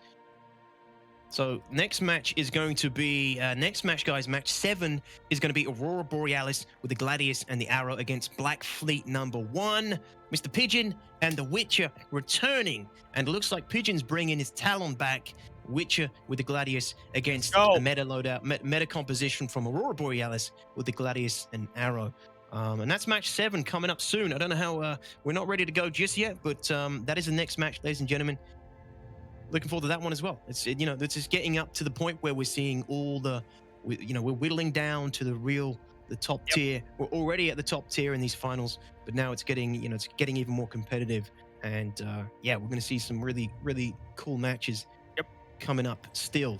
It's Unfortunately, MPeX Flying Smoke didn't want to interview, but that's cool because, I have to respect them. They're in Germany. They're in Germany, Ukraine, and it's tough. And, I completely get it. It's probably late for them out there. So completely understand. But I just want to say a lot of love out to Flying Smoke, to MPeX Felipe and MPeX Andre Smoke, man. Yeah. A lot of love to you guys. It's all good. We know it's late over there, but thank you guys so much for joining an incredible tournament and really showing up what you guys can do. You guys should be proud. You guys hit that top 8. You guys shouldn't, come back next year, come back stronger. Practice, man. You guys already know how the competitive spirit feels of, being in a PvP combat tournament like this, and we can't wait to see you guys again. So thank you guys so much for, being here and competing in our tournament. Yeah, thank you guys. GG's, well played, and looking forward to seeing you in future tournaments. In future Fight or Flight tournaments as well. So, well done, guys. You did well. You should be proud of that for sure. Yeah, man. And even though teams are getting knocked out, we're trying to get them to interview so they can shout out their orgs and shout out their, the community. Is not about it's all up to them if they want to, but I just want to, be grateful to them because they were part of the tournament. They came here, they showed up, and they played fantastic. So. Can't say anything less about that team, man. Great job, guys. Seriously. Yep.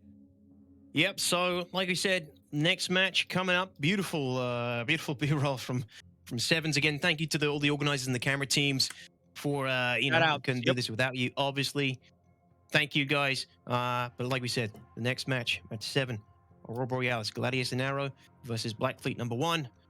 shipped Erect Pigeon and Witcher. And, Almost ready. We have the pilots. They are almost ready. The officials are getting them into place. Hopefully no friendly boops again this time. Slow us down. But yeah, shame we couldn't get an interview with MPeX. But like you said, it's late for those guys. English isn't their native language. You know, they're probably just going to decompress and chill now, and you know, either go to bed or continue to watch the tournament.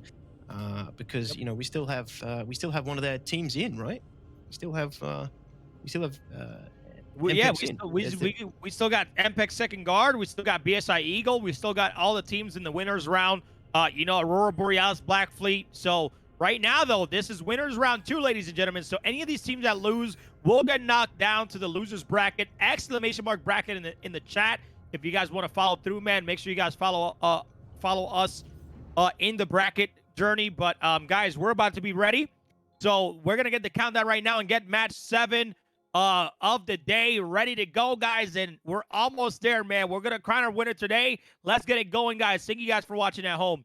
Detox, are you ready for the countdown? I am ready. My body is ready. Ladies and gentlemen, round 7. We got Aurora Borealis versus Black Fleet number 1. And we're about to get started in 5, 4, 3, 2, 1. Go! Here we go, man. I'm very excited for this one. Let's see how Black Fleet number 1 takes on and hopefully defend Black Fleet number 2 and take revenge for them. Here comes Aurora Borealis versus Black Fleet 1. Detox, my man, all you. Yeah, I mean, I'm also looking forward to getting in on some comms again for this match. And listening in, you know, Black Fleet 1, they did give us, look at how tight these guys are flying. Wow, do they know that it's a little bit of desync in this game? That's scary. That's dangerous. Jeez, that's worrying me. Beautiful. Look how tight they're flying. That's lovely to see. Good for them. They are, you know, they don't care. They're going for it. Yeah, we got some good comms from Black Fleet 1 earlier on. Aurora Borealis might be available for comms as well. But we'll get one of these teams for you guys as we hit the first pass. It's always really insightful to hear what they're saying in the first pass. And here we go right now. Should we get into the comms crew for Aurora Borealis? Let's see if they're actually... All right. Yep, let's go ahead and jump right into it. Waiting out a bit. Yeah, I see that. This ship's almost down. Yep. They're going real hard for you. Yeah, they are. I'm gonna blow past. Do that. His shields are down. Red Pigeon's shields are down. Nice. But go, yeah, get your shields, man. I'm far away. All right. His shields are up. I'm coming for the jump. Okay. All right. I'm back online. Engaging here. Okay, great. They're going. Oh my God, they're going hard for you. Oh my God, my tail is flashing so hard. I'm gonna go get some shields. Ooh, they're coming in hard. Yeah, I see that. They're really on you. Really hard. Yeah. I'm gonna go get some shields. I'm far away. Don't turn around. All right. All right, can we bring it back? Sorry. Man, those comms are very tough, man. Detox in the beginning, man, they were getting hit very, very hard, but they were also dealing damage. But it seems like, man, they took out their shields very, very quickly, man. Aurora Borealis, you know, they know this is not going to be a tough, an easy matchup for them. It's going to be a tough one, man. But what have you thought about those comms, Detox? I mean, Ullman appears to be taking the brunt of the attack from Black Fleet 1, and you know, the poor guy was trying to extend, but it wasn't extending far enough from what I can tell. He wasn't giving himself enough space before his shields could regen before he recommitted to the fight, because every time he got close again, like, his shields were down straight away. So maybe just a little bit longer on the extensions for Aurora Borealis in this situation, because Black Fleet 1 is being hyper aggressive. And look at this, Ullman is now already again red. Shields that's down, not good. whole red. Wing missing on the left, and look at this Talon sticking to him like flies on shit. I mean, that was very clean incision from Black Fleet 1 to take out Ullman. But Ullman, that is unfortunate, man. You were under pressure right from the start there. really horrible position to be in when you feel so under pressure, but you also want to help your wingman. You know, you're torn between getting in, recommitting fast to help out your wingman, make sure he doesn't get picked apart on his own, versus, you know, ensuring you don't die so damn fast. It's unfortunate, but Ullman, GG's, he's out. Blackfleet getting a sweet kill there on Ullman, knocking out the Gladius nice and quick, which means all that's left is Zemian in the arrow for Aurora Borealis. And Blackfleet 1 is going in for the kill. Crucian, what are you thinking? That was very scary right now, man. I'm not gonna lie to you. I saw a Wreck Pigeon really on Ullman hitting those size 4s all the way in, and look at that damage, man. His skill is so good. I feel like we're gonna see Avenger Squadron Alpha versus Blackfleet #1 in the semifinals, but I mean, it's not over yet, right? Aurora Borealis is gonna do their best to get into it, but boom goes the last arrow of the ship, and Gary goes Blackfleet #1, moving on to the semifinals of the winner's bracket, man. Dude, I don't understand how good a Wreck Pigeon is with that pointer, with that pip, but he was on their ass the entire time. That was insane right now, man. Exactly. Yeah, a Wreck Pigeon is like, you know, it's always scary when these pilots are so good. They stick to their opponent's pips like glue. You know, it feels like, you know, they're doing such a perfect job of tracking their opponents, managing their ship's thrusters to just stay pinpoint laser accurate while their opponent's attempting to maneuver away. Yeah, beautiful Wreck Pigeon and Witcher just absolutely ripping them apart there. But yeah, it's still a good show, good fight from Aurora Borealis. But Aurora Borealis, GG's. Thank you for bringing, for taking part in the tournament today. But that's the end of the road for Aurora Borealis.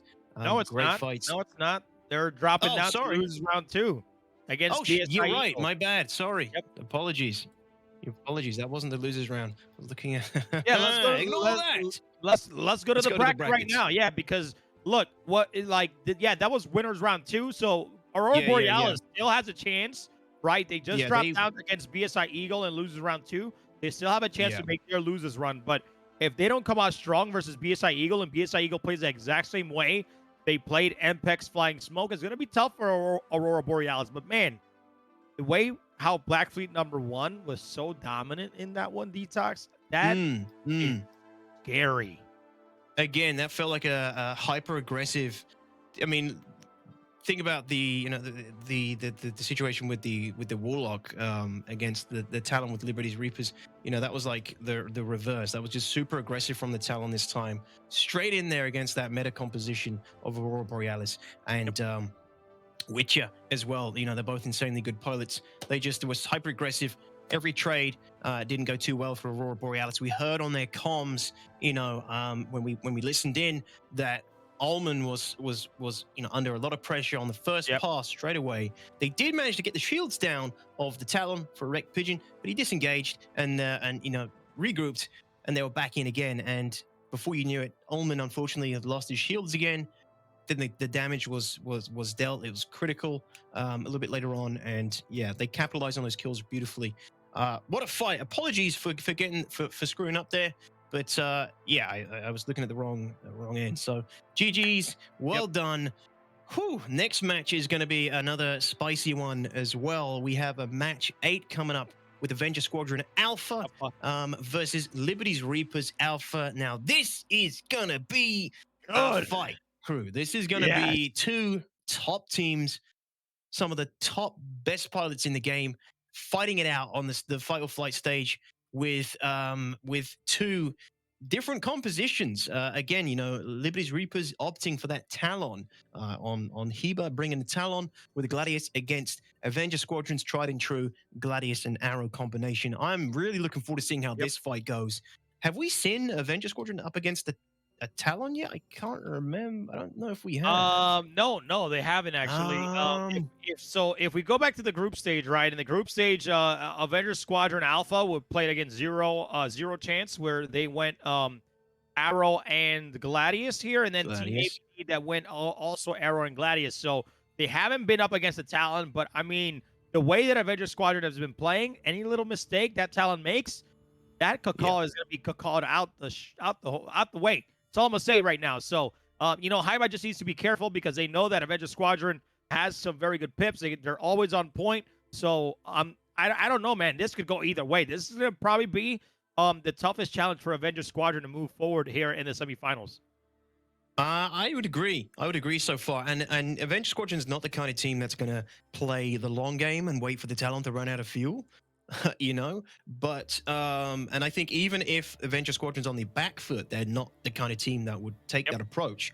But this is you know, we're in the finals now, so whatever it takes to win, and you know, if Avenger Squadron takes that route, you know, I wouldn't blame them. If Avenger Squadron is put on the back foot, and that seems to be one of the better ways for them to potentially secure a win and draw it out, then you know, I wouldn't blame them for going for that. But I don't think that's what this is gonna be. I think this is gonna be a hyper aggressive fight. I think we're gonna see an aggressive, some really scary trades from, you know, every pilot in these two teams is very good tracking with a very good aim.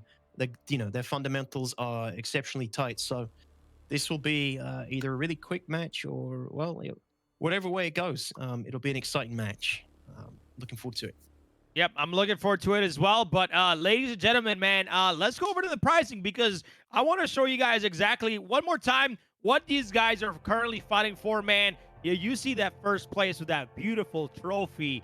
All right, we got some RSI Scorpiuses, some headsets from Astro Gaming in the colorway of Fighter Flight, some incredible jerseys that they'll get with their names on it, and then some, you know, some gamer advantage to protect your eyes when people are playing for long periods of time. If you're on the computer for long periods of time, man, those gamer advantages help so much, you know, with being able to go back to sleep and not get all that blue light in your eyes. But I mean, for second and third place, they'll also get a trophy, but second and third place trophies, and then their ships change a little bit. But overall, great prizes from our sponsors, man. Shout out to everybody that helped out with that stuff. But overall, man, we're almost done.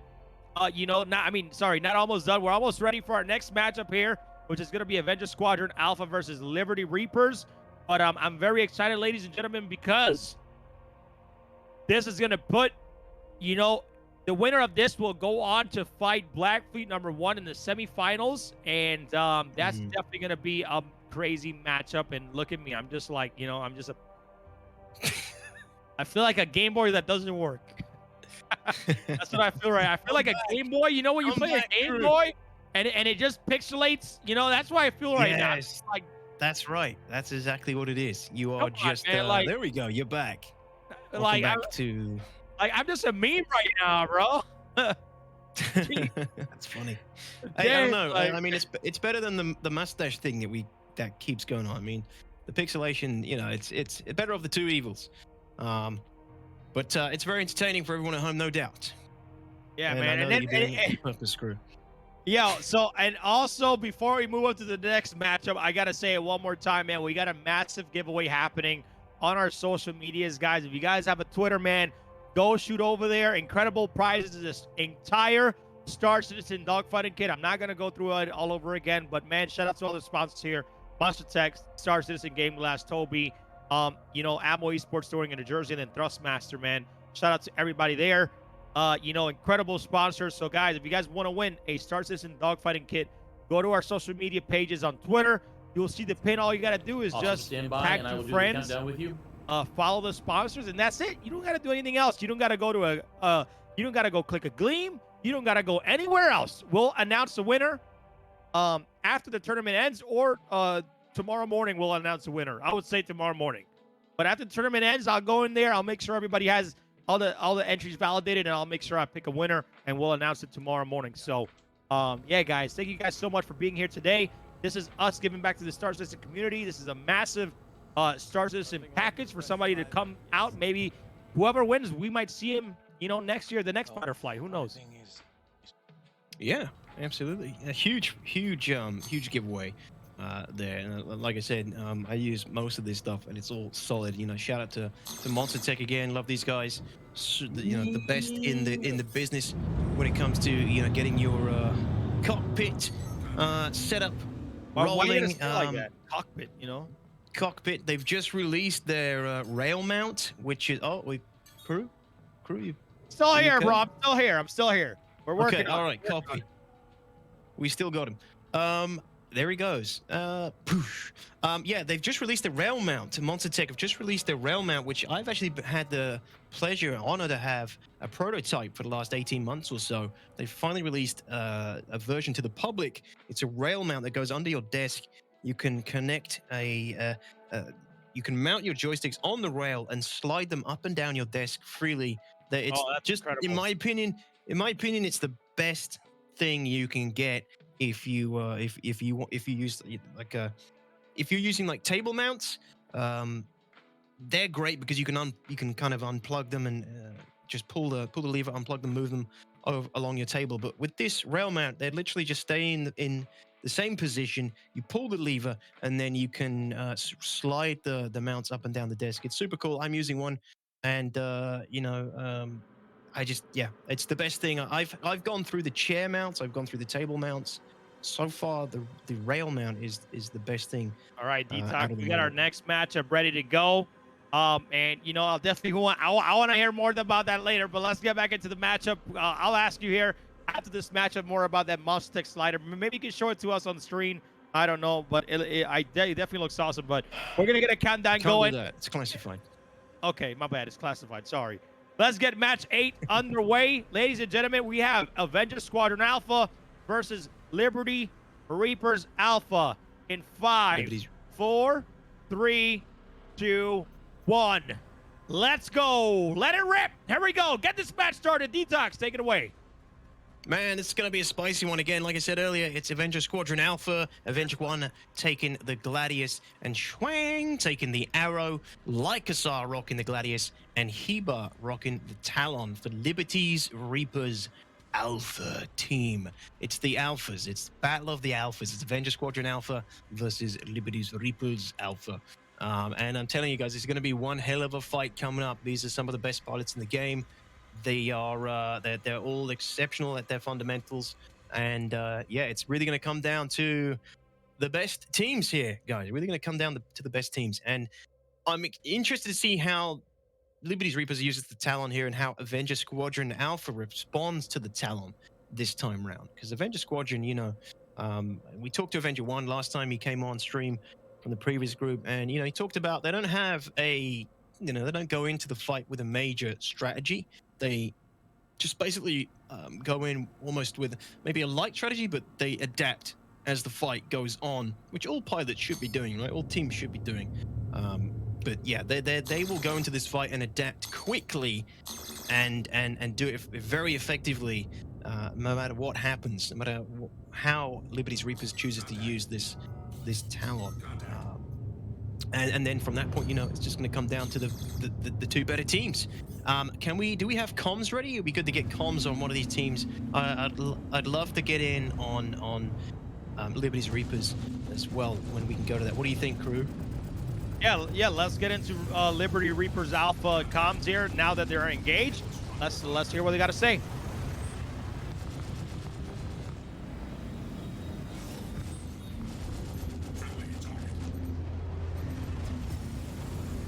Bail defensive a little bit. He's still on me. I'm one from him. Denied shields. Nice. I'm intercepting. I'm on him. Let's bring it back, please. Yeah, it seems like they got very, very minimal comms here right now, but man, you see Liberty Reapers Alpha really going very strong. Wow! Schwang is out. Schwang getting taken out by Liberty Reapers Alpha, and Avenger Squadron Alpha is down a man. Detox. What just happened? Baby. Dude, I mean, did you see how clean it was from Liberty's Reapers? Just calculated minimal comms. They knew exactly what they were doing, knew exactly what they had to do. Just taking out Schwang in that Arrow really quick. And Avenger 1 is now gonna have to pull a win here. And if anyone's gonna do it, it's gonna be Avenger 1. You know, this guy is very good. If anyone's gonna pull out a win in a 2v1 situation, it's him. And he's going ham here. He is committing to this. He's in a 2v1 situation. He's committing. He's trying to dump all that he's trying to get that ballistics damage in, try and gain a bit of an upper hand here. And he is not afraid. I imagine Liberty's Reapers might have been hoping he would be a little bit more defensive here, but he's taking these fights and he's taking them aggressively. He's breaking away now, extending, getting his shields back. But look at this, the Talon is on his tail, Lycazar's on his tail, using his free look camera beautifully to gauge his opponent's position before he even makes the turn. You know, that's just classic, beautiful, but look at this, it's just not enough against 2 ships. Avenger 1 taking critical damage to the center of his hull now. And this is when the trade is coming in between him and Lycazar. Who has the better aim? Who has the better minimal movements to just throw that pip off? Avenger 1 taking critical damage here, crew. What do you think?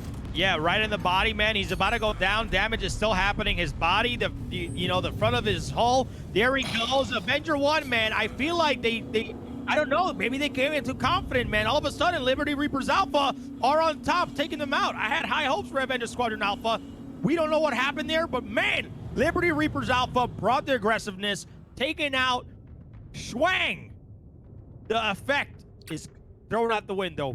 Wow, Liberty Reapers, man, coming in strong, but I'm going to say it right here, Detox. This is not the end for Avenger Squadron Alpha. They can make a loser's run and come back to the top. But for right now, Liberty Reapers Alpha, no mercy, Detox. Damn, what a fight. Yeah. Oh man, that was the one hell of an engagement. Like Schwang in the arrows, just absolutely beaten down by Liberty's Reapers. Liberty's Reapers coming out of that pretty cleanly. Even at the end there, we saw Lycazar was trading with Avenger 1, and even when Lycazar's shields were down, it started looking like Avenger 1 was starting to dish out some decent damage to him. Lycazar broke away. You know, he had no need to stay there any longer. He broke away, pulled away, and let Pigeon do the work there, finishing Avenger 1, who at that point was completely committed, you know, to the fight. And you know, he was completely committed, and that was when he got taken out. But man, what a fight. That was short, sweet, and another great display of 2 really, really good teams showing us how it's done. That was beautiful overall by Liberty Reapers Alpha, man. I don't know if they went if them and Avenger Squadron, and they squabble, you know, here and there in the verse, but I'm not gonna lie to you, man. Lycosar and Haiba really came in hot. They knew how to play it, man. They had the advantage. Schwang made the mistake, and that was it. He was down. Yeah. And I'm not gonna lie, Avenger 1 did put up a great battle against, you know, Liberty Reapers Alpha by himself, but 2v1 is definitely super hard when you have 2 skilled pilots that just took out Schwang within the blink of an eye, man. That was an incredible matchup overall, guys. I hope you guys enjoyed it here at home. But man, let's go to the finals bracket. So we need to see the bracket, because losers round 2 losers round 2 is ready to go here. We got Avenger Squadron Alpha versus MPeX Second Guard, and then Aurora Borealis versus BSI Eagle. But Detox, Liberty Reapers Alpha was having a tough time with BSI Eagle playing on the defense the entire time, and all of a sudden they just come in and sweep the floor with Avenger Squadron just like that. That is scary. I know, it is scary. It's great to see, you know, how the differences between the compositions and the playstyles of the teams are presenting issues. You know, I thought this would just be a straight up. I kind of expected this would be a straight up fight, you know, a straight up brawl. Both teams are confident in their fundamentals. They're just going to battle it out. There's no overall grand strategy. That, at least from what we could see, it really just came down to both teams focusing on those fundamentals, those extensions, those disengagements, those you know, the focusing one target as soon as the opportunity arose, which is what we saw from Liberty's Reapers hitting Schwang so quickly. You know, yeah, man, great fight. And yeah, it's again some upsets. I mean, not really an upset. That could have gone either way. That fight, that could have gone either way. And like I said, it could have. But remember we talked about it could have. But remember we talked about how like Avengers Squadron Alpha and MPeX Flying Smoke, how, you know, Felipe made the mistake to go ahead in front of the Gladius. I feel like there, like I feel like you know, Schwang just probably made a mistake, and they literally just turned on him instantly, and he was done. That was like a quick pass, and he just took all the damage on behind his hull, and that was it for him, man. But that was a quick one, man. Liberty Reapers Alpha, you know, is gonna be up against Black Fleet #1 in the semifinals. But like I said, Avenger Squadron is not out. They still have another life, so they need to play it out if they want to get back. You know, if they want to get back to the top against Liberty Reapers Alpha, because right now, man, you know, we only have a few matches left, Detox, and this is it. This is, you know, these are elimination matches coming up next, and this is They for, are, man. you know, this is for their tournament life. It's getting so damn. I mean, it's been so damn good today, guys at home. You know, I hope you guys have been enjoying the tournament today. I've been enjoying the shit out of this. You know, the first one was amazing as well, but just seeing these top tier teams go at it, there's so much to learn. You know, for me and you guys at home as well, no doubt. I'm going to look forward to seeing the breakdown. You know, I know Avenger One, you know, he does YouTube and Twitch. I'm looking forward to seeing his breakdown of these fights 100%. You know, I'm looking forward to seeing what he. You know, getting some more insight from his perspective in that fight, from his YouTube videos as well. But we'll probably get him on an interview as well today, right? We'll probably get him on the show too. It's up to them if they want to join up on the interview. It's up to them. But I feel like Avenger Squadron Alpha is not done yet. I feel you know, they're going to be going on strong against MPeX second guard and probably being a little bit more careful. But I know moving forward, all these teams left. Right, we have 6 teams left right now, and anybody can take it right now. So, anyways, once we get our good to go here, I believe our next matchup, which is going to be Aurora Borealis versus BSI Eagle, is up next. We got Ullman back at the Gladius and Zemion in the Arrow, and then we got Format in the Arrow, and then Gimmick back in the Gladius here, Detox. So, once we're ready to go, I'm going to give the countdown, but get some predictions. We haven't done predictions, man. Who do you think? You know, we've seen both Aurora Borealis and BSI Eagle. Who do you think is going to take this one?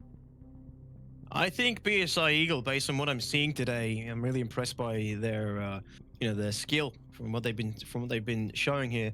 They're one of the most impressive teams for me so far. And awesome. I don't know. You know, I don't want to discount any other teams, but if you're asking me to make a call, I think BSI Eagle could well have this. They showed that they can be hyper aggressive, and Aurora Borealis kind of crumbled under Black Fleet 1's aggression in the previous match a little bit. So BSI Eagle might be able to again put on a lot of pressure here. Hopefully, Aurora Borealis is coming in a little bit more composed, because I felt like maybe in the previous fight they were a little bit flustered. Aurora Borealis needs to come into this a little bit composed, maybe play a more defensive game, because if they've been watching the tournament, they would have seen BSI Eagle being hyper aggressive, and maybe they'll play a little bit defensively and try and pick out some weaknesses in BSI Eagle's play and wait for that opportunity to present itself. So yeah, I'm looking forward to that. All right, well, let's get this countdown going, Detox, because we're ready. We're ready to go. We got Aurora Borealis versus BSI Eagle, and we're gonna count this down in 5, 4, 3, 2, 1. Let's go here, baby. Here we go, man. Detox, I'm excited for this one to see if you're right here with BSI Eagle versus Aurora Borealis. They didn't do well going up against Black Fleet #2, but I feel like this one is gonna be. I think this one may go distance here, Detox. Let me know your thoughts on that one. Yeah, I think it'd be good to get in on the comms in one of these teams as well. We had Aurora Borealis in their previous match, and yeah, they were getting the comms were solid. But I'd like to hear some BSI Eagle in the lead up to this first pass as well. So in a second, we're going to be. They'll let us know once there's a little bit more activity on the comms, and we'll jump to BSI Eagle before the first pass, hopefully, because that's always one of the crucial moments, and it's good to hear the teams talking about what's happening, getting some insight into their, who their primary is, who they're focusing, and what kind of troubles they're getting into after the first pass. You learn a lot from that. So yeah, we'll be jumping into BSI Eagles comms momentarily, but yeah, it's a mirror matchup, ready to go to the comms now. No, I'm being primaried. Okay, on Gladius.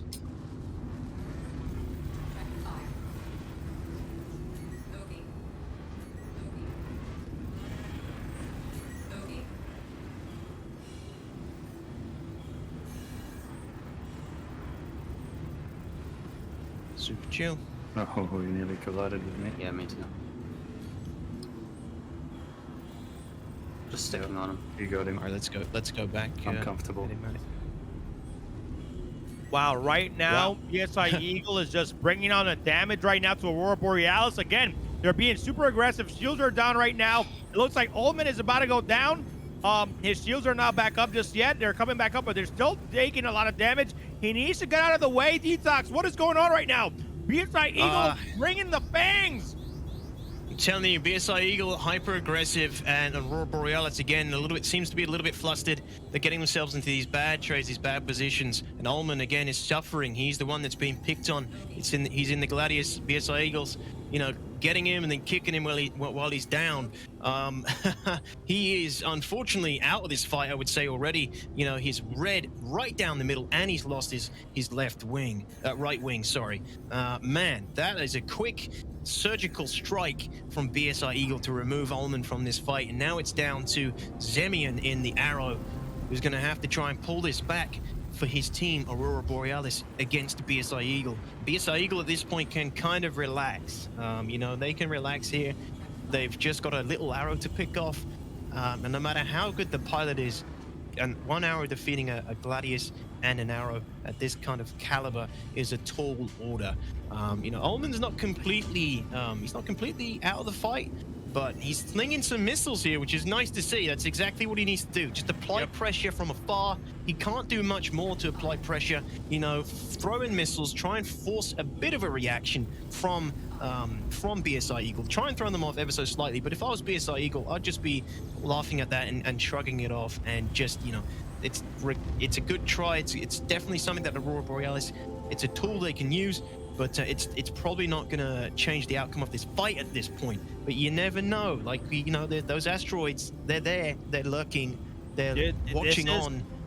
Yes, and this is for their tournament live detox. Right now, they need to be on there, man. But seeing how bad right now Ullman is so red, lose a wing already off the first few seconds of the matchup, man. Right now, I don't know what's going on, man. I've seen Format in this Arrow being a complete demon compared to how he was in the Avenger Warlock. It's completely very scared to see, Detox.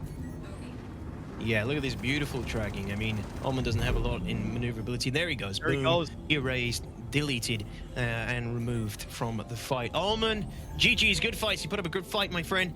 That is unfortunate, though. You are unfortunately ejected from this round and the tournament at this point. So, unfortunate. Well, I mean, they still got Zemion, but usually, as we've seen before, we haven't seen a very much of a 2v1. But right now, man, BSI Eagle, they're not taking anybody. They're not going to try to mess around with any comps anymore. They're not going to try to experiment. They're going to take it serious. They're trying to, they're going to say, let's bring our Arrow, let's bring our Gladius, let's bring our A game, and let's take the tournament. Because right now, man, they are in the loser's run. They're making it. They're determined to come out, to go to the grand finals at this point, Detox. Yeah, and it's beautiful. They're playing beautifully. Zemian is doing a great job still. Look at his tracking. Beautiful rolling onto target here. He's doing a great job of still keeping up this aggression against his Arrow counterpart. But he's doing that hyper roll. Making sure those shots land on those minimal movements that are coming out of there he goes. Format. But there we go. GG.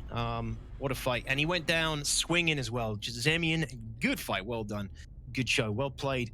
And damn, BSI Eagle are really impressing me tonight. Bro, that's GG's, I mean, from right now, Chad was like, oh man, these guys had a long ass fight, and all of a sudden, man, these fights, BSI Eagle is not playing any games right now. They just are gonna take it all the way. They're taking it very serious, and it is very scary. So whoever's the winner of Avenger Squadron Alpha and MPeX Second Guard, I would be very, very concerned about going up versus BSI Eagle right now, because those guys are really on point at the moment.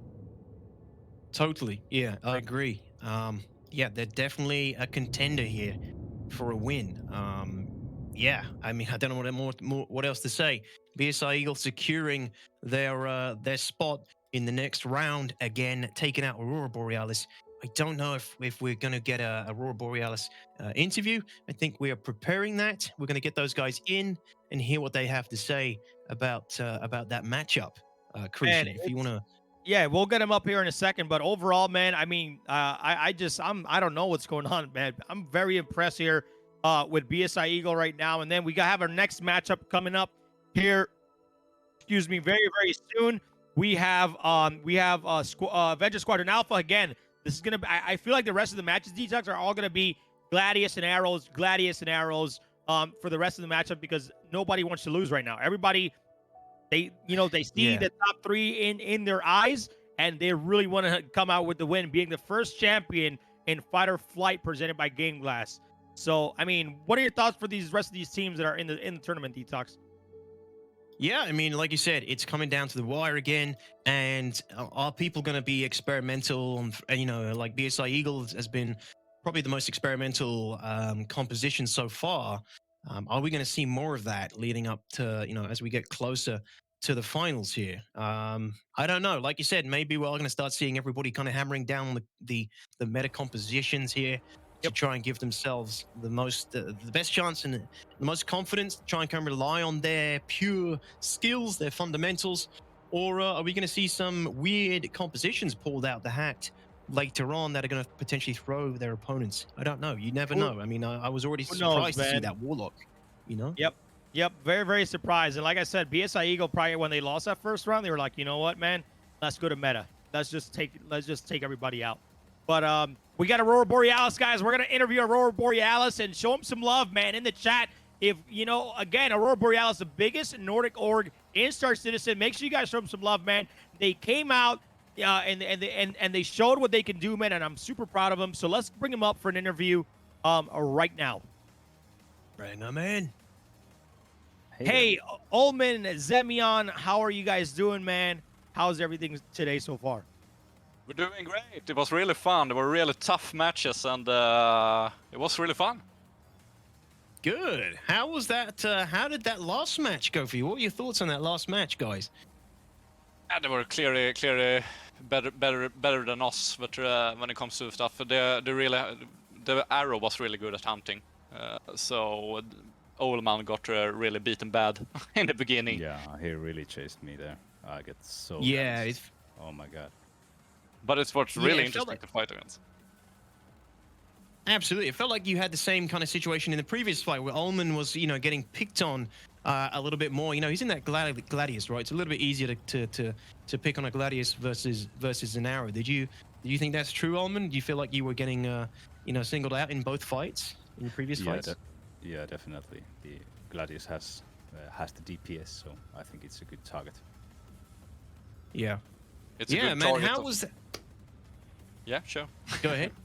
No, but the Gladius is a good target of it for many reasons. It's like the DPS that ship that do much of damage, and it's the easier one to hit. So as an arrow pilot, it's much better to go after that. We feel anyway. But yeah, of course, if you can get some hits on the arrow, you can really squash it. Exactly. Yeah, it was all about responding to the opportunities that arise in the middle of a fight, and everything's going at 100 miles an hour.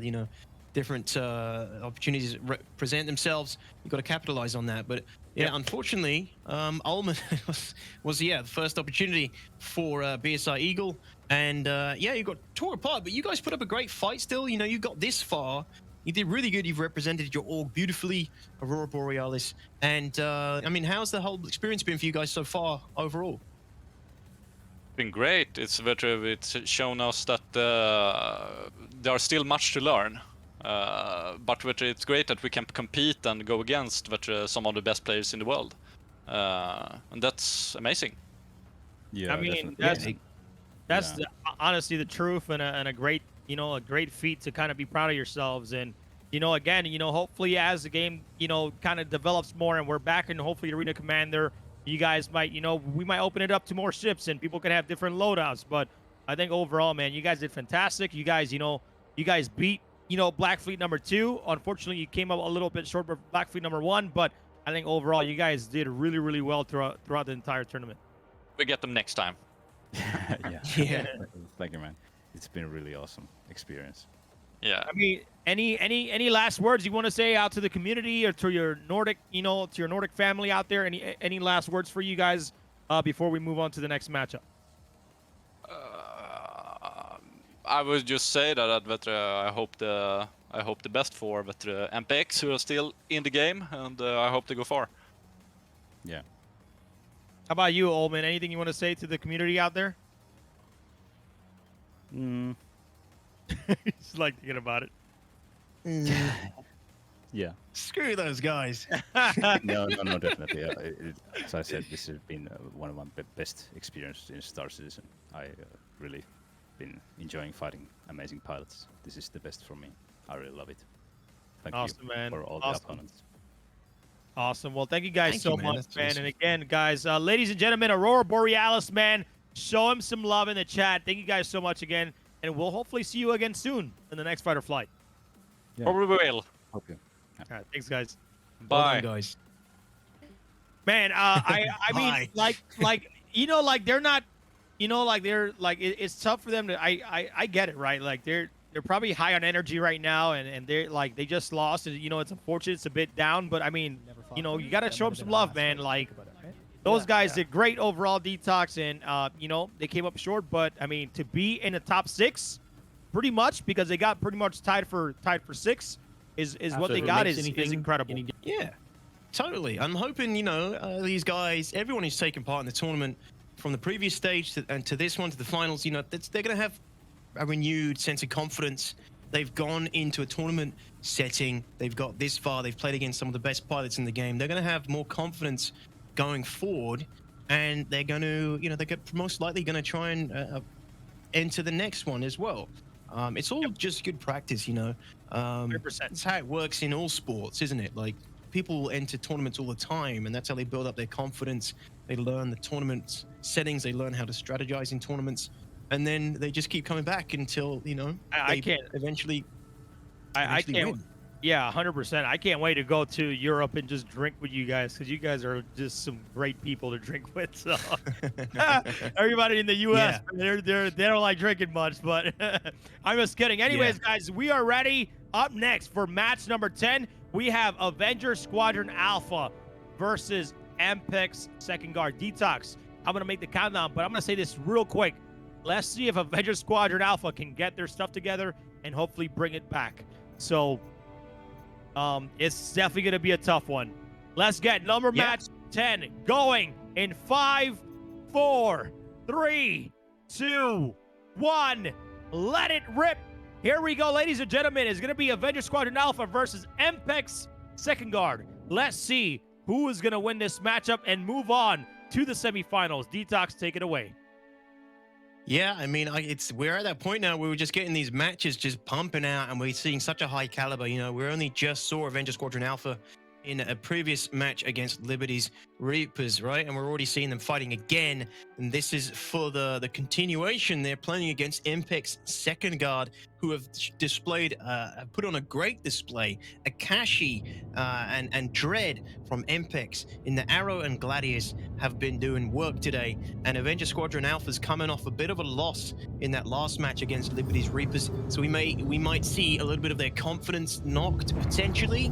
Let's see if Schwang leads this next one. Let's see if Schwang is maybe playing more defensively in this match, or you know, they might just be sticking with exactly the same mantra and the same pattern that they had down before, and just put it down to, you know, a minor mistake. It happens. Mistakes happen, and when you make a small mistake in tournaments like this, in situations like this against top players, that's huge. Like, small mistakes is all it takes for things to go bad for you.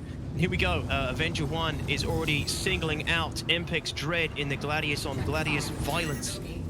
Oof, shields are down. Dread needs to break away here, extend and get those shields back already. That was a good pass for Avenger Squadron Alpha, looking a lot better than their last pass in the last match against Liberty's Reapers here. Crucian. Yeah, let's go and take it away over to MPeX and hear what they got to say in their voice comms in this matchup that could end their life in this tournament.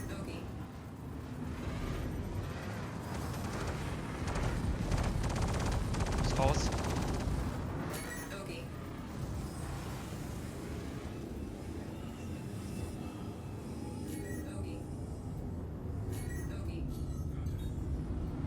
Behalt das Tempo bei, ich komme zu dir.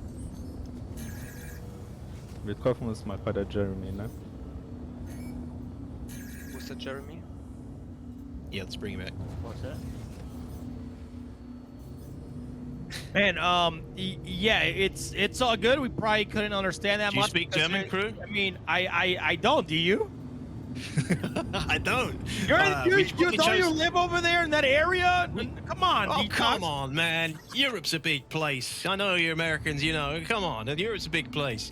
No, I'm afraid I don't speak German. We probably should have thought about that before we listened in on the German team today. Hey, at least they're But, communicating. it is That's what all it that matters, right? We heard other teams not communicating whatsoever. At least they're talking to each other. So, Yeah, and all our German viewers and people who can't speak German will know what's going on there. Unfortunately, we don't have a translator yet. But yeah, I mean, at least they're talking, like you said. And again, what I'm noticing from the comms on all these teams is that they're all very reserved and they're very clean and they sound pretty relaxed, right? Which is what you need to be doing at this level. Yes, I 100%. Again, these are the top 5 teams going at it right now, and I feel like Avenger Squadron Alpha is getting the pressure on them because they know that if they lose this, they're going to be out of the tournament. So MPeX second guard is not going to give him any type of slack, and if they make a mistake, Avenger Squadron Alpha could go out. But as you saw, Avenger 1 doing a great job in the beginning. First pass, getting a lot of hits. Nobody holds our red right now. Everybody's trying to be very strategic. So I think like in this matchup, Avenger Squadron Alpha, they're doing a great job at getting those hits in, but I feel like they're going to play defensive right now because their tournament life is on the line, Detox, and that's hell of important. Yeah, absolutely.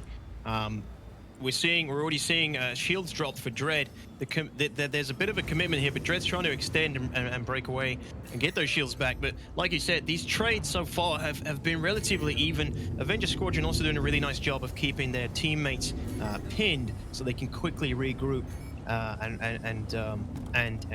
regroup and converge when it's required to try and get some solid trades here together, you know. And this is looking like a solid trade again for Avenger Squadron. This could be a turning point. Dread has taken a lot of damage. He's taken damage to the wingtips from what I can see, and Avenger 1 is chasing him down. Dread making the turn. Can Avenger 1 Delta merge here? And look at this, the merge is beautiful. He's already on top of him. Oh, Dread has wingtips red on both sides, but Avenger 1 breaking off Dread now, going for a Kashi. Maybe Schwang is in a little bit of trouble. He's gone to help Schwang instead. But weird that he broke away from Dread there. You know, might have heard something might have come out on comms from Schwang that he needed help. If we can go back to the quad view, see if Schwang has taken any hits here, if he was in a little bit of trouble. Shields are down. Shields are down. Avenger Squadrons, both shields are down for both teammates, and MPeX has got shields full, so they're going to be pushing, but shields are back up now for Avenger Squadron. Whew, this is getting good. It's getting spicy already.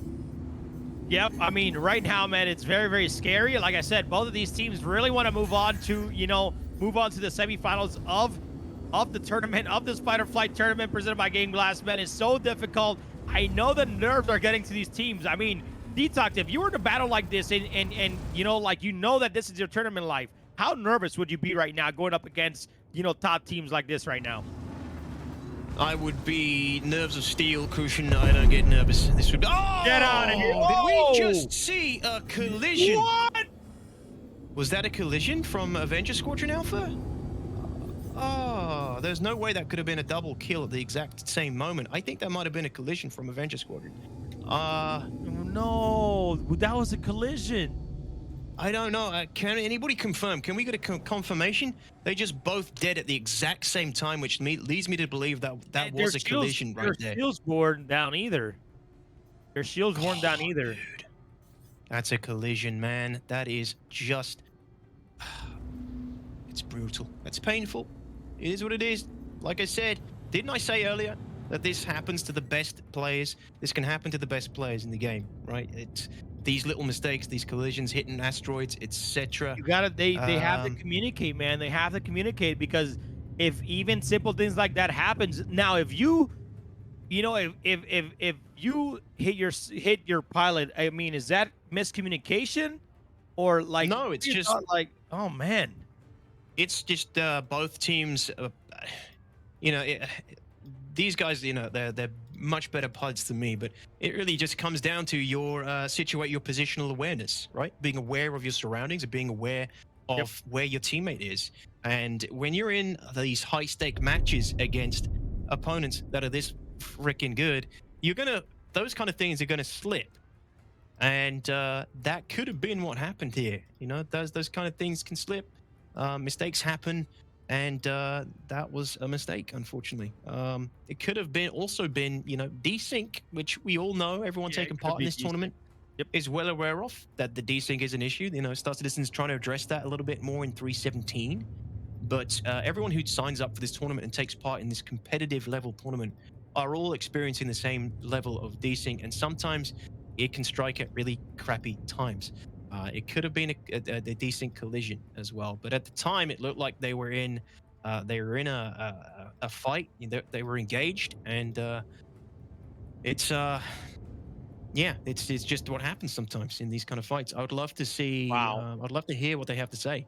Basically, I'd love to get them in for some insight on that. I mean, if they want to come on, they could be really upset because of what happened. You know, like, I mean, if it is desync, you know, when we talk to everybody in the beginning of the tournament, we tell them, look, man, you know the state of the game, and it's unfortunate for them, right? You know the state of the game. You know what could happen if they did bump into each other. They shouldn't be that close in the first place because they knew that desync could happen. So they know, like, hey, if we're regrouping, don't get that close to each other. But if they want to interview and shout out themselves and talk about, you know, their org and talk about what happened, we're more than welcome to have them. But right now, if it was me, I would kind of be a little bit disappointed about this is how I left the tournament, right? I didn't leave the tournament in a good fight. I left the tournament by something that unfortunately happened, maybe because of comms, maybe because of desync, who knows?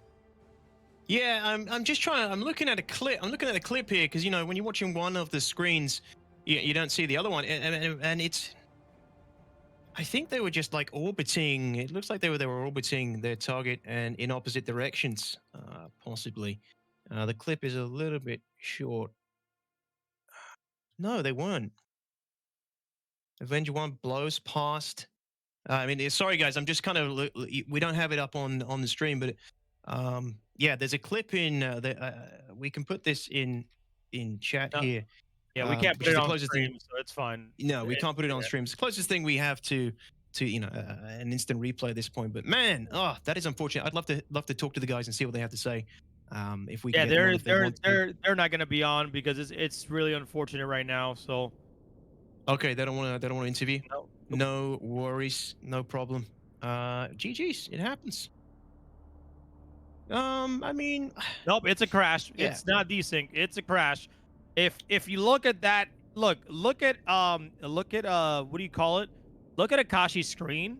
They both hit each other trying to go after Dread. And you can clearly see that right now. If you look at the screen, they literally just swipe each other.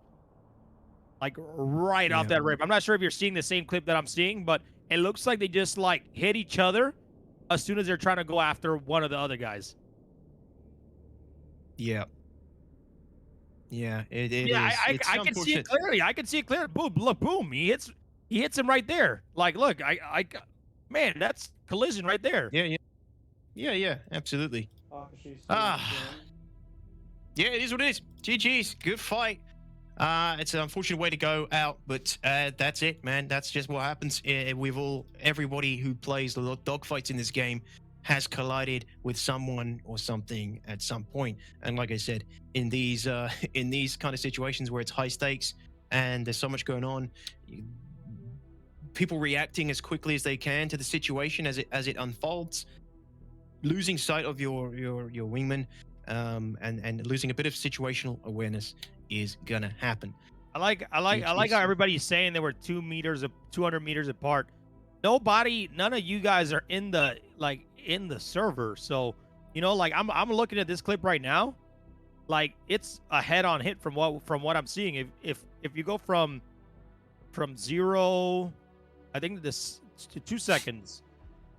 We're all looking at clips that we unfortunately haven't got up on the stream, but yeah, for anybody who can't see the clip, I mean, you know what? It's definitely a tough way to go out. You know, I'm over here fading again. Stupid cameraman. I don't know what's going on. Anyways, you know, like I keep saying, you know, it's unfortunate. It's a tough way to leave. the tournament as a team that people are, really hyping up, and as a team that people were really hyping up. But that's just unfortunate, man. Like, like if you know that, if you know the state of the game, if you know desync is gonna happen, why are you guys that close to each other? Even 100 meters, I wouldn't want to be that close to my teammate in the first place, because any maneuverability, any second you can just get hit, and that this happens. Yeah, I've looked at the clip a bunch now, and they were adequately spaced apart. It can happen. That's just. It looks like Avenger 1 is underneath, or Shuang is underneath. They're both moving in the same direction, and I don't know. It looks like there's a bit of a pass, and then boom.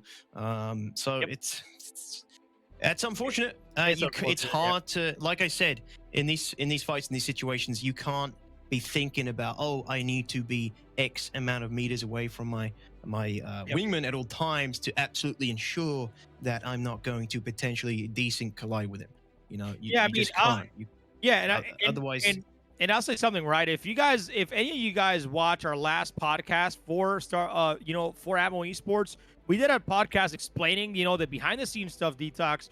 We did all that stuff, and we explained to you why StarCitizen Esports cannot be an esport until there's competitive integrity. And that's because of what's happening now with desync right now, right? Now, we are doing these events in a competitive spirit to the community, for the community to look forward, to something, and it's free to register with some incredible prizes by a lot of the sponsors. Now, when StarCitizen comes out and we have these custom lobbies and desync is not a factor anymore, that's when you start seeing big things in StarCitizen Esports happening, like big prize pools if we can get them. Things that can really take things to the next level, and people can fight to look forward to, fighting the next round. But, unfortunately for Avenger Squadron Alpha, desync happened. You're out of the tournament. It's all good, man. Again, this is all an experience. All right. This is not where, you should be mad at yourself. You guys played fantastic, got really far into the tournament. Oh, yeah. Top 4, top 5. It's not a problem. And my camera's GGing again. It could have happened, it could have happened to anyone as well. It could have happened to anyone, right? And it's just that's when you get involved in these tournaments. Unfortunately, when you play competitive PvP, we don't have some magical tournament setting here where there is no desync and everything's perfect. Everyone taking part in this tournament plays PvPs in this game religiously. They know exactly, everyone knows what's at stake. It's just unfortunate that it happens in a situation like this. And yeah, I mean, they were close. They were pretty close to each other. The more I look at the clip, and again, sorry, we're not showing this on stream. We just it doesn't work with the way we have it set up, where we have production set up. But yeah, it's just. I mean, they're it's very close. okay. They pass each other. Yeah, very close, and then boom. I think it's fine. I think Avengers Squadron Alpha. Just keep head up, man. You guys are gonna come back next year strong. You guys know you're the top PvPers, but for right now, how this tournament works. Unfortunately, desync got the best of that, and that's it, right? Time to move on. So let's see if MPeX Second Guard can really do something good against BSI Eagle. Detox right here, right now. This is for top 3. If MPeX Second Guard or BSI Eagle move on, they secure top 3 no matter what. So yeah, so right now, this next matchup is gonna start going match 3, guys. We only have a few matches left, ladies and gentlemen, for the grand finals to come up, so we can crown who's gonna be the best fighter pilot in the verse.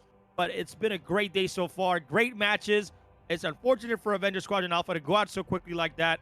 But like I said, they slowed it down in that last matchup, Detox. They slowed it down. They weren't being aggressive as they normally would because of what Liberty Reapers Alpha did, and they were playing very defensive and very strategic, and they slowed it down a little bit, and you can tell during that matchup. Absolutely, yeah. This is gonna like you said.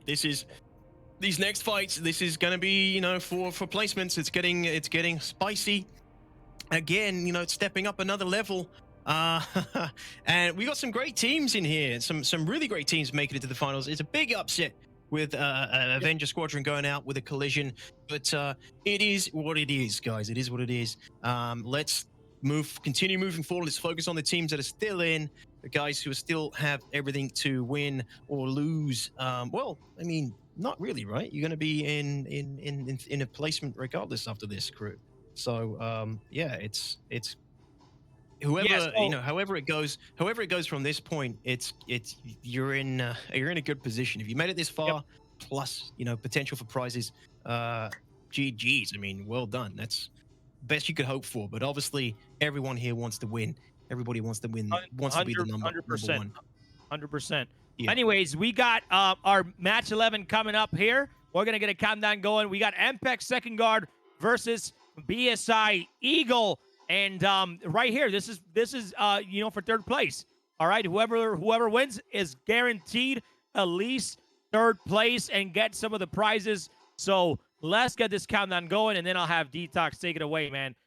Great matches so far. Again, man, I just want to say, it's tough luck here for Avenger Squadron Alpha, but it's all good, man. You guys are going to come back stronger like you always do.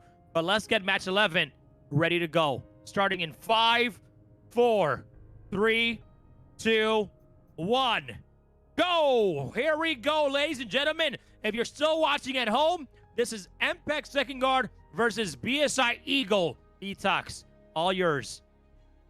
Yeah, I mean, let's focus on the winners here. I mean, MPeX Second Guard coming out of that fight against Avenger Squadron, probably one of their toughest matchups they would have had today, and they're going to be coming into this fight pretty energized against BSI Eagle. I think this is quite an even match. BSI Eagle has again been one of the most impressive teams to me so far in this tournament, and their hyper aggression versus their defensive warlock plays earlier on. The contrast has been awesome to see. I think BSI Eagle have every chance to win this, and so does Second Guard. It's going to be an aggressive fight either way. It's Arrow Gladius versus Arrow Gladius, and Akashi, we saw in previous matches, was being super effective as an aggressive Gladius in the previous matches. So we're going to see an aggressive fight here, Crucian. It's going to be tasty. Yeah, I mean, right now you see BSI, right? They stepped up their gameplay. They've been making a loser's run since they lost in winners round 1, and they've been coming in strong. And here we go, BSI Eagle. You already got Floor Mat doing a great job. That was a little bump right there. That's very, very scary, though. Overall, BSI Eagle coming in strong. You got Gimmick in the Gladius. You got Floor Mat in the Arrow right now. For MPeX, you got Akashi in the Arrow, and then you got Dread back in the Gladius as well. That first pass, it got a little bump. It's all good. They're going to continue to fight on. But here you see Akashi taking some shots towards the Gladius here, which is Gimmick right now. Yeah. But Detox, first pass didn't look too impressive from either team, but they're definitely trying to get some hits in. Here we go. BSI Eagle doing a great job. Floor Mat again being dangerous in that Arrow right now. But man, they're doing a great job getting some damage into Akashi. Yeah, we're seeing both arrows losing shields in the first pass there, and now MPeX hasn't been able to fully recover. Their shields on the arrow did go up, but then it's down again in this next trade. The fights are getting super aggressive. Both arrows again, those shields, that singular shield just goes down so quick in trades, and you'll see this constantly, like arrows, they go in, get some damage out, and then they break away. But what we saw from Akashi was that he sticks around a little bit longer sometimes in these fights. When his shields are down, he sticks around and tries to do as much as he can before completely bailing out and extending. And that's what I love. That's what I love about him. That's what I've enjoyed seeing from him today in the tournament. Can we go into Eagles comms? I believe they are ready to listen in. Oh, hold it. This is looking dangerous for it's looking dangerous for MPeX. Akashi is taking some ballistic hits from the Gladius, which is not what he wants to be doing in that little arrow. The ballistic hits are landing as well, coming out of Gimmick's Gladius. Beautiful application. Can we go to BSI Eagles comms now? I think now would be a great time.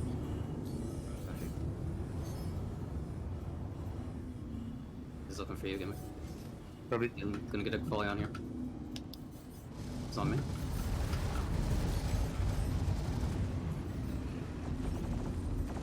Good hull damage. Yep, good. He's red. Cool. Bring it back, get him back. I'm stuck on him a bit. I mean, that was a ton of minimum comms right there by BSI Eagle, but they're trying to concentrate right now. They're doing a great job. I mean, you see Akashi taking some tough damage right there. I mean, I think BSI Eagle is doing well to control this battle right now, Detox. You're right. Yeah, they are controlling this fight for sure, and Akashi is hurting now. Again, BSI Eagles doing a great job of sticking together, staying on each other's wing, and just converging on those targets of opportunity as soon as it presents itself. Again, this arrow is Akashi is the one that's taking the beat down this time. Gimmick taking some hits though from Dread. He is his shields are down. He has taken some hull damage. Don't forget, Dread's going to be dishing out some of those ballistics too. But yeah, Akashi's got his shields back, which is great. And, you know, he wants to get those shields back. He's got to get that engine cap back now before he can recommit to another fight and start supporting his wingman Gimmick, who is trying to get some shots in on the arrow, trying to get some shots in on Floormat here as well, who is basically undamaged at this point. But again, BSI Eagle just doing a great job of staying together as they have done throughout the tournament so far. And Akashi now needs to extend, break away, get those shields up. Like I said, Akashi's very aggressive. Look at him turning around already, turning around and facing Floormat, which he doesn't want to do. He didn't even have his shields up. He's struggling now to shake off. Yeah, right now Akashi's taking a lot of damage right now, and they're trying to just move away from him. But Gimmick is doing a good job here. Detox is being in line, trying to peel off right now, and they're really just want to take Akashi down after taking so much damage. So they're like, there he goes. That's it. Yeah, that's it. There he goes, man. Dude, Floormat's way of flying the arrow has been so damn good, Detox. Yeah, he's been doing beautifully. Just sticking on those targets as soon as that target's, you know, hurting. Akashi just couldn't shake him there, but he did return to the fight. Maybe he was near the border of the arena and felt like he had to turn around, but he did try and return to the fight a little bit too soon there. And as soon as he turned to try and reconnect with his wingman, Floormat was already on top of him, and then he just goes straight into evasive, trying to break away, and it just, yeah, he couldn't keep it up. That was his death right there. But yeah, Floormat's doing a great job again. Look at these guys getting around, skirting around the asteroids. Great jobs, great situational awareness. We've seen earlier on in the tournament as well. We don't want to see any more asteroid collisions, but man, what a fight so far, and it's not looking good, unfortunately, for MPeX Second Guard, who have made it this far. I think they're going to be very happy no matter what happens in this next fight. Beautifully, Dread is beautifully throwing out some missiles now. Like, why the hell not? It's 2v1. Start slinging those missiles, right, Christian? Yeah, right now, I think what he was trying to do, he was trying to break line of sight behind the asteroid and try his best to back it up, turn the ship around, and pretty much fly backwards so he can lock in these targets and lock in these missiles right now. So this is his only chance to win. So I don't know what type of maneuvering Dread is doing, but it's not working. It's 2v1. Again, BSI Eagle is coming in very hot, very strong, and they're doing their best to take down this and move on to the top 3 here to fight to see who's going to get to the finals, man. It's crazy right now, but BSI Eagle, man, making the losers run of the century right now, Detox, and they're doing a great job at it. Totally, man. They really are. I mean, MPeX Dread, Ian, I don't blame him for just slinging missiles at this point. I would just expend every single one. Not at once, of course. Try and make sure, you know, try and do my best to make them land. But you never know, he might get lucky, right? He might get a lucky missile hit, even the odds, and then bring it down to a 1v1 situation. But yeah, these pilots are too good, really, to let... Oh! Dread flying into the asteroid. What happened? Oh, I was going to say these pilots are too good to let that happen. But that was an unfortunate collision with the asteroid. But he's okay. Dread is okay. He still has his hull integrity somehow, but he's completely out of boost, which means he's basically shit out of luck when it comes to evasion here. And now BSI Eagle's just going to pick him apart. You know, it's like vultures in a carcass almost. Although he's breaking away. He's extending, Crucian. What do you think? You think he's you think he's going to keep dragging this out? I mean, that's the only way he can currently do it right now. I feel like he's dragging it out, you know, as much as he can. I mean, it's inevitable right now. Like, we haven't seen a 1v2 happen right now. Dread is just trying to, you know, stay pretty much towards the edge. He's flying backwards, as you can see. He's trying to lock in those missiles, but I mean, he doesn't have that many missiles to keep shooting out the entire time. So, I mean, if you know, the team, if Team BSI Eagle can just maneuver out of that shaft properly, communicate, man, I think that this is theirs in the bag. Yeah. Dread's doing a nice job and fancy display of skirting around these asteroids. Maybe he's hoping to lure BSI Eagle into a collision. I've seen it happen before. It happens in Battle Royale sometimes. You know, people, if they feel like they're being third-partied or they're taking on multiple combatants, sometimes skirting around the asteroids can give you a little bit of space and sometimes cause a collision from your chasers. But like I said, you know, this is high-caliber pilots. I can't see that happening, but you never know. Like I said, it's you know, high stakes, nerves, mistakes can happen here, crew. Mistakes can happen.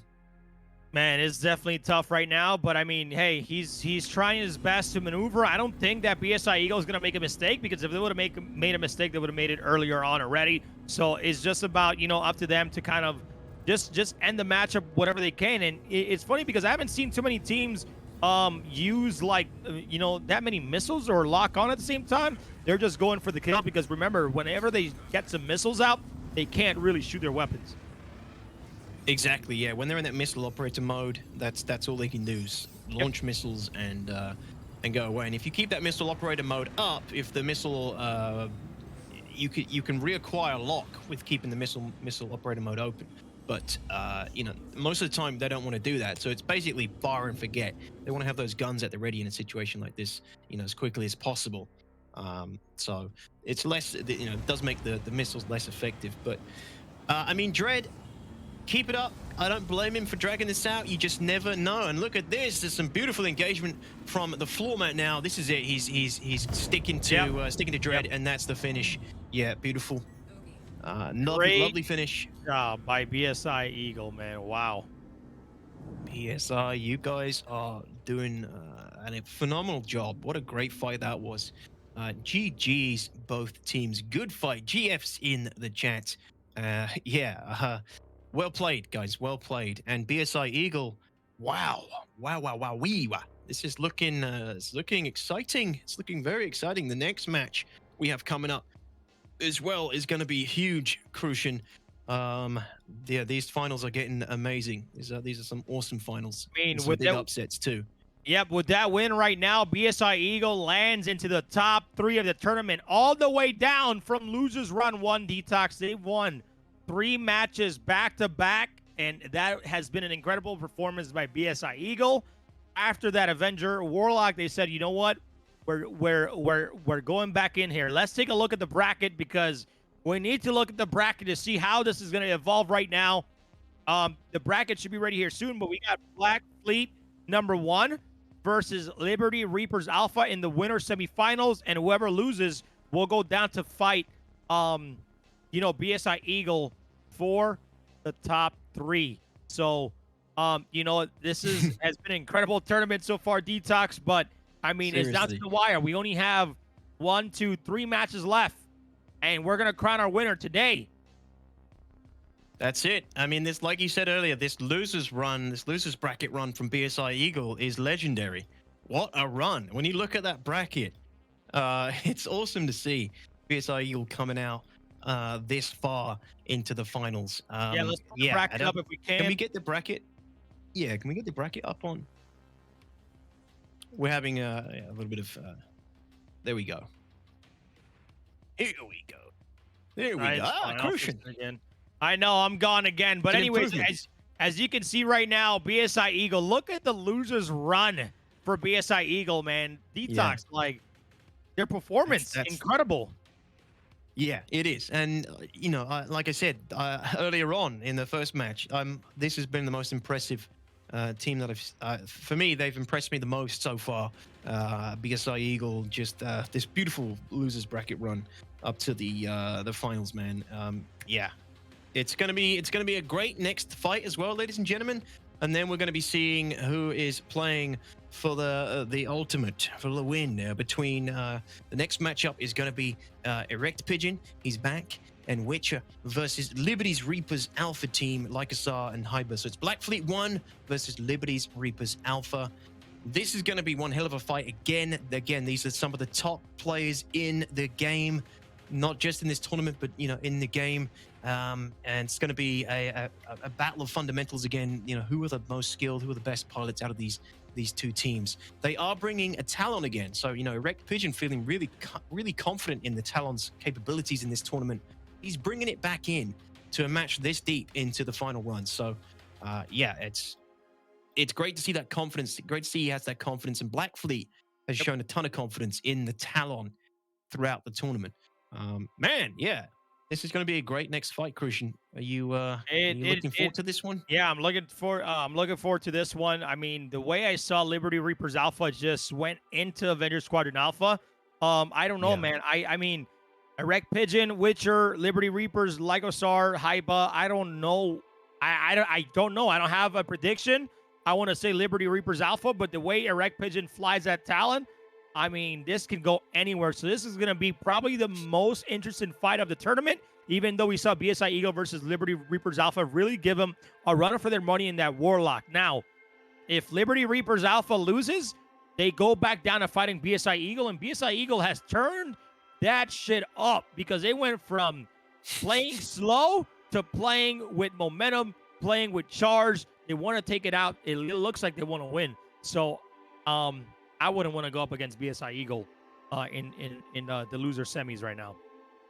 No, these guys are aggressive. They are they're passionate. They have the passion and aggression. And these guys are definitely going to be putting up a tough fight. It's a film reference. These guys are going to be putting up a tough fight for anyone that they run into. Yeah, it's great. Yo, T-Talk, how do you say a router? Router. That's how you say router. You don't take a different route. You take a different route. A route? Okay? I love you, man. That's awesome. It's the Queen's English. Okay, the King's tongue. That's the proper one. Actually, we're over here getting taught with weird stuff. Anyways, we're about to get MPeX Dread up to the interview here and talk to MPeX Second Guard to see how they feel. Remember, MPeX Second Guard, they're all from Germany, man. So we're gonna get Dread up in here, take one, and we're talking to them and see how they feel about their run in the entire tournament. Yeah, that'll be sick. Get him in. Hey, what is up, Dread? How you doing, man? Hi. Hey, Dread, welcome. I'm a little tired. It's nearly 3 o'clock in the morning. Yeah, I can imagine, right? Yeah. It's you guys have been. It's a tough day for everyone, right? It's a long day. It's a long time for everybody to keep up their attention, and especially playing at a high level, it is not easy. But you guys, you did a great job. Thank you for coming in for the interview. How would you say? How was that last fight for you? What did you feel you did wrong? What did you feel you did right, Dread? It was pretty hard because the guys were really good able to focus us, and I was really often had to run away, to three-quarter away, to load my shields, and I lost, because I'm tired, often the orientation and lost my wingman. And then all the luck that we have in the last fight came back to Akashi, and she hit the asteroid, and then it was nearly over. Yeah, that was unfortunate. It happens, right? It happens to the best. Happens to the best pilots. Who gave you the toughest time, would you say, in this tournament? Oh, I would say Black Fleet won. They are really, really hard fighters. Black Fleet won, yeah, and they're up next as well. So yeah, they were the toughest fight, you'd say. Yeah, I will look at definitely. I mean, yeah, absolutely. Yeah, overall though, like, you guys are like, I mean, I want to ask about you guys against Avenger Squadron Alpha. Do you saw what happened? Did they run into each other, or like, what are your thoughts when that fight happened, when they both blew up at the same time? First, we don't know what happened. Okay. And I was shooting at Avenger, and then both of them blow up, and I didn't see this. Then I only see Akashi next to me, and they both were gone. And it took a small time to realize what happens. Gotcha. It's like, yeah. Well, yeah, I mean, we had to watch it back a few times as well to try and figure it out. I still feel like we need to get the surgeons on the image and break it down frame by frame. I mean, you can slow it for us to down. see. Like you can actually slow You down can, the yeah. clip. Yeah, and I mean, but I saw it. It looks like they were pretty close, but I mean, you guys did well. MPeX. That whole org should be proud of you guys, man. You guys top 4 right now in the entire tournament out of 32 teams. These were some of the top pilots in the game that are on the leaderboard, an arena commander. So I mean, I'm pretty sure you guys are proud. Yeah, I'm very proud to be here and to fight that long, and I'm a little happy that's over, because we trained a lot in the last weeks with the whole org.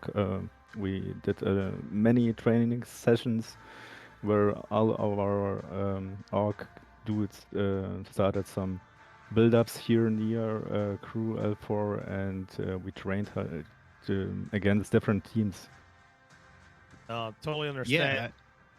Yeah. And you're gonna go crack open a brewski and cheers, or are you gonna hit the 3 a.m., sack, bro. Dread, 3 a.m. and collapse? I will look the last fights, and I just wanna know who will win this tournament, and I'm pretty excited to see the fight against Liberty Reapers and Black Fleet 1.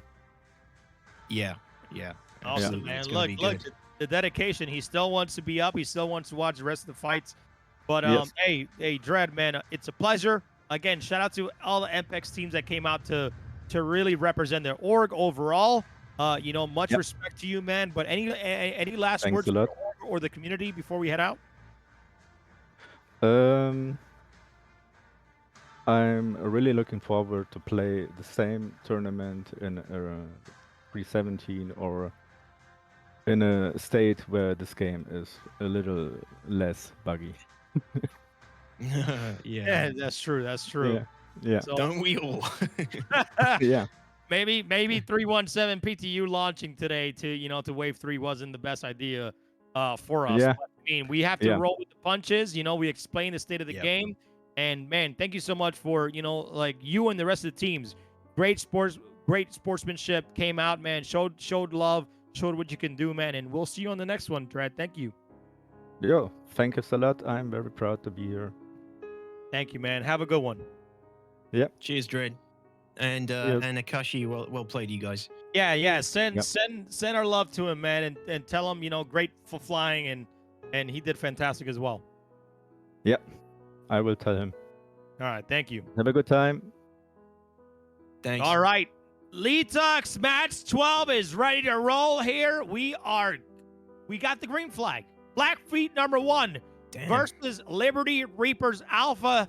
This is whoever wins this will go directly to the grand finals, while one team will drop down to go against BSI Eagle to get top 3 in the tournament. So, are you ready, my man? I'm ready, baby. Oh man, I like when you call me. Never mind. No comment. It's gonna be good. It's gonna be good. Let's get our rooters on. I was kidding. Somebody told me they wanted me to say Aegis. I say Aegis. Is that not right? Or is Aegis? How do you say Caribbean? How do you say Caribbean? Caribbean. I'm from the. You don't say Caribbean? No, I said Caribbean. Or Hey, let's go. Let's start this next matchup right now. It's going bad. Anyways, all right, ladies and gentlemen, match number 12, Blackfeet number 1 versus Liberty Reapers Alpha, starting in 5, 4, 3, 2, 1. Let it rip. Here we go. This is for the grand finals to skip right directly on. Detox, this is all you, man. Take it away. Oh, baby. Here we go. I imagine we probably have audio. We have comms for these teams as well, which I'm definitely gonna want to get in on Liberty's. Definitely gonna want to get in on Liberty's Reapers. Liberty Reapers. Liberty's Reapers. Liberty's Reapers audio comms at some point before we get these guys. Before we get the first pass. It's getting late. How long have we been at this? Quite a few hours. Yeah, definitely want to get that audio if we can when it's time. But yeah, always like getting in on the audio for the first pass. Let's get ready for Liberty's Reaper's audio feed, and we'll jump into that. But yes, kicking off, it is Erect Pigeon in the ship, in the Talon, Witcher in the Pirate Gladius, Lycosar, of course, in the Gladius, and Hyber in the Talon as well. Talon v Talon, this is going to be good. This is the first, I think, is this the first Talon mirror we've seen? I think it's the first Talon mirror we've seen in the tournament. So This that's is going to the be, first Talon mirror. cool This is going to be very, very interesting. But remember, they have the Gladius Pirate. Now, that ship, I believe, has a little less armor, I believe that you said last time. I remember you saying that. It's a little bit different than the normal Gladius, but No. it doesn't No. have No. a big of advantages, but it's slightly different, though, overall. No, the Pirate isn't. It's just the skin of the Valiant was slightly different on its mass. The Valiant has a slightly different mass value, I believe, previously. But yeah, no, I think this is just the Pirate that they're using. Oh, man, did we just see another collision? No, it's not a collision. Did I just... No? Okay, I thought I just saw another bump. Yeah, okay, let's go over to BS... sorry, not BS. Let's go to Liberty's Reaper's audio feed here. Yep. Yeah, I see him. I'm blowing through again. Okay, they're hardcore on you. Hey, let him talk I see for a that. few seconds, bro. We keep switching I'm off. coming back to him. I'm merging with you. Okay, I'm slowing down. I'm slowing them down, and I'm going on Witcher. I mean, Erect Pigeon. Yeah, me too. I'm set. Engaged.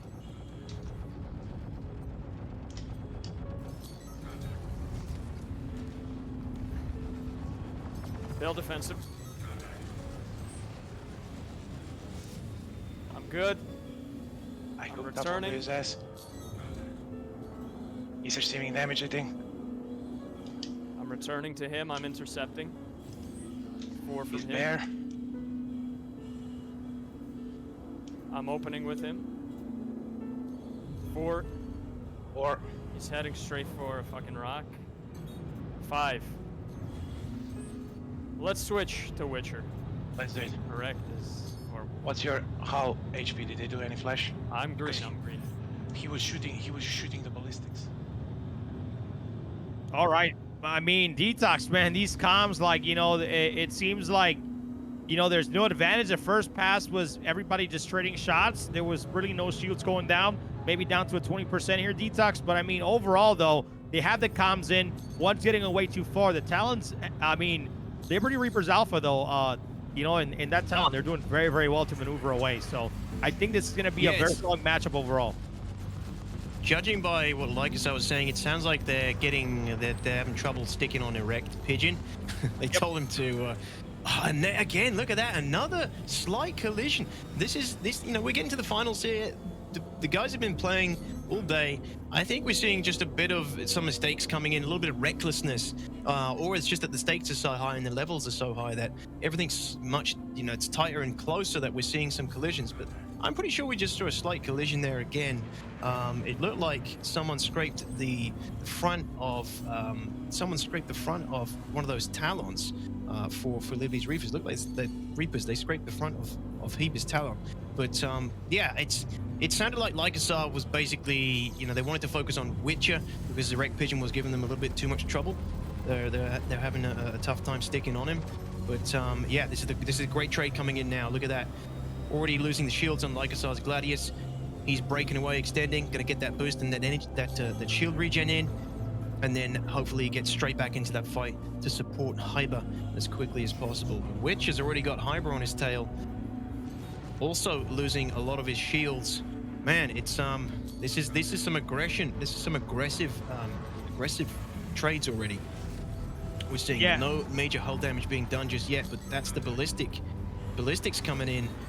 And dealing that guaranteed hull damage if it lands, crucial, you know? Yeah, I mean, overall, though, I mean, there's a lot of trades. Shields are going down, but they're just not, you know, continuing to follow up after shields are down right now. But like I said, you know, I said it earlier on, this is going to be a long battle because both of these teams, what they want, I'm not sure if the collisions was an asteroid or was desync. I'm not sure what that was, but, you know, they need to be careful overall, right? I mean, again, everybody knows the state of the game. I'm not going to keep saying it over and over. They know what they're getting into, but the stakes are high because both teams are nervous, right? Even if we were an Arena Commander, there's asteroids there as well, right? So, I mean, they need to be paying attention to their surroundings as well and making sure that they get these shots in. But, I mean, right now, I see these both teams completely even.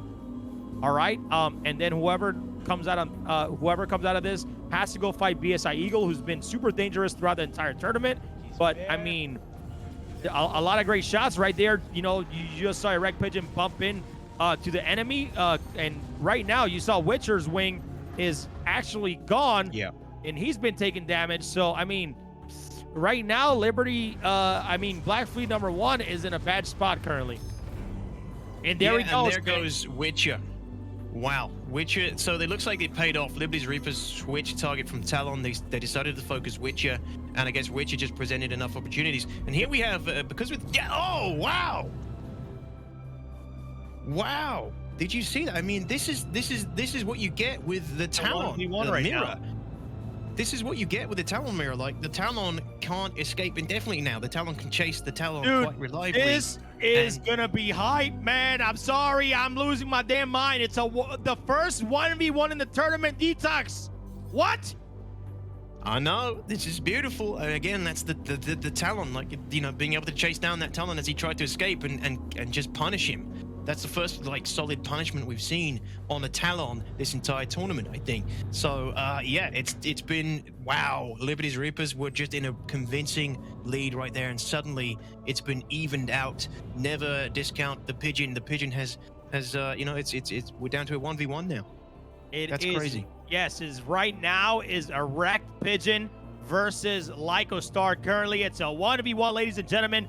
This is bro, like, when I saw him get those hits in and take out that Talon, I was like, no way that's happening. I thought his shields were coming back up, but no. Me too. Not coming back up. Me too. Holy I guess, mother. again, it's the Talon. Like, it's hard to tell the damage it's taken judging on it in its own HUD, right, on the UI. So I guess he was weak. I guess the ballistic damage had bled through, and then he just absolutely clapped him, chased him down, punished him. But this is going to be sick. Let's stick on the cockpit cams, because, you know, this is a DPS war now, and the Gladius wins when it comes to DPS. The Talon is going to have to do some crazy evasive maneuvers, and if I was Erect Pigeon, I would be taking my sweet time with this. Obviously, he has the fuel issue, but I don't think we're going to have to worry about that. No matter how this fight goes, I don't think we're going to see it end that way. But yeah, Erect Pigeon, you know, he loses the DPS war here. Although it's about to, the Mantis, he's about to run dry, and the Mantis here, like Asar, and this is the first time we're seeing this kind of 1v1 situation. The Mantis is about to run dry, and then he's down to 2 Panthers against 2 Rhinos. You know, there's a lot more DPS with 2 Rhinos compared to 2 Panthers for Lycasar. So he's now going to be behind in DPS once he's out of those Mantises, and he's basically out of them already. Crucian, he's only got 2 bullets left, I think, in that Mantis. It's going to be very scary here. I feel like the Talon, if he can do a great job and get those hits in and get those shields down, it's going to be Black Fleet #1. But, man, to have the first 1v1 in this tournament, be the top 2 teams fighting to go to the grand finals, man, the pressure is on. Like I said, man, I don't know what happened with each teammate. Kind of messed up with seeing, you know, a lot of Witcher's, you know, his wing went out, everything went out, and then he got killed. But, you know, Erect Pigeon coming back and getting Haiba down, and Lycostar are going at it. But it seems like Lycostar is doing a great job getting those hits in. But, I mean, you see Erect Pigeon doing a great job at being on point. Shields are down. He's taking some hull damage. He needs to stay on him. He's peeling off, going away here. Detox, man, who do you think is going to take this right now? I don't know. I mean, the DPS advantage in just straight damage from the Talon, you know, it's actually not as high as I thought. I just double checked, so it's like a 50 extra damage, 50 extra DPS, but he still has, you know, a bigger gun that with less rounds overall. He's got less shots coming out of those Rhinos due to the same size capacitor versus 2 Panthers on the Gladius. You know, he's got less DPS, but a lot more. He's got more shots that Lycosar can pump into the Talon. So actually, I would say, even with 2, I don't know. I feel like it in terms of DPS, I don't know. It's close because these guys are, you know, they're damaged at this point. You know, I don't think Erect Pigeon doesn't need like a full cap to. He can quite easily finish this with less than a full cap. But I don't know. Yeah, this is going to be a real tight fight. It's going to be a real tight fight. And this is going to be like down to the wire. any little mistake, any slow to extend and break away. If you're too slow to extend here, like you're seeing with the Wreck Pigeon, he's doing a great job. As soon as he loses those shields, he breaks away. He does have that advantage for sure. But the damage is just going to keep leaking through. You know, it's going to, every time his shields go down, that's more hull damage, and we're going to start seeing that adding up at this point, crew. Now, let's see what happens here, Detox, because remember, the Talons still have fuel issues. So if you see a Wreck Pigeon trying to chase and trying to do all that stuff, and he runs out of fuel, that's going to be Liberty Reaper's alpha win. So, I mean, if he can hold off and do the damage he needs to do, shields are currently down right now for a Wreck Pigeon, but Lycosar just can't keep on it. And here comes the Wreck Pigeon with some shot right back here. I mean, I think this is not going to be as easy as everybody thinks. I feel like what's going to end up happening towards the end here, Detox, a Wreck Pigeon might end up losing fuel. He needs to learn to conserve it, and then that's when Lycosar is going to come in and take advantage of the Talon's low fuel intake. But, you know, it's up to the Wreck Pigeon to hopefully prove us wrong and come out with the win, pushing Black Fleet #1 to the grand finals of Fight or Flight, presented by Game Blast. Yeah, I mean, this is the issue with the Wreck. Like he's got. I should probably just say Pigeon. Pigeon can't afford for this fight to. He can't afford for this fight to be drawn out. He has to be aggressive. He has to push for favorable fights. And it's difficult. Like I said, it's going to be difficult for him. Lycosar can apply a little bit more damage over time, and that's not what the Pigeon doesn't have time in this fight. You know. But he gets a really quick, a really fast regen on his weapons. We saw that his weapons ran dry, and then it does replenish pretty damn quick in the Talon. You know, with it for his 29 rounds that he's got for the Rhinos.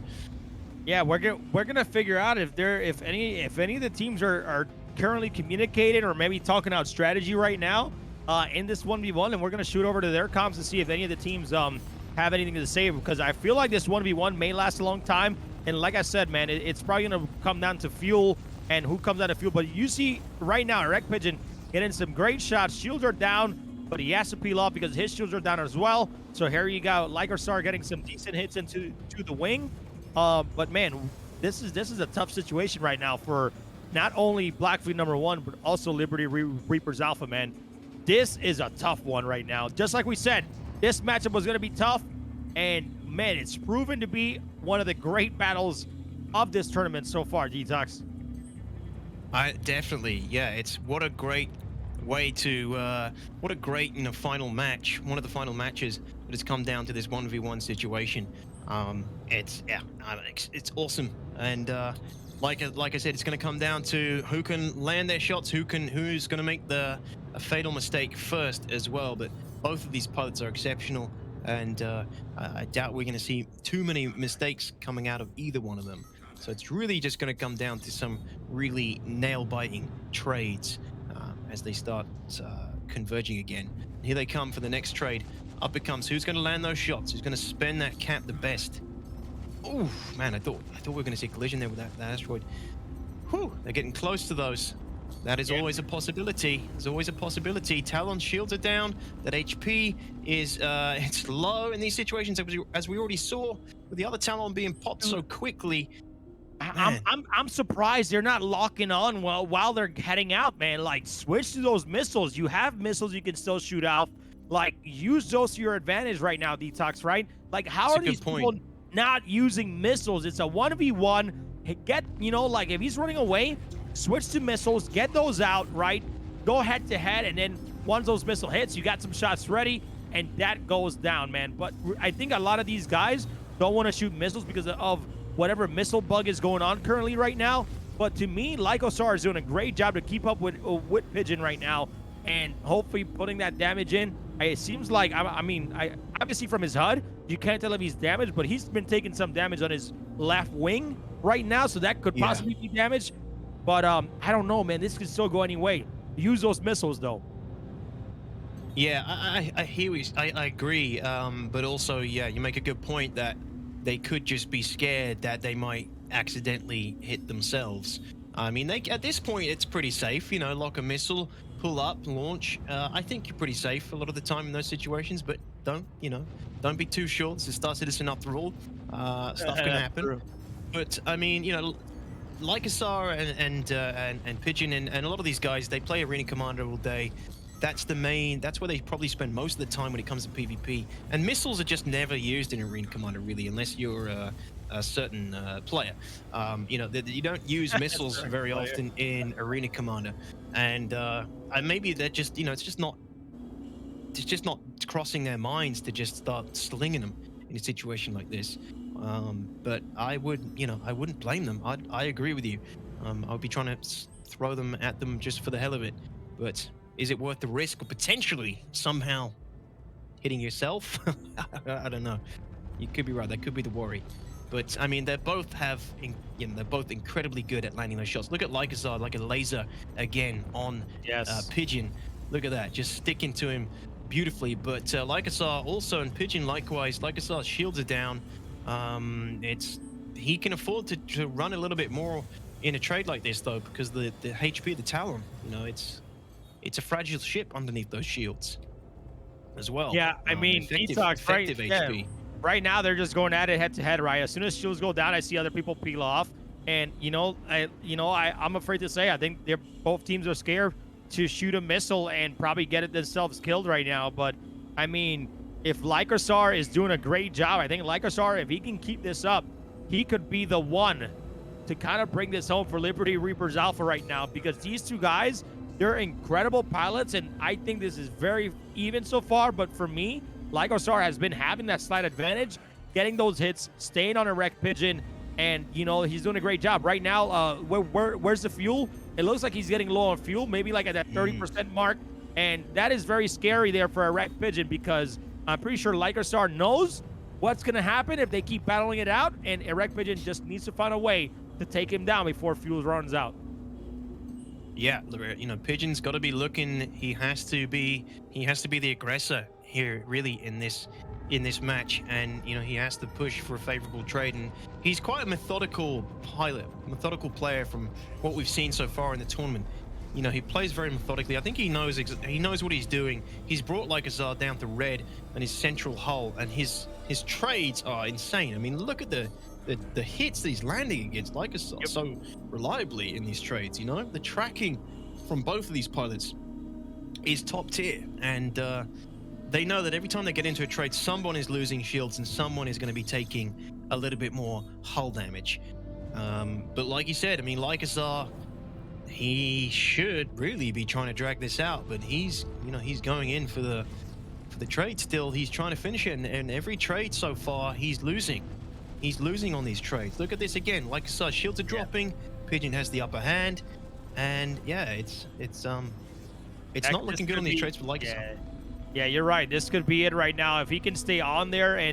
But right now, Lycosar is going to try to peel off right now. This is where I would try to get some missiles in, man, because if his shields are down, that could be just one missile kill. But obviously he has Shaft. There you go. A wrecked Pigeon with the G's. Be careful with the asteroid still on him right now, but shields are back up. And like you said, man, even though I saw Lycosar, I think he was doing a great job. Right now, a wrecked Pigeon has that upper hand, give him that red hull. But I mean, I think Lycosar is just trying to get lucky. Either fuel's out, he runs into into an asteroid or something. But right now, a wrecked Pigeon flying like the Talon Pigeon that he is, man, like incredibly. Talon Pigeon.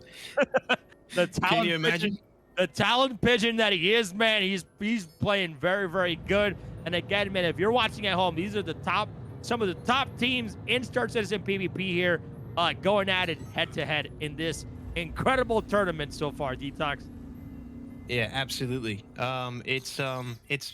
This is just a great match so far, and I would not blame Lycosar for dragging this out this far into the tournament. Lycosar, you don't have to take him in honorable combat. You can wait for his fuel to run dry and just kill him. Just seal club him. It'll be a terrible situation for Pigeon, but these trades are just not going well for Lycosar. Even though he's such a good pilot, his aim is so good, Pigeon is just Pigeon's a monster. Pigeon knows his G's too. He knows that he's He's now blacking out. He knows when to stop, man. Dude, this is in some incredible flying overall. The spins, it turns. Here comes the missiles. He's finally, somebody's bringing out some missiles. He knows he's red. He knows he can't take him down. So, man, get some missiles out there. I saw the lock on, but it seems like he swapped back to weapons really quick so you can get Pigeon off of him right now. But here comes Pigeon. He's right on him. He needs to get those shields down. Shields are down for Lycosar right now. A couple more hits. If Erect Pigeon can get him, that could be the game, but he runs away and peels off here, and he's going to get another pass at Erect Pigeon right now. But, I mean, right now, man, look at his fuel, dude. It's scary. Yeah, I mean, Pigeon can kind of, bring it down and slow down and try to conserve fuel, but that's when Lycosar should probably start throwing in missiles, right, as well. Force him to move a little bit more. I mean, he can sit inside chaff, but I think if you've got a missile incoming regardless, you're still going to do a little bit of movement to try and shake it just in case, like you never know. But yeah, every trade we go into between these two, Lycosar is unfortunately losing. It's brutal to be in a position like this for Lycosar. It's frustrating because the Talon, again, its strength here is that it's just able to zip in and out and disengage as soon as it stops going Pigeon's way. And Lycosar doesn't have that luxury as much as Pigeon, and that's slowly but surely it's building up. This is working out better and better. But look at this, Lycosar taking a bit of a lead now. His shields are still up, but Pigeons are down, and as we're seeing, Pigeon just disengaging, getting crazy distance so fast. It's really frustrating for Lycosar. Yeah, it's coming back again. Man, this is scary for both teams right now, Detox. I'm literally on my chair. I don't even have a chair. Me too. I'm on my feet. I'm on my desk. Dude, I'm over here like, yo, can these guys like knock somebody out right now? But I mean, I can't even fly this good. I mean, I can't fly at all, but this is some incredible flying, man. I can't, oh man. Like, this gets me so hyped to come back into the game finally, man. Like, and once 3.17 is stable, just come back and start getting some practice in with some of these guys, because, man, these guys are incredible. And the time they put into practice, just like MPeX Second Guard said, they practice, week over week, man. But, dude, Erect Pigeon is so good at just staying on, but Lycosar just as well. Like, I got to give props to any of these two guys in this 1v1. This could go either way. This could be the moment right here if none of them peel off right now. The laser aim is just, it's hard to watch when you're in those situations and somebody shooting you with laser aim like that. It's horrible. It's like, just get off me, you just don't get to breathe when someone is that good at tracking. And Pigeon is just every time he comes into range of Lycosar, he's just barely missing any of these shots. It's nasty. And Pigeon, he's a mouse and keyboard pilot as well, right? So that aim, look at it, just it's scary. But again, Lycosar, he's zooming and booming, and Pigeon's fuel, man, it's honestly getting scary low now. This could be Lycosar's plan, because look at that massive extension. It's a massive extension. He's breaking away. Pigeon can't even see him on his radar. He's forcing Pigeon. Pigeon's flying towards him. There could be a stalemate, but I don't know if we have rules in place for that. I guess we'd have to, like, security would have to, if neither of them wants to fight, because Pigeon could just kind of sit still, right, and conserve his fuel. Lycosar could try to drain his. Well, the thing is that they were probably outside of the boundary, so they had to come back in. So, the boundary is at 20-kilometer style around the 890 jump, so probably that's what happened. They went too far out, and then they told them to come back in. So, but right now, man, they're gonna engage right back in now that they're back into the arena. Going for it. And let's see what happens. Some great shots here from Erect Pigeon. He needs to get on it, man. Lycosar doing some great maneuvering. Some good shots here. Is he gonna get it? He needs to turn around and start firing on him, but those G's are too much with that turn, and he's out of there. Again, Lycosar forcing Pigeon again to burn through more fuel here. Taking another little fight. Not a terrible trade, not a terrible fight for Lycosar, but he's still not really coming out on top convincingly in these trades. And Pigeon running out of fuel could be the best thing for him at this point. Still. But Lycosar is still honorably, valiantly taking these fights and forcing Pigeon to use a little bit more fuel with each one. So in terms of fuel on the trades, Lycosar's winning in fuel, but not so much in damage. That's a good trade there for Lycosar. Pigeon, again, losing shields. That was a great trade for Lycosar, but damn, you know, Pigeon, again, can just disengage so reliably. Lycosar really chasing him here, trying to prevent his shields from regenerating. Oh, he's got a lot of speed now. Once he cancels that momentum, if Pigeon capitalizes on this, Pigeon could have him on the ropes. Oh, and here he comes. Pigeon's like, yeah, I got you. Your momentum's been cancelled out. Time for me to engage. But they're both at super high speeds here. Too high speeds to truly capitalize on that and get into decent range to put some damage on. That could have been scary for Lycosar. Could have been scary there, right there. This is definitely a tough one right now. Erect Pigeon and Lycosar going at it, man. Hey, we need to break down this fight, man. I want to talk to whoever and these guys win towards the end, because man, this fight, I know these guys are tired, and I'm telling you right now, Detox, this was gonna happen, right? This is gonna take out a lot out of him. So the next matchup that they go into for BSI Eagle, they're gonna be extremely exhausted, man. And I'm telling you, this is the part of the tournament. This is part of the tournament right now, and I don't know what's going on, but I think Erect Pigeon fuel is gone. Oh, has he run out of fuel? Yeah, I think he ran out of fuel. Oh no, there it is. Oh, Lycosar's like Danan. Yep. Danan. I'm gonna be 100. I'm gonna be 100% honest here. I know that both of them probably don't want to, you know, finish it up, but we have somebody to win, right? If Black Fleet #1 loses, they have to go up against BSI Eagle, so they can 100% come back and play them in the grand finals, right? This is not the end for Black Fleet #1. This is unfortunate, but there you go. On Liberty Reapers Alpha, they got lucky because of the Talon. That was an incredible matchup. I think the best matchup of the entire tournament. That took over BSI Eagle no matter what. But man, these guys are incredible. I don't know what to say. They're incredible. Man, those Zimp manufacturers, man, those alien manufacturers, they just don't value fuel the same way humans do, I guess. You know? It's a Spurrier, man. What do you expect, man? Apparently it isn't too important to those aliens. Oh boy. G's good fights. Man. Yeah. We knew it was going that way, right? And yeah, I mean, we knew that was gonna happen, and I feel like Erect Pigeon had a lot of chances to kind of take that on, especially with some size 4s with the Rhinos, and it just didn't happen, man. Lycosar did very, very well to maneuver. He ran out of fuel, and that was the game. But remember, Black Fleet #1 still has a second life. They're already in the top 3, okay? So if they want to go back against Liberty Reapers Alpha in the grand finals, they need to take out BSI Eagle, who's been super aggressive and just bringing it all the way. Now, I feel like, Detox, if Black Fleet #1 gets back to the grand finals, I feel like they might just switch the arrow. I feel like that might happen. Think? I don't know. Maybe. I don't know. I don't think so. I would.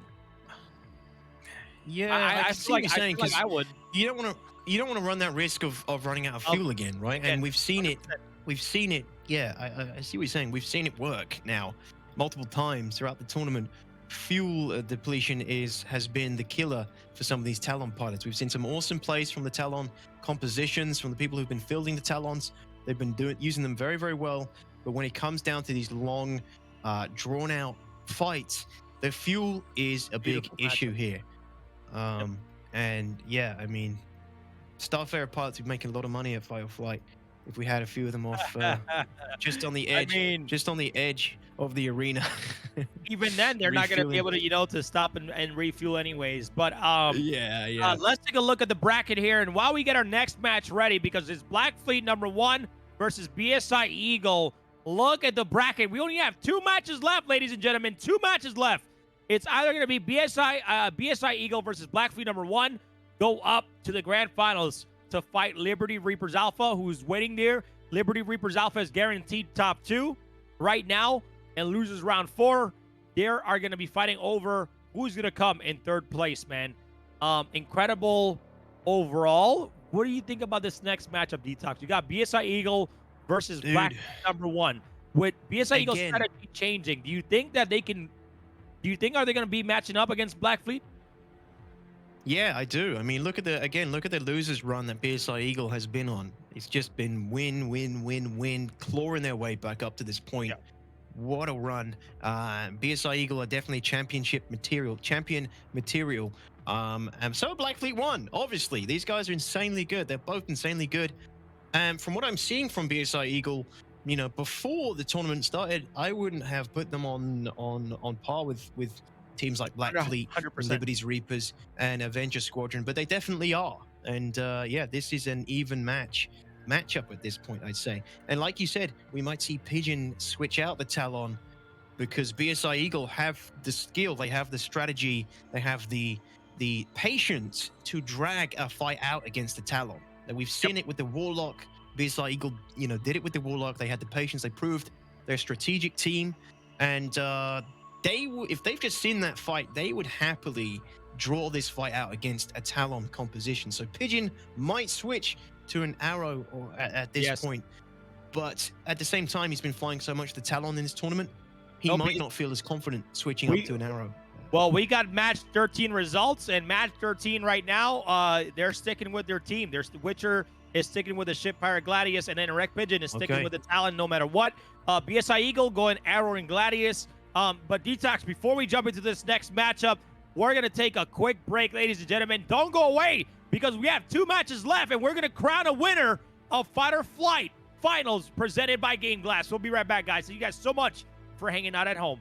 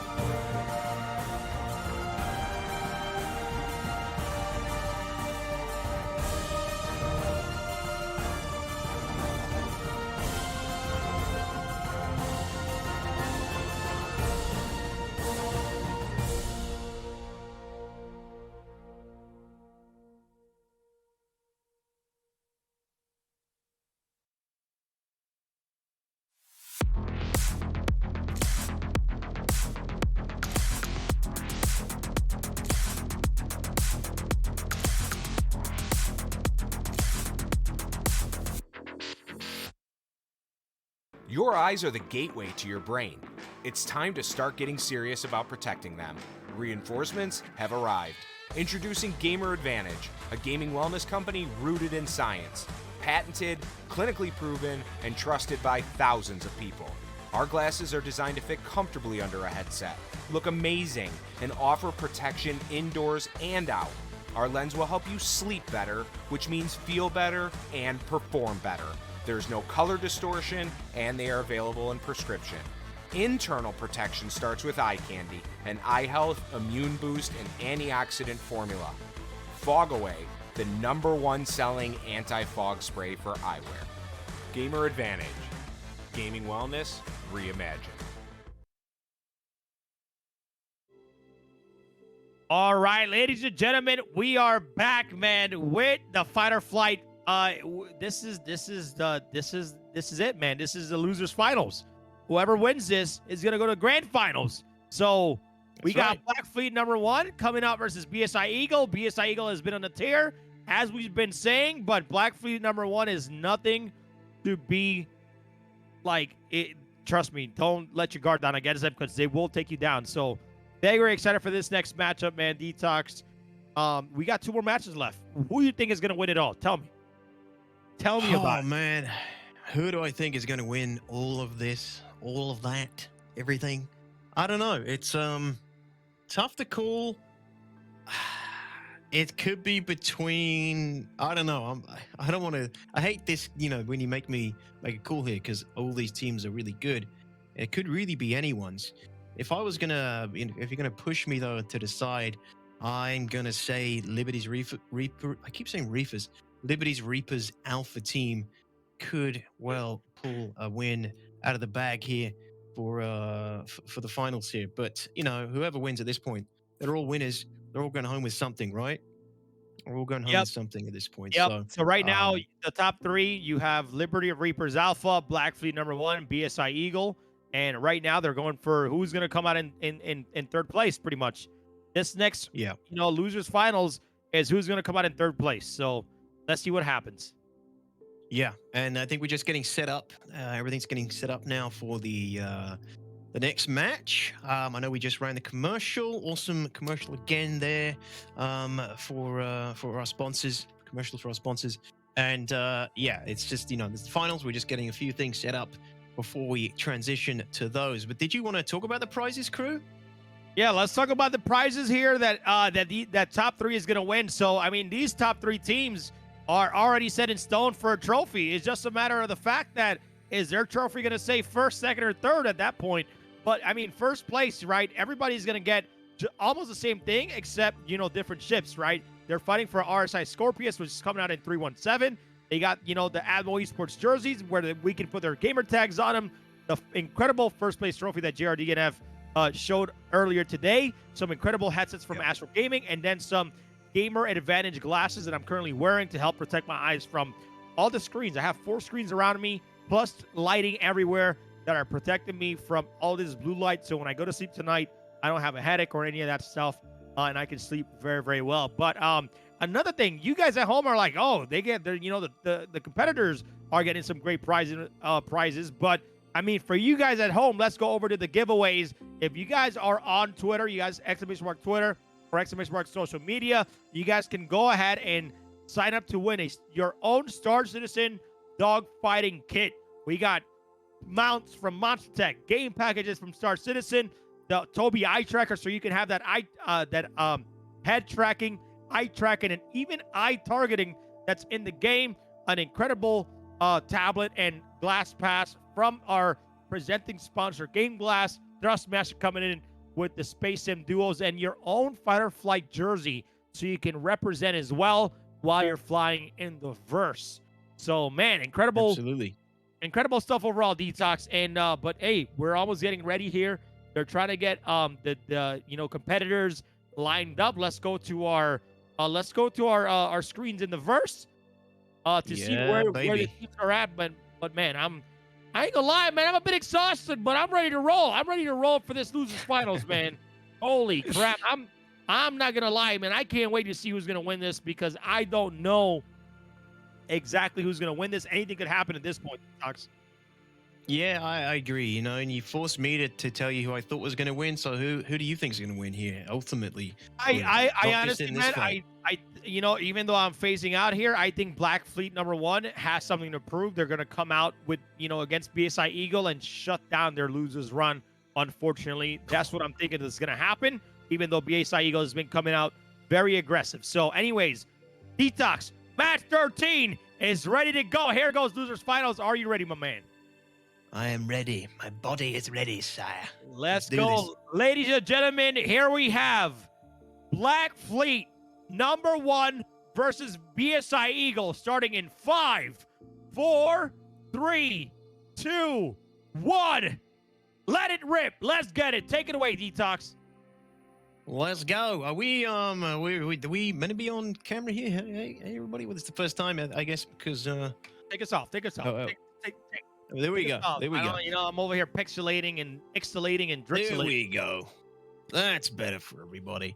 All right, let's do this. So, match 13, ladies and gents, Black Fleet #1 against BSI Eagle, the losers bracket winning streak champs so far. Taking it to the Erect Pigeon and Witcher, two very accomplished teams, very good pilots all around. And guess what? Pigeon is opting for the arrow now, crew. Pigeon bringing the arrow, Witcher bringing the Gladius. It's a mirror matchup, you know. So they did switch, and Erect They did Pigeon bringing switch. the arrow. Like I said, man, like, you know, they don't want this to happen again. I think they're furious. I think they want to win it. And here we go, the first pass. Detox, go for it. Spicy trade already. Arrow for the arrow for Pigeon already with shields down. Man, what a great trade again. BSI Eagle, you know, that was solid. It was shields down on both arrows, but it wasn't a one-sided trade. BSI Eagle again showing us that they are a very strong team. You know, we've seen the laser aim from Pigeon, and we know that Black Fleet together are just, you know, they're a really strong team. And BSI Eagle have been kind of like, you know, working their way up from this losers bracket, proving to everybody that they are a really strong team too. So yeah, that was a nice little trade. Again, shields dropping for floor mat this time in the trade between Pigeon and floor mat. Arrow v arrow. Ooh, floor mat is in a dangerous position. He's just turned and canceled out. No, he hasn't canceled out his momentum. Sorry, he's extending completely, which is exactly what he needs to be doing here. Pigeon chasing him down, but Pigeon finding, you know, he's not in that talon anymore. He doesn't have that engage and disengage power. I mean, it's still pretty good with the arrow, but no, not as good as the talon in comparison. Crucial. I mean, I feel this way, right? Against these top teams, you can't take the talent lightly, and you can't lose to, you know, more fuel running out. But I feel like, you know, even though Erect Pigeon is a master of the talent, I think he's going to do very, very well as the match goes on, you know, in the arrow, and he's going to be able to do some damage. But again, you know, a lot of teams have taken out Witcher first, and I kept telling you, because of Witcher's maneuverability, you know, I feel like it's not as good as Pigeon. So, you know, people have been taking advantage and taking out Witcher right now, right? So, well, let's see what happens, though. Witcher doing a great job. I feel like he's not on point as Pigeon is, but they need to be able to convert on one person and taking them out as fast as they can. But look at this right now, Detox. Right now, floor mat, red body right now, taking a lot of damage. This could be Black Fleet #1, hopefully coming out on top with all this damage. Look, even more damage right now on floor mat. This is absolutely an incredible fight with the top teams. Look. Oh, there he goes. Floor mat. He turned it up, man, right there, and took him out. I told you, man. Yeah. That's dangerous right there. Yeah, Witcher was doing a really great job of laying on some damage against floor mat for a long period of time there, hitting him with the ballistics, and you could see how that came out on floor mat's hull. His arrow was red pretty quickly. It cannot take much shots from ballistics loadouts, and Witcher was just all over him for the while there. And yeah, that's floor mat down. It's a 2v1 situation. Yeah, in that moment where floor mat shields were down, this guy literally, right, Witcher was on point, had great positioning right there. He led ballistics rips, and that was it for BSI Eagle, the floor mat. But let's see. Gimmick is still available here. Gimmick can still do something and possibly come up with a miracle of this 1v2, but I highly doubt it. Black Fleet #1 wants revenge on Liberty Reapers Alpha, and they want it bad. Yeah, it's gonna come. It could come down to that now. Crew, you know, we could see that that grudge match in the finals, which is, you know, an amazing turn of events. You couldn't have asked for anything better. But let's not discount Gimmick just yet. Gimmick's a strong pilot. He's proven to be a strong pilot throughout this tournament, and who knows, he could snag a kill if Black Fleet get sloppy. If they get sloppy here, there's a chance that he could get a kill. I mean, if I was here, I might be going for that arrow, but he's not in a good trade here. He's a 2v1, and look how tight Black Fleet is on him. They're on him so tight. They want to be aware of that collision, though, that friendly collision as they're both orbiting their target. This is when collisions happen. Both of you are orbiting, and then you slam into each other when while orbiting and not being aware of your wingman's location. But no, there it is, Crucian, the kill. Man, definitely a tough fight. I think, you know, everybody needs to show some love to BSI Eagle because they came out strong. BSI Eagle, a loser's run for the ages, coming out on top, taking 3rd place in the Fight or Flight finals presented by Game Glass. Let's clap it up. But for right now, our focus is going to go towards the grand finals. We got, again, Liberty Reapers Alpha versus Black Fleet 1. And Black Fleet 1's coming with a vengeance. That is going to be a scary matchup. What a finals we're going to see here. And again, wow. Great plays from BSI Eagle. You guys have been amazing. For me, you know, the most impressive team in this tournament run today.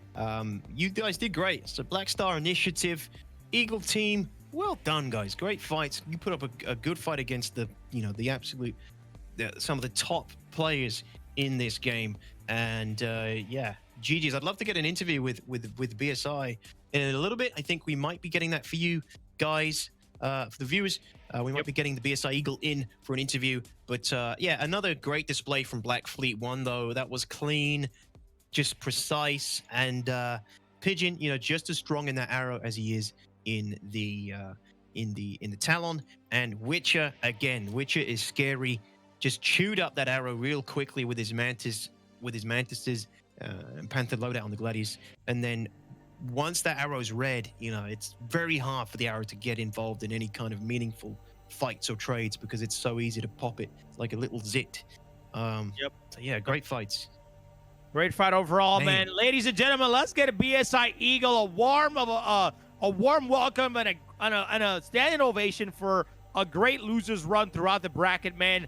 Let's talk to him right now. Let's bring him in, show him some love, man.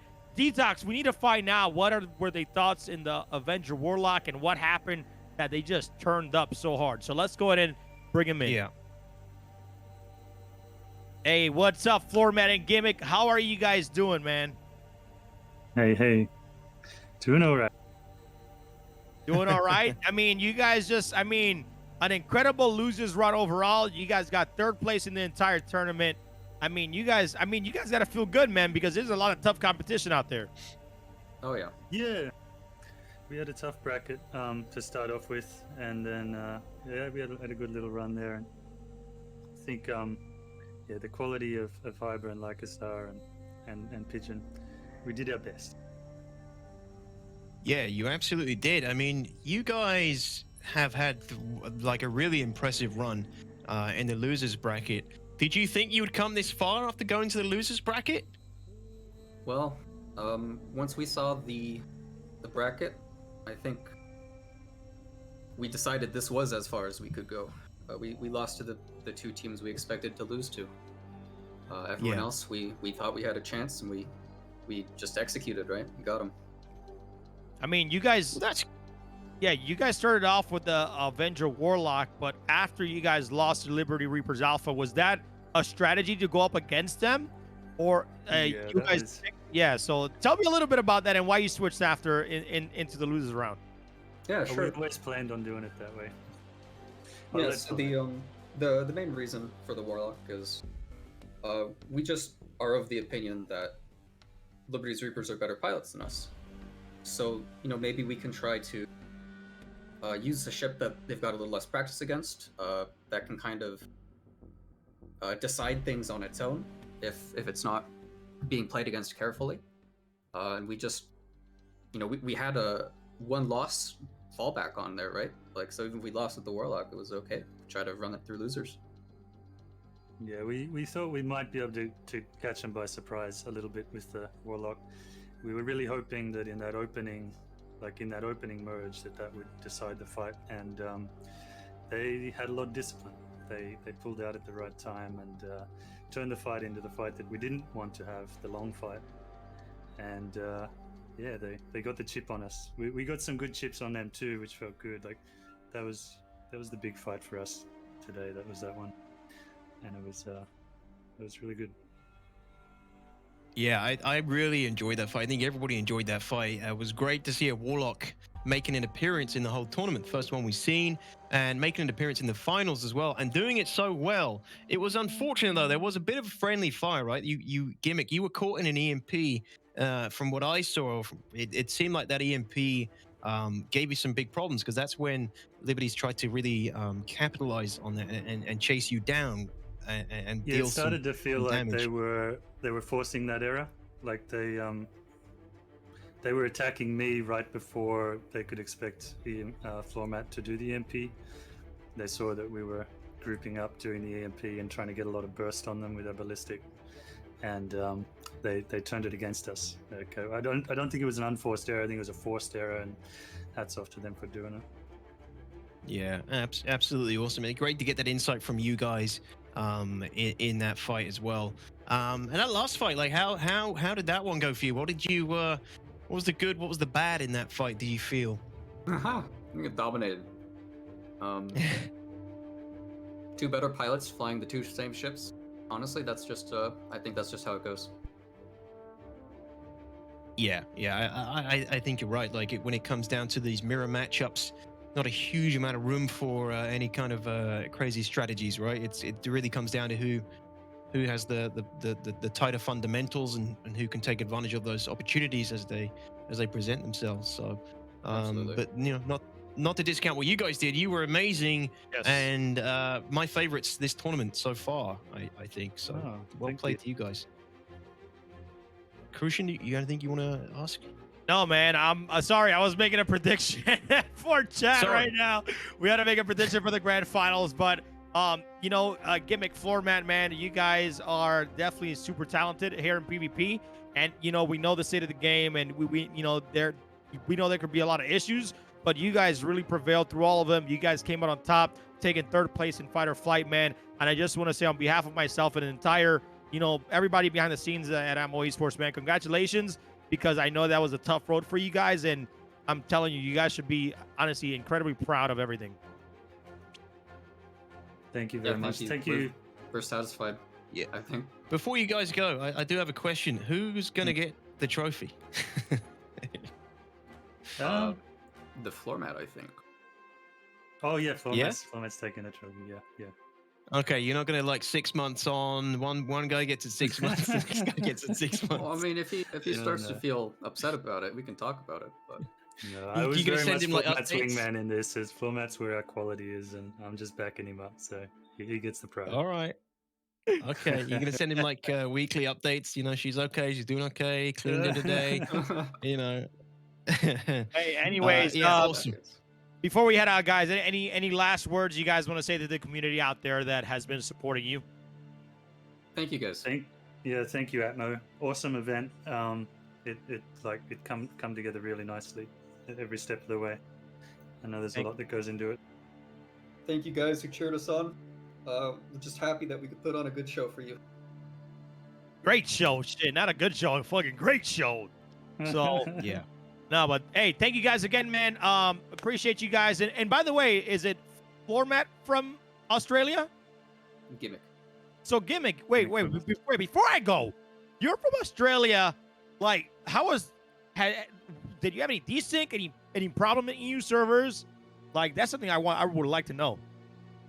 It's always desync. I definitely felt like there was some hit registration wasn't working there, but that's, you know, that happens even on Australian servers. So. Oh, okay. Yeah, there's desync wherever you go. Gotcha. Well, I mean, it's incredible, man. You guys both, one from US, one from Australia. Anyways, kudos to you guys. Thank you guys again so much, man. We'll see you guys on the next one. Have a good one. Thank you. Thank you again. Yeah, well played, guys. GG's. Dude, I mean, I don't like this tournament, man. Like, people from Australia, Germany, Ukraine, from all over the world, man. And I just love to see it that these guys come together. Doesn't matter where they're from. This is what StarCitizen all about. Can you just, I mean, think about it right now. Look at what we're doing. And this game is not even optimized. When this game's optimized, I'm taking over the world with Amo Esports. I promise you that, man. StarCitizen, Amo Esports, we're taking over the world. I promise you that, man. Because it's gonna be incredible. I cannot wait. I cannot wait. I cannot wait. And you know what, guys? I'm telling you right now. If you guys want to know what we do behind the scenes, how things form, what we're planning in the future, go to our YouTube, man. Amo Esports. Check out our last podcast about the Insights podcast about what we do behind the scenes, like a small look into our lives, because like, you know, like I have kids, I work, 50 hours a week, but I'm here, man. I love it. I love this community from the bottom of my heart, just like Detox. We're here, we're making it happen, and we got a grand final upon us, and I'm excited as hell. I'm going to predict in chat. Detox. I'm going to predict something. Gonna predict something, yeah. And people, when it comes to like Amo Esports and running events, some people in the community, they'll be like, why are you doing these events? It's only an alpha, it's not worth doing, blah blah blah. The biggest thing for me is when you get any of these competitors in an interview and they tell you how much they've enjoyed the events, from Daymar Rally to Stanton 7 to Hurston Hurtlocker to the Fight or Flight. A good example is Papa Freedom, how happy he is with his performance and how much fun he's had in this tournament. And Daymar Rally, the champions, the veterans of the Daymar Rally, and everyone who takes part, the stories that come out of those events, it means a lot to a lot of people. And because it's not the game, yes, the game isn't like esports ready, but people are still having an absolute blast and they're making like crazy memories taking part in these events. And that's what it's all about at the end of the day. And then, you make it entertaining for everyone else as well. Hold on, man. Detox. We got match 14 ready to go, but my mind's blown right now. What? We got Liberty Reapers Alpha, Lycarsar in the Gladius. Haiba is jumping back into Talon, but for right now, Black Fleet taking a 360 turn, bringing in the Avenger Warlock while Witcher is in the Gladius. Erect Pigeon says, I'm bringing out the Warlock. This is going to be a grand finals for the making, man. And we have the countdown ready. Detox, you ready to go, man? I'm excited. I am here for this. This is some crazy shit. Pigeon bringing out the Warlock now, the second Warlock in the whole tournament in the finals. Ladies and gentlemen, the last match of the night. And the Warlock is coming out. Let's see what Black Fleet has in store for this.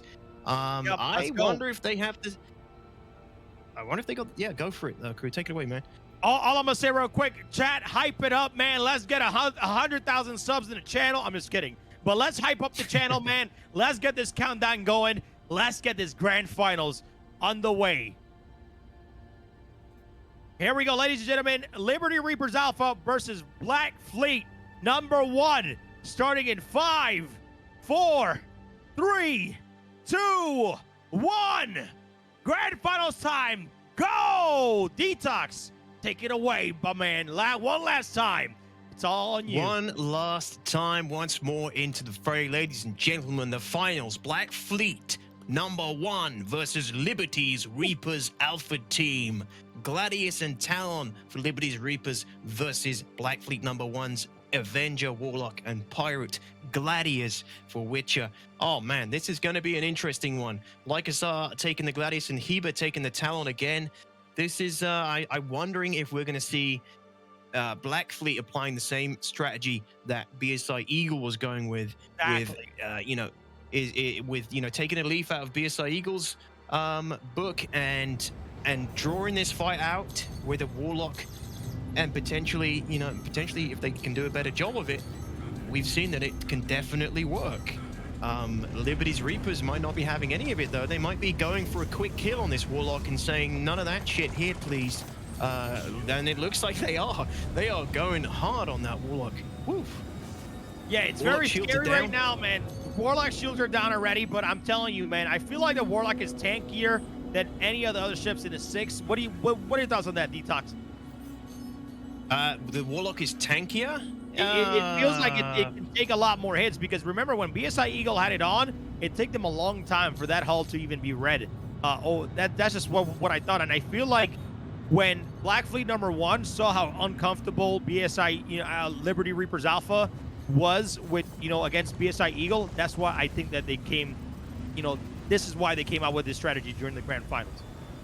I think the reason the Warlock just didn't go down is just because they were pulling some crazy Gs in it. They were pulling like 22 Gs. I'm not even sure they're tricording. I didn't know it could pull that many Gs. So I think he was just doing a great job of remaining evasive and using those EMPs defensively, so that they couldn't capitalize on a kill for the Warlock, because its HP is low. It's got low HP, and it's an easy target to hit as well.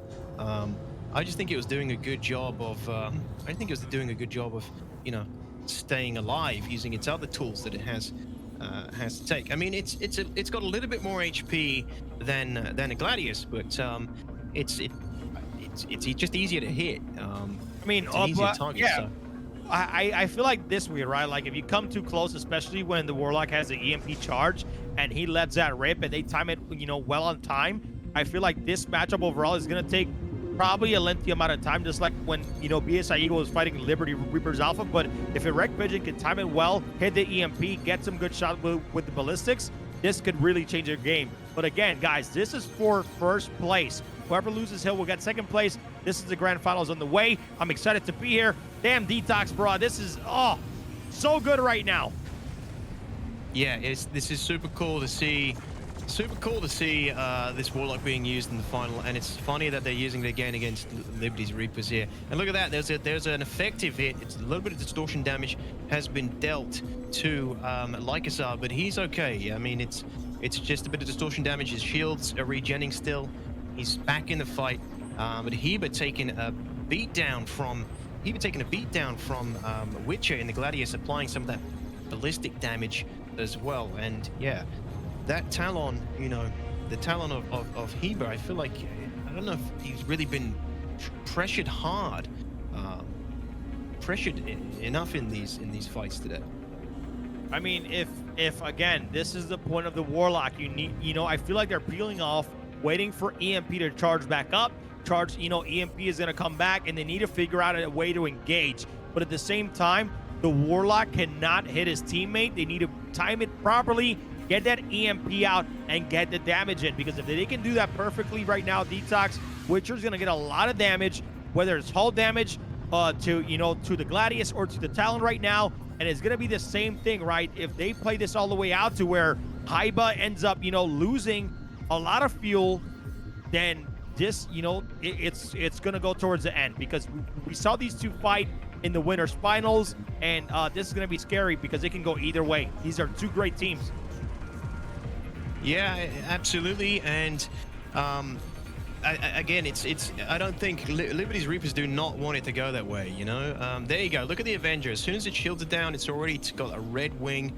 It has taken some ballistic damage, which has been bleeding through, but it's got a red wing now, which is nice. It's a good place to be for Liberty's Reapers, slowly peeling apart that Avenger Warlock.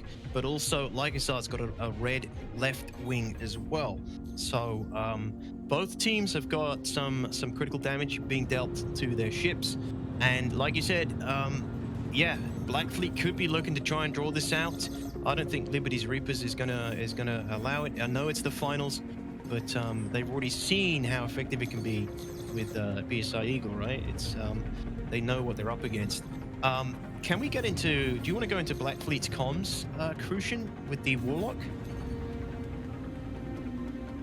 Let's see if they're talking, and see if we can get let's see if they're communicating, and let's see if we can jump into there once we get from talks with our producer, and when if you want to go ahead and push it in, let's get into the comms.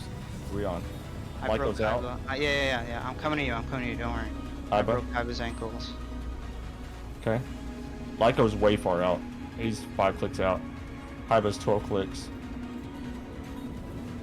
You want to pick up Haiba or stay on Lyco? This time let's go on Haiba. Okay. Going on a bird of prey. I'm 6k away from you, by the way. Oh shit, sorry man. And light was coming in on you, I think. It's alright, I'm enjoying the view. Hyba? They're both on you. I'm 5k away, Witcher.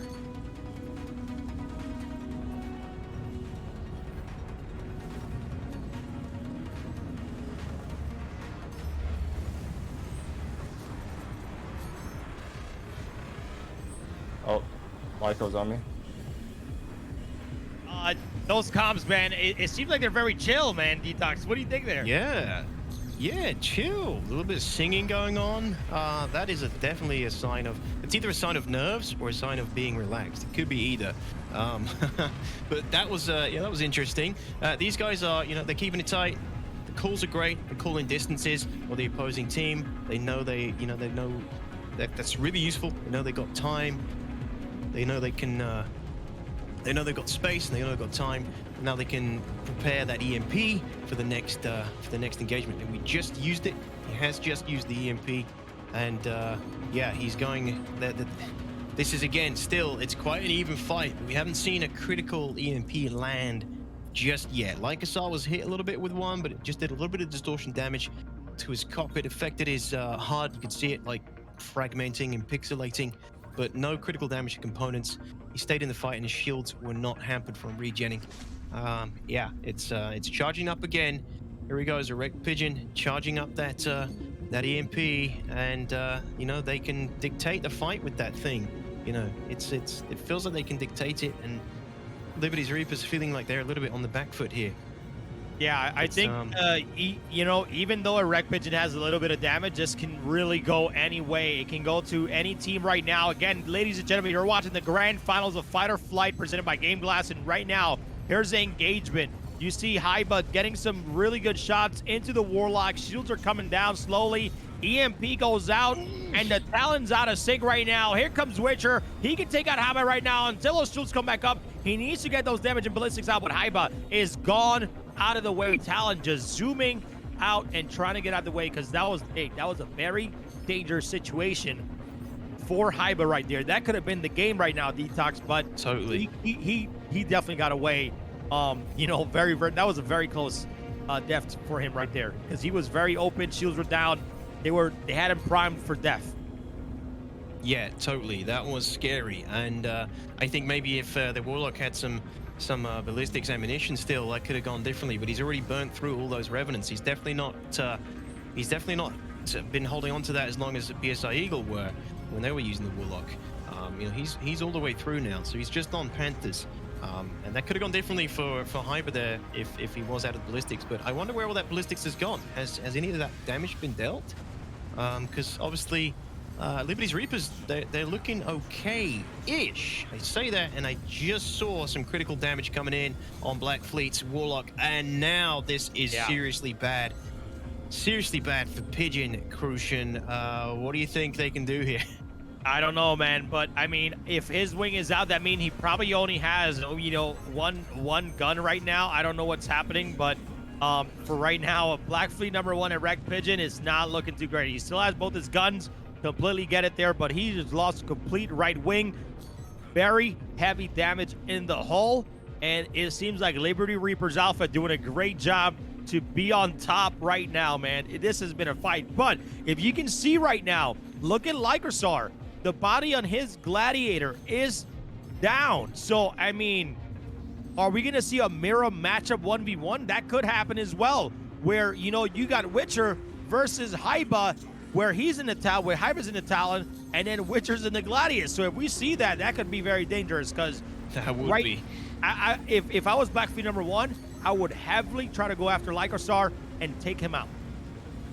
Yeah, I feel you. I agree. And Lycosar is hurting, and he is. I think he's extending right now. He's breaking away. He's getting those shields up. But Lycosar is not shy of a fight, even when he's in a situation like this. He takes fights because he's confident in his ability to trade and ability to track and aim. Right. It's tricky against a Talon, as we saw from the previous game, when you're out of your Mantis. But Lycosar has, he's got all that Mantis ammunition still. He's got his 2 Panthers. He's got a lot of DPS potential. in trades this deep into the match. And Witcher has already burned through his Mantis as well. You know, Witcher's on 2 Panthers in his Gladius versus Lycosar's 3, but Lycosar is Lycosar's 2 and his Mantis. But Lycosar is hurting right now. It kind of feels, it still feels like this, you know, this could go either way. It still feels like this could go either way.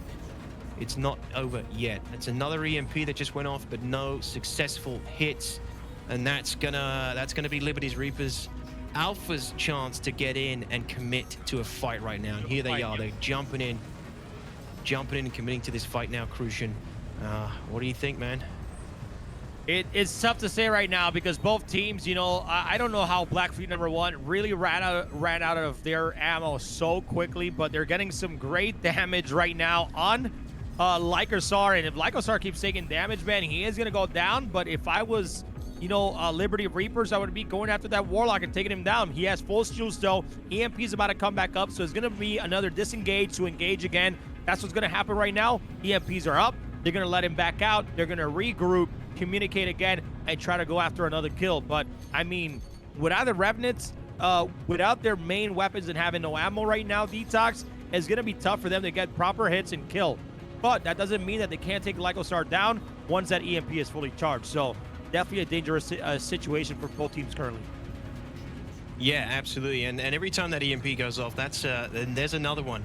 That's Liberty's Reaper's chance to get in there. The Talon's shields are down. Ooh, Heber's shields are down. Look at this. They're really trying to capitalize on that. He's got a red tail now. Heber is getting the hell out of there. Fully extending, fully disengaging. Yeah, because that was scary for him right there. And he's got a red tail, man. This Dude, is crazy. Look at him this. right now. There's no shield. Oh my goodness, bro. Here he comes, man. Here you go. Witcher's is right behind him, man. They're doing great. They need to peel off and regroup here. Dude, what a great strategy here. This still can go anywhere, but man, they did some great damage. Both hull damages on Liberty Reapers Alpha and Black Fleet Witcher, still no hull damage. If that Warlock can stay up, Detox, this can be the Black Fleet victory that everybody's looking for right now, because even in the predictions, they were high up on the wall. This is the grand finals. This is a moment they need to come in and win. This is incredible. EMP's charged back up. Detox, what are they going to be able to do here again? It's crazy, man. This is a crazy last fight. I mean, the Heber has got his shields back. They were down for an extended period of time due to that distortion damage. He was running scared there. He was disengaging, trading as much space as he could, and then using that acceleration to then blow through once Black Fleet had caught up with him, keeping himself alive. But he definitely took some damage there, and here they go again. Witcher is closing in on Heber in that Talon, and again, this is not looking good for Heber. He's disengaging, he's extending, he's breaking away, and Lycosar is having trouble keeping up with the Furball right now. He's having trouble keeping up with the fight. He's at the edge, and his wingman's on his own. You know, his wingman's on his own here. They need to get back together, man. But, you know, right now they're just still have it. Even though this Warlock is very in critical condition, I think if the shields go down for any of them, whichever one they want to target, and here comes behind, and Witcher gets some great damage in, they could go down. Both hulls are red. The Talon taking heavy damage, but right now they're trying to get the Warlock down. But, man, Witcher still has a lot of HP. His hull's not red, but he just has a couple guns left. And, man, Detox can go anywhere, okay? They need to get this EMP back up, man. They can't put themselves in danger right now. That EMP's down. Liberties need to get on top of him now and just kill this Warlock and get him out of the picture. You know, it's scary that EMP is already almost ready to start to go again, and they have a small window every time. They have a small window to take advantage of that. But as soon as that EMP's up, and Pigeon has that EMP ready to go, it's so hard for Liberties to commit to an attack because they want to be within, you know, the kill zone. They want to be in range where they're guaranteed to do damage. Anything sub 800 meters is that zone, right? That's the range you want to be at for guaranteed damage. But that's also where you're going to get hit by an EMP. So it's tricky, man. It's tricky. Yeah, he just missed that last EMP as well, Detox. He completely missed it, and they're going completely ham. Here we go. The Gladiator shields are down here on what? This is it now. This is Liberties capitalizing on that EMP going out, and there they go. They saw the EMP go off. They went in for the kill on that Warlock that was giving them so much trouble. And now, oh, what the hell happened? Did we just get a collision again? Was there a rock? Is there an asteroid there? Wait, he just what? Get shot? It looked like he just blew. How does this keep happening? Lycosar has just died. Possibly hit something. I really hope that wasn't an invisible, the famous invisible rocks of Crew L4 striking again. Please, Dude, no. What just happened? Oh. Now, I just call this? I called this, bro. I was like, what happened if the roles are reversed? We're hype in the Talon and in Black Fleet #1 Witcher. But I'm telling you right now, Witcher needs to concentrate because this could be the grand finals, dude. If he runs the Talon out of fuel, Payback's a bitch. I'm going to say it here live. I don't care. But this is insane. This is gritty. What is happening right now, dude? Bitch. Oh, dude, I don't know, but this is just, I mean, wow, yeah, it's crazy. He could run that Talon down, and this Talon is hurting. Don't forget, right? He's taken red damage. He's got a red tail. It's confirmed hull damage has been received on Hyber's Talon, and Witcher's over here just feeling confident as shit. He is comfy right now. If I was Witcher, I'd be comfy as hell. He's still got to win some of these trades, and speaking of comfy, suddenly he's not so comfy. His shields are down, and Heber's taking some good trades here. Heber is not gonna allow his field to be run out. He's going just balls deep here. Wow. Yeah, he has got a red hull though, you know? He's got a red hull. He's got to be careful.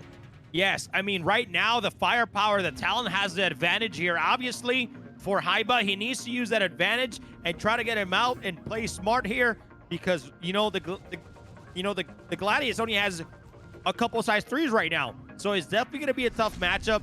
And again, these guys do not want to use missiles in case they blow themselves up, but I really want to know what the heck happened to Lycosar because he was heavily damaged, though. He had a lot of damage in his hull. I mean, did he get hit with a missile? I don't know. I think he may have hit something. We either didn't see it from our perspective, maybe it was behind him or something, but it didn't look like he hit anything. It may have potentially been an invisible rock, which would absolutely suck. But again, that would be a freak accident. Like out of this whole tournament, that would be the first time. Hey, there's I want to say something, right? Detox, there's a commercial, right, where they go to Buffalo Wild Wings and it's like, you know, like they ask the Buffalo Wild Wing people in the store, like, hey, do you guys want to take this game into overtime? I feel like something happened, like just that's how I feel, bro. It was set up completely, man. The game, somebody at CIG hit a button. Let's make this a 1v1. Probably Chris Roberts. That's what I've heard he has that kind of power. It's like The Sims. He can just drop a rock in, drop anything in, anywhere in the verse at any time, and have his way. But yeah, this is actually quite dangerous for Witcher now. I mean, no, it's not. He's got the shields down of Hyber. Oh, nice. Yeah, he needs to really be on point with these trades because Hyber obviously has the DPS advantage again, like we said earlier, with the Talon, because Witcher's burnt through all his ballistics ammunition. But he's got to be on point landing those shots with these trades because I think in terms of HP, he can win this, but he has to be landing those shots because Hyber is already red, like I said, and a few more rounds to that hull, and they're probably going to lose half of his ship. Those wings can break off quite nicely. Yeah, this is crazy. I mean, it's crazy that some people are saying that it could have been the debris of Erect Pigeon. When he blew up of his ship. That could be it because remember, his hull was heavily damaged. Lycosar's hull was heavily damaged. And again, this is the mirror, right? It was Erect Pigeon in the Talon, and you had Lycosar in the Gladius a few matches ago during the winner's final. Now it's completely reversed. So all I'm going to say is that if Black Fleet 1 keeps it going, they're going to be their grand finalists. They're going to win the entire Fight or Flight presented by Game Blast, man. This is absolutely insane. But, I'm going to say it right now. Haiba needs to come up with a strategy before he runs out of fuel because that is what is in danger right now. Yeah, we could be seeing another fuel run out. Another one. It would be a shame if that's what it came down to, in the sense that I'd like to see these guys duking it out for the win. But if it comes down to it, you got to do what you got to do to win. You know, don't play fair, play to win. So, you know, I wouldn't blame Witcher for doing that. But he's comfortable in these trades. He's taking these trades against Heba. You know, he's comfortable and he has a chance. He can still win this in a straight up fight if he wants to, and I think he probably does want to. You know, I think that's the preferable way to win this tournament, to win any fight in this tournament. Yeah, I mean, remember, we're not using a lot of the weapons in game because some of the other weapons are kind of, you know, buggy at some point. But I know that once the game gets more, you know, into a more stage where we can bring out more loadouts and bring out, you know, more ships other than the 6 that we have, we did that so we can kind of keep everything limited. This is the initial season for Fight or Flight. So I'm telling you, it's going to evolve more and more every single year, just like we do with all our events. And it's going to be fantastic. You know, this has been a great grand final so far. I'm loving it. Right now, the 2 best teams in the game in PvP, Liberty Reapers Alpha versus Black Fleet 1 in a 1v1 situation, man, in the grand finals, man. This is what it's all about, man. This competitive spirit is incredible. Absolutely, and these guys just cruising towards each other right there at a real low speeds, just cruising towards for the merge, and then boom, out goes the aggression. Again, I think Heba, he's not really too concerned about conserving his fuel. You know, he's taking these fights. He wants to just try and win it convincingly before his fuel becomes the decider for him. Yep, shields are down right now. Yeah, Witcher's shields are down. He's doing good in these trades still. It's very equally matched. It feels like it's equally matched. I'm gonna be honest right now. I don't think people at home know how hard it is to fly in this game. Like back then, you could just jump into 2.6.3 and you know, and learn to fly quickly. But nowadays, man, it's definitely not as easy. These guys have a great setup at home. Joysticks, some play with mouse and keyboard, but it takes so many hours in this game to be able to pilot the way they're doing it. And I gotta give kudos to all the teams coming into the finals. All 8 teams, man, you guys have been fantastic. The action has been incredible. This match is insane. I cannot wait, man, to see a recap of maybe Nuvifier, and then we'll have our matches up on our YouTube as well. But it's been incredible. Look at that, man. Haiba just trying to maneuver away, getting some damage. We're getting some trades. And, you know, you have Witcher. He's not backing down either. His hull is not red at all. So if he can somehow get some great shots in, get Haiba's shields down, he could possibly take it and take the entire grand finals here. Yeah, in each of these fights, you know, it's the capacitors, the weapons capacitors that run dry, and then they have to back out to let them recharge. It's frustrating, but that is a limiting factor, especially for Heba. It's so he's burning through that cap so quick. Look at the amount of rounds, Witcher has on his 2 Panthers versus Heba. You know, he can keep the shots up for longer. He was doing a little bit more DPS in shorter bursts, but Witcher's able to just keep those shots going for longer, which makes it harder for Heba to get his shields back.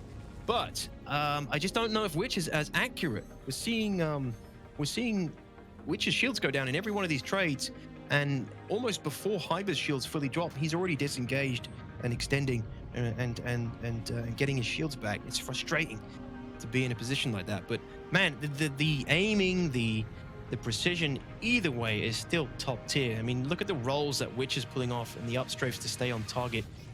Multiple, look at this. Roll up, roll up. It's just like super tight. Man, they've been doing so good, and they're just flying by next to each other, man. And Haiba really wants it. He knows that he's going to run out of fuel, and it's going to happen. It's going to be a mirror. And again, after this, we're probably going to get some interviews if they want to, if they're tired or not. Let me see where Black Fleet 1 is from USA, and you have Liberty Reapers Alpha. We have Lygosar and Haiba. One is from US and one is from Serbia, man. So it must be laid as crap over there. But these guys are still going at it. I mean, they must be tired right now, man. They must be fatigued flying these ships. I mean, they're like for 30 minutes straight, especially, man. It's definitely a crazy feat for them to keep it at playing at this high level every single time. Yeah, just jumping in Arena Commander and practicing and training and playing for 2 to 3 hours is tiring, man. It's exhausting. It's draining on mentally and physically. And these guys have been keeping this up for 5 hours straight. Obviously not playing the whole time, but they've been they've been strategizing and taking part in some of these long drawn out tournament matches.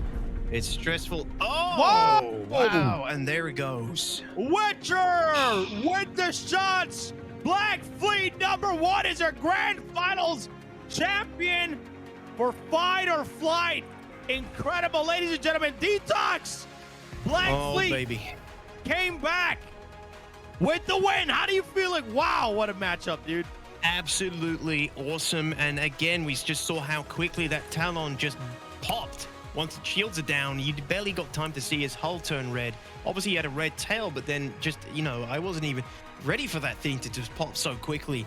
But holy shit, Witcher coming through. MVP in that last round. I mean, not so much MVP, but you are you took this win for Black Fleet here in the finals. Wow. GG, Liberty's Reapers, Alpha team, amazing team, amazing pilots. But yeah, I mean, today Black Fleet 1 are the victors. We definitely got to get the guys on comms if we can. But to find out, get some more insights in these last few fights. But let's go to the bracket, man. Let's go to the bracket, man. I want everybody in chat. Don't go anywhere. We're gonna get some interviews with both teams right now, guys. All right, stick around. We'll also have our man Corsair, who's gonna come in and talk about the rest of the event as well. And then we're gonna talk about the giveaway. I'll pick a winner tomorrow. I'll announce the winner of the giveaway. But look at that, man. Black Fleet #1, bringing it back, dude. What a freaking finals, Detox. Oh man, I mean, this is the first opened invitational to the top tier PvPers in the community Fight or Flight tournament, and it's been an absolute show. I mean, it's exceeded my expectations and hopefully everyone else's expectations at home. I've learned a ton watching this from these fighters as well, from these pilots. We've learned a little bit more about ships that I kind of previously doubted and should definitely do a little bit more research on. But yeah, man, this has been a great display of just seeing strategy happening before our eyes in a tournament situation. Incredible. It's been really cool to see. It's been a delight. It's been a treat. Yeah, so we're gonna get Liberty Reapers Alpha if they want to join an interview, and then we're gonna get our grand finalists, our #1 team in the verse right now. They got bragging rights for another year until they got to come back and defend their title. But we got Black Fleet #1. We'll get him last here to close out the game, man. Thank you guys so much. Everybody at home who's watching, thank you guys so much for the support. If you follow the channel, man. We have these events all the time. Go to AtmoGG. Check out all the events that we have. We have racing events, battle royale events, endurance racing events, and then our PvP event, which is Fight or Flight, man. Go check it out. Sign up whenever the signups are open. Come join us on Twitter, man. We got some giveaways happening there. If you sub to the channel, bits, whatever you've done, man. You watching at home, thank you so much for supporting what we're doing here. And again, lastly, real quick, Detox, grab some merch if you want to. All of our merch is supports our efforts in Ukraine. So if you guys want to go grab some merch, Exhibition Work merch in chat, part of those proceeds, we're going to give it to Ukraine relief efforts because we want to also give back to what is happening around the world. So, man, look at those things, man. Fight or Flight, Stanton 7 merch is released as well. We got some Nubifier merch as well that released, and our own Atmo Esports merch is finally in the store. So, guys, if you want to help out, support not only Atmo Esports, but relief efforts, go over there. And if you want to support relief efforts for Ukraine, go to Tiltify and go donate directly as well. That's awesome. But I think we have a flyby. We're waiting for Liberty Reapers. If not, we're gonna go ahead and get Black Fleet in here. But Detox, damn, that was good. That was really good. Oh man, what a final, man. I mean, that was beautiful. It's entertainers.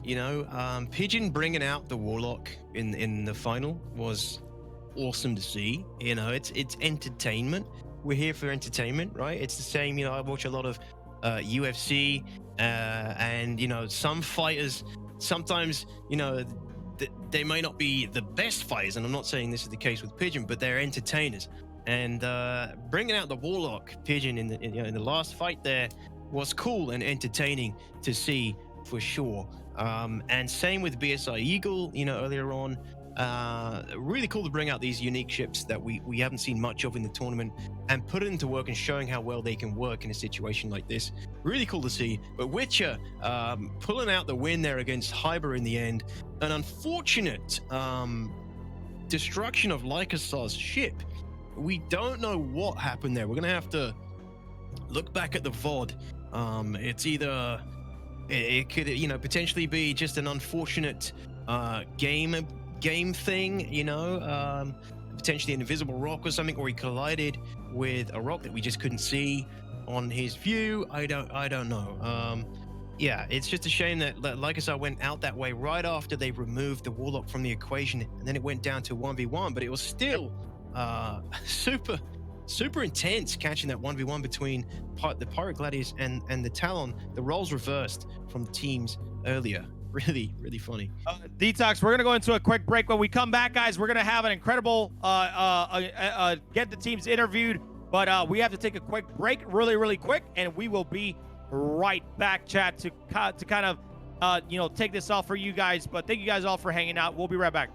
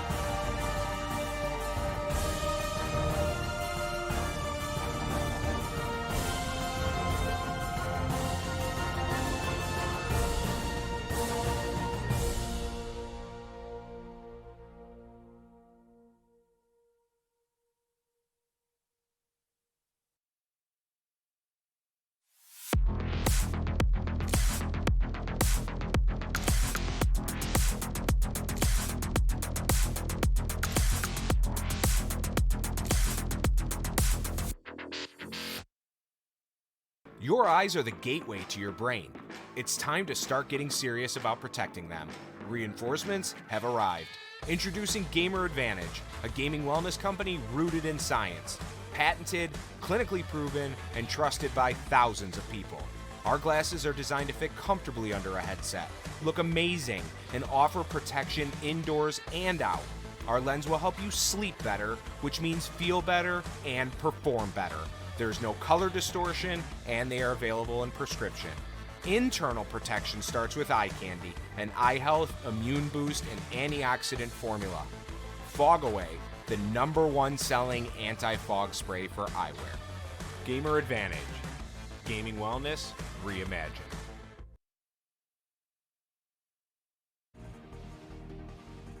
Hello, everybody, and welcome back. Thank you very much for sticking around. We're going to talk a little bit about the prizes again. What our competitors are in to potentially, well, to win today. The first, second, and third places. We're just going through a few technicalities before we move on with the rest of the program. But yeah, I mean, huge prizes. It's been a crazy day. Amazing outcomes from all these matches. And yeah, this is what we have. This is what our teams stand to win today. And we already know, obviously, BSI or our third place winners are going to be trading the trophy between each other and obviously sharing the glory. No, it's all going to one of them, but you know, it's one trophy per team. We can't, unfortunately, we don't have two per team, but whoever wins, those guys are going to decide between themselves who is going to get to hold on to that beautiful little baby.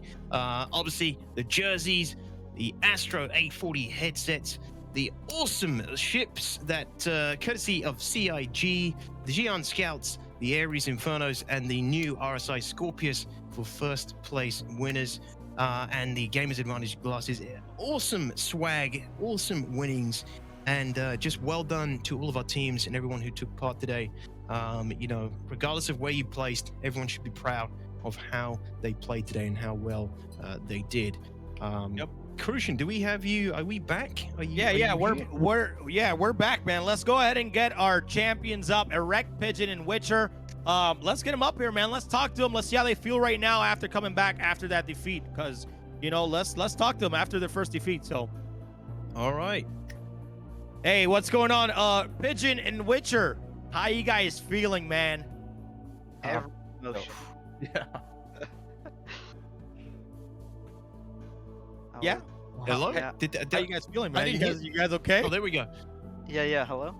Can you guys hear us? There we go. I got you. How are you guys feeling? Sorry, I didn't hear that. That didn't come through for me very clearly. How do you guys feel after that epic match? You're very good. Yeah. Every emotion racing through our heads. 1,000 miles an hour, literally. Yeah. Hard fought for sure. Yeah, absolutely. I mean, and everything's happening so fast, right? That's just StarCitizen dogfighting in a nutshell. Everything's happening so fast. You guys have been doing this for hours at this point. Were you feeling the exhaustion in that last match? Was it really just starting to kick in? Did you feel that? Not really the exhaustion, the nerves. I had to take a shot to calm it down a little bit. Yeah. Yeah, I hear that. Yeah, I mean, when you won at the end, I don't know if it was just you looking for the eject, but it looked like because you were using your free look, it looked like you dropped your head. Like, damn. Oh yeah. boy, it looked like, you know. Yeah. Was that what it was? Man. Yeah. We were like screaming awesome. like little girls. Yeah, awesome. Now, Pigeon, like your strategy with the Warlock. Can you tell us about that? Yeah, so we knew it was powerful, but in the 1v1 and when you're initially being shot at, it'll just collapse. And I don't know if a lot of people noticed, but for most of those engagements, I was blowing past and letting Witcher get the initial damage on Lyco or Hyba, and then I was coming back with the EMP to hopefully get their shields down from recharging, kind of distort their shields.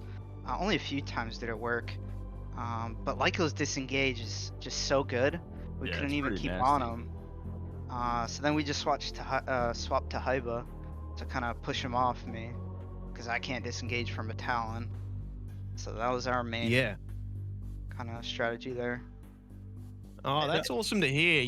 Yeah, I guess. Yeah, that was nice. So you were like, sort of blowing through, allowing Witcher to take a bit of the initial damage. So you could. Were you aiming to get a knockout? Were you trying to, like, ideally, obviously, you'd want to knock those shields down so that the EMP would cause a complete knockout. But was that like an aim, or were you really just looking to deal that damage to the shields to force them to, lose regen for extended periods of time? Was that like your main focus?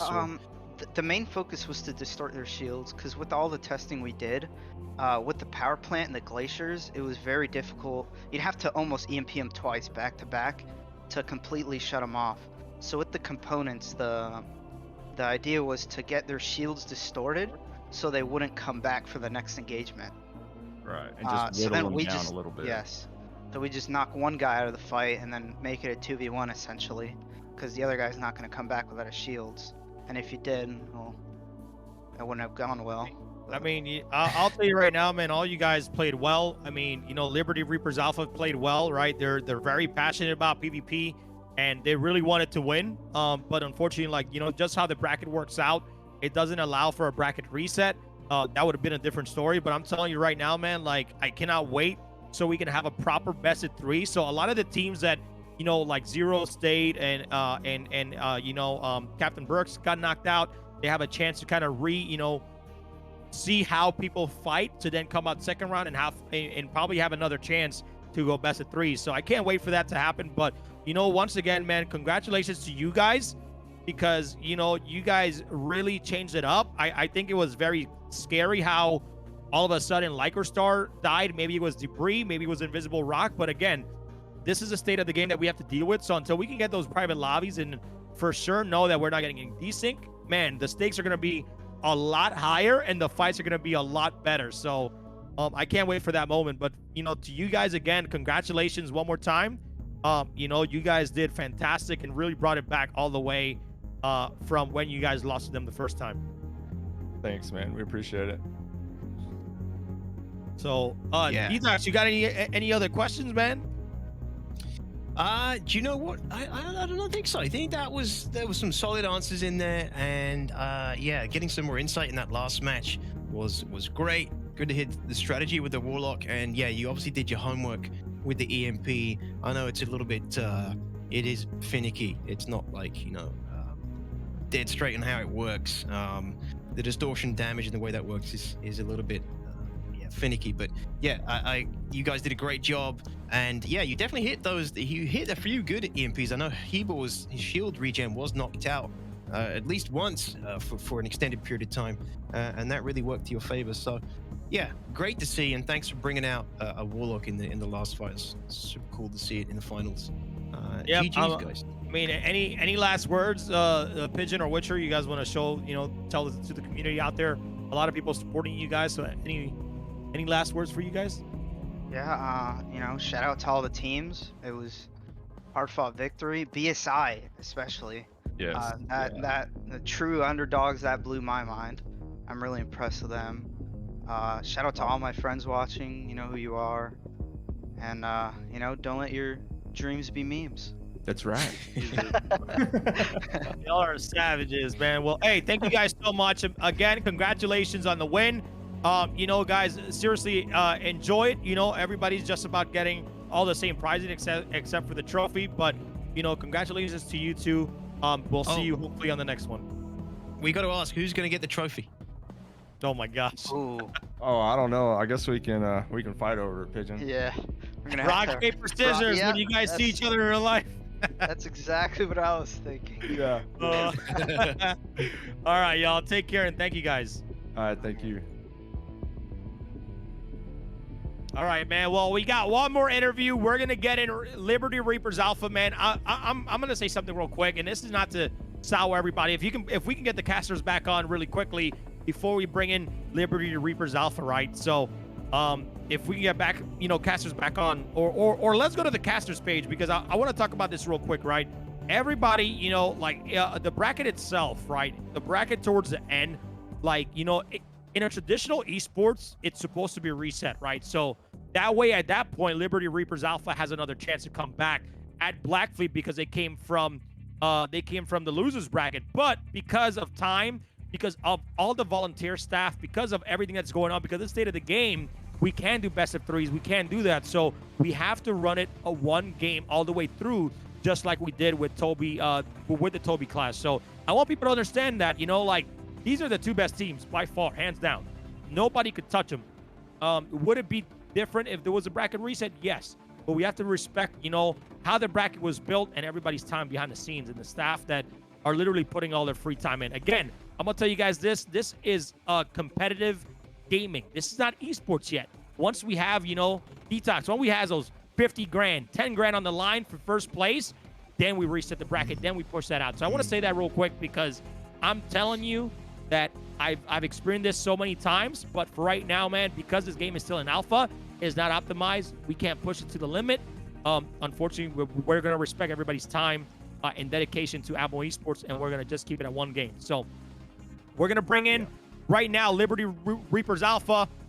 You know, they did so good, but we're going to show him some love, man. Make sure you guys show him some love in the chat as well. We're going to bring him up to talk to him. But again, man, Highball Liker Star doing a great job coming in second place in the Fighter 5 finals presented by Game Glass. I'm gonna leave the first question up to you, Detox. Bring him in. Bring him in. Yeah. What's up, guys? How are you guys doing right now? Doing good. Glad to have participated. Yeah. Man, you foolish. I'm kidding. I'm kidding. I'm kidding, man. Hey, seriously though, like we talked earlier, I understand.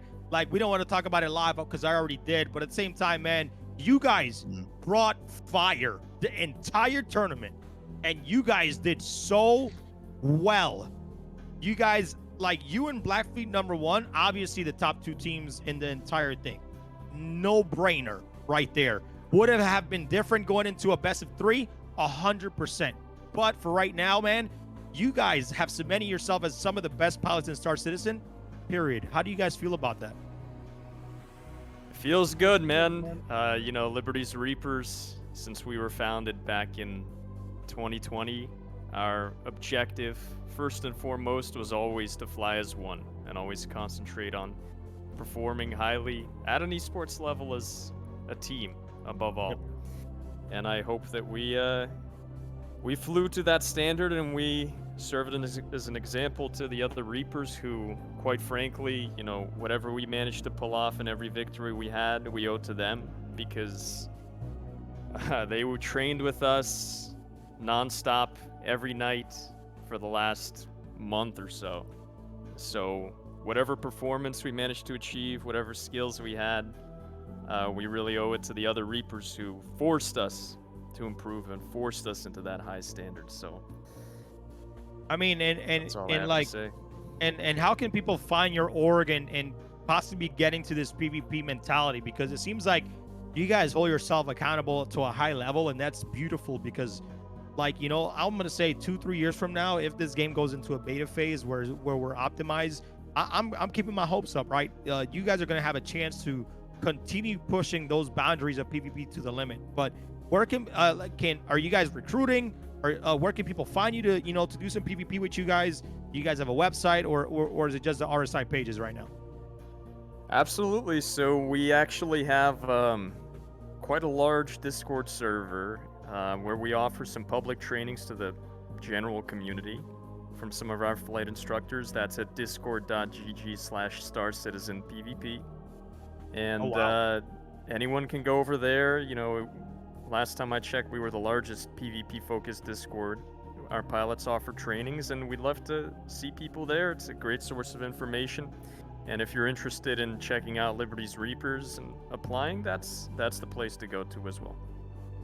Gotcha. So, chat discord.gg/StarCitizenPvP. You guys can go there, and, you know, if you guys are interested in PvP, check out Liberty Reapers Alpha, man. Really brought a lot of great competitive spirit to this tournament, man. You guys killed it. But, you know, Any last words? I know Haiba seems like he's not talking, but Haiba, if there's anything you want to say just to the community in general, all the people that have been supporting you throughout the entire tournament, is there any last words you want to say right now? Yeah, it's been a pleasure to play this tournament. Really had a blast. I would like to say thanks to all of our teammates and supporters for helping us prep. It's really been a great experience. How about you, Lykosar? Man, I suppose the most amusing thought that comes to my mind is I remember at the start of the day in chat, I was like, I think I wrote something like, well, there's a lot of asteroids around. I hope I would suck to die to that instead of our enemies. And of course, in the final round, sadly, I left Haiba alone after I smashed into one butt first. Yeah. It was a self-fulfilling prophecy. I knew it. I knew it was gonna happen. It's tough, right? Because we also had Avenger Squadron kind of go through the exact same thing where apparently they collided, but like it's a shitty way to go out in a tournament. But again, state of the game, it is what it is. But it is what it is. I appreciate you guys' strong sportsmanship, man. And I know for a fact that you guys are gonna come back and you guys are gonna kick some ass whenever. I'm telling you, man, I don't know who I gotta bribe with pizza at CIG, but if we don't get private lobbies by next fight or flight, man, we're gonna battle it out, man. I'm gonna tell you. So we are alleviate some of these problems. It will alleviate some of these problems.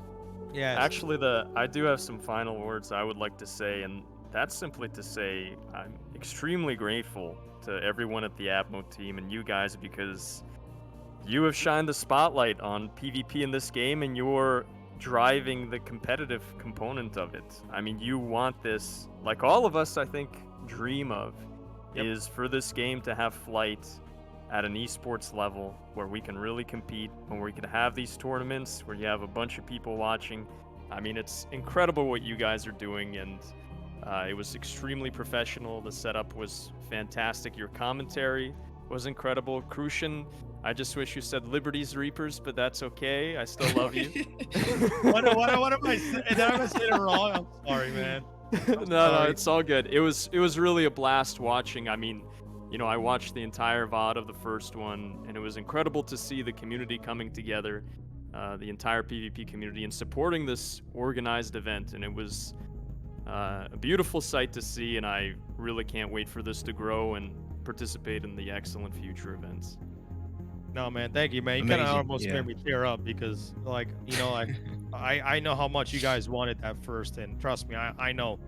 I know very, very well, man. So, but thank you guys again for coming on. It's seriously been a pleasure, man. I'll be in the verse. Don't be a stranger. Shoot me down if you see me. Blame me for whatever. but thank you guys from the bottom of my heart, man. Thank you for really, having that great sportsmanship. And I know we're gonna see you guys again. And enjoy the prizes, man, because the prizes are gonna be incredible. So thank you so much again, guys. Take care. Thank you. Yep. And GG to all the fantastic teams we fought against, and GG to you guys as well. Thank you. Thank you. Bye-bye. Thank you, man. Thank you, guys. Liberty's Reapers. GG's, well played. Awesome guys. Great sportsmanship. Yeah, And, Detox. they got a community between them all. There's multiple content creators in there. Azure Lance is now part of the team, and he creates content on YouTube. Lykosar creates content. I run into these guys in the verse. They're all just amazing pilots. Kick my ass every day of the week. But yeah, just cool, good sportsmanship, and a great way to wrap the event. And yeah, some really nice words from Lykosar. We appreciate it so much. Rue, take it away, man. Yeah, so I mean, it's been incredible. Yeah, you can go ahead. You can go to casters. But guys, last but not least, we're gonna get my man Course here in here. And again, man, great sportsmanship by these guys. I'm just, I'm very, very happy. I know they were sad that they couldn't go another round and have the bracket reset, but we just didn't make the bracket that way at all. But man, I'm gonna say some dumb shit right now, but it's kind of, I love their passion. It really makes me not tear. I'm not sad. I'm just very compassionate towards them because of their passion that they have for StarCitizen and PvP. And I'm not even kidding, because I'm passionate about other games, right? I compete in games like Tekken. I've been practicing King of Fighters 15. In a couple weeks, I'm going to the tournament. I'm gonna probably get, knocked out in the first matchup, but I'm gonna have a fucking great time, and that's what all that matters, right? And I understand the competitive spirit that some of these guys and how bad they want to win, and for them to feel that way, and I completely understand. I've felt it. I've had friends that felt it, and I know what kind of nerves can come into play at that point. But we're gonna get to a point where that shit, it doesn't matter, where we can get into a good fight, a good win, and we can make this something bigger than just saying competitive spirit. We can actually one day say this is StarCitizen Esports, and that's all I can say in my mind right now. Because when that shit happens, I'm gonna be the first one jumping around like a crazy person. So one day we'll see. Yeah. It's tough because, like you said, they've been practicing for a month straight. On the lead up to this, and just during, and when they get removed from the tournament in certain ways, it's disheartening. But we'll get there. We'll get there, guys. And at the end of the day, it's entertainment. Let's get competitive entertainment. Yep, 100%. Let's get Corsair in here. Let's get some last word and wrap this mother flower up, man. Let's get him in here. The myth, the man, the legend, Brendan, my good friend. I know you hate me right now, but I love you at the same time. It's all good. It's all love. I hate you less than normal. It's fine. Okay, well that's good, man. How you doing, man? How you feeling? This event was absolutely incredible, man. Let's hear the words of wisdom of our managing director. I'm losing it today. I'm tired. You're right, man. Well, yeah. Look, honestly, we saw some pretty amazing matches, and it's good just to put on a tournament where we can kind of prove that. Yes, it is still a competitive nature in such a we still got a buggy environment. We all understand that, but we are trying to do something in this environment that is not 100% where we want it to be, but we're working towards that. And I think we still saw some phenomenal matches from some very amazing pilots today, and I think we got for the ones that registered, we got the best of the best, and I think that's 100% true. And watching Liberties and Black Fleet and BSI and Avenger as well towards the end there, some really amazing teams and some amazing combat. And like obviously, I'm in the back end with the staff, and we're handling all of the little nitty gritty bits and pieces to get all these matches running, and we put a lot of time in, and we got our communication down. We improved some things from group stage, and we had a little bit of server issues there, which we couldn't control at the start, but because of the changes we'd made from the group stage, we were able to speed up the end of the process and almost have the same kind of time frame on the tournament today, which was pretty amazing considering the delay we had at the start. So I think we really sped it up. So real props to the team. And we got a credit roll if you want to see who's involved at the end there, but I just want to give a special shout out to Armco, who come in today, who aren't on the credits, but they came in last minute to kind of help out, top up some numbers for the server and help with security and the arena bubble and stuff like that. So we've done a couple of things with Armco in the past, but they're a good bunch of people, and they really come in and helped out today. So I just want to give them a special mention because you won't see their name on the credits. So special mention, but you'll see everyone's on the credits, so I won't go through everyone's name. That's what it's there for. But they're a good team, and obviously we want to say a big thanks to Crucian and Detox for having to speak for 9, 10, 11, 12 hours or whatever we've got going on today, and they really know. Okay, we're not doing too bad. Hey, you want to keep going, Detox? Got some time?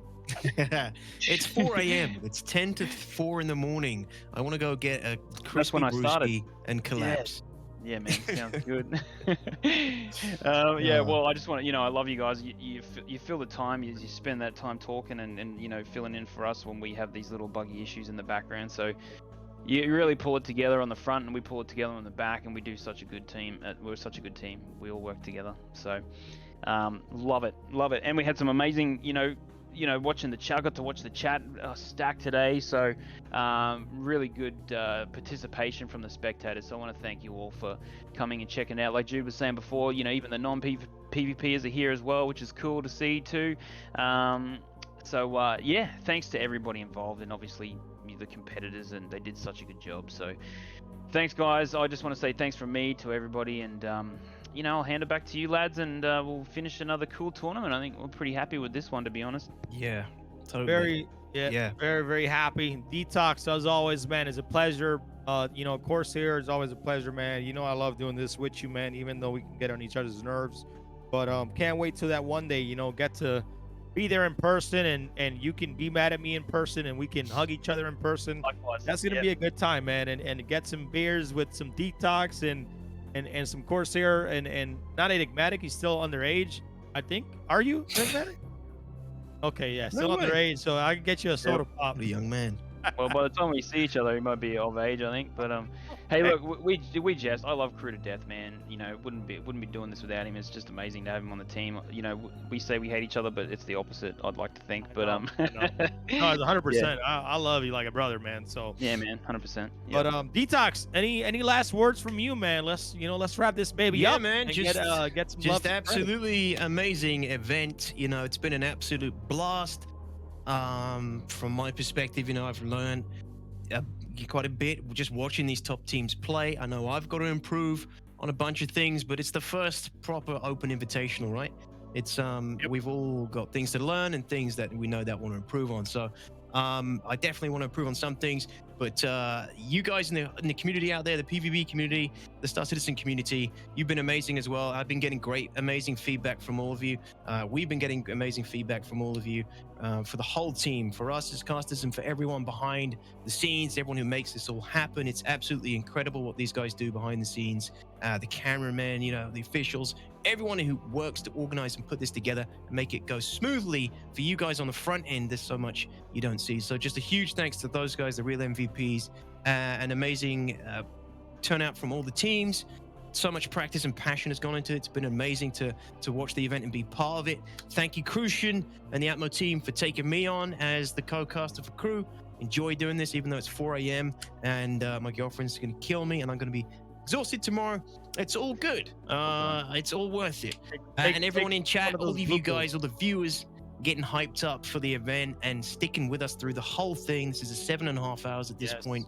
You guys who are there in chat through the whole thing, cheering on your teams, getting involved and enjoying the event. Thank you very, very much to you guys, because that's just so cool to see. It would be a totally different story if, you know, if this wasn't nearly as popular as it is with you guys. So thanks to all of you, and yeah, thanks for having me. And where can they find you, man? Where can people find you? Watch your content. Check out my YouTube, detox_TV, and my Twitch, twitch.tv/detox_TV. I like my PvP content, but I do a little bit more combined arms stuff with my org, ground-based stuff, multi-crew kind of stuff. You know, I like my PvP dogfighting as well, but I'm nowhere near as good as all these competitors. Check me out. We're always up to something in the verse, or I play, you know, other games as well, but StarCitizen is what we primarily play and what I primarily create content for.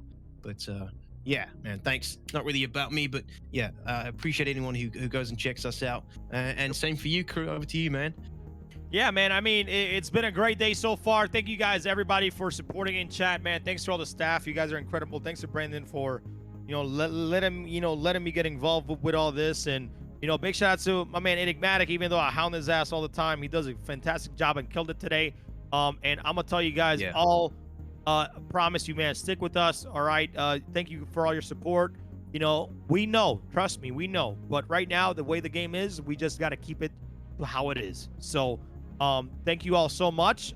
You guys, if you guys want to check me out, man, I'm at Crucian Gaming on all platforms. Pretty simple. So I'll probably be streaming tomorrow. I don't know. I just want to go see the damn River and Microtech if 317 lets me.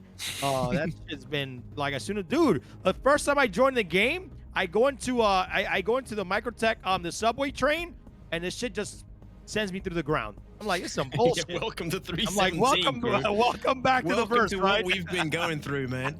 Yeah. Anyways, yo, one more time, join the giveaway. All right, we're gonna close it tonight. The giveaway is gonna be ending in about an hour. Okay, join the giveaway one more time. !Twitter, !socials. Go to our twitter.com/Atmo Esports is a pin page. Just follow what it says. You don't have to click a gleam. All you gotta do is reply, tag 2 people, say why you want the giveaway, and just follow the sponsors, and that's it. You don't gotta do anything else. You don't gotta click a gleam, do nothing, okay? So, but anyways, also grab our merch, because all of our a part of our proceeds of our merch is gonna go to relief efforts for Ukraine.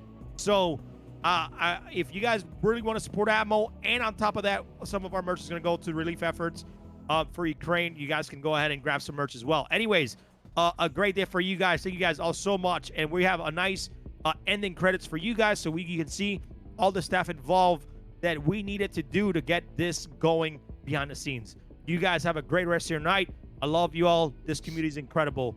We'll see you on the next one.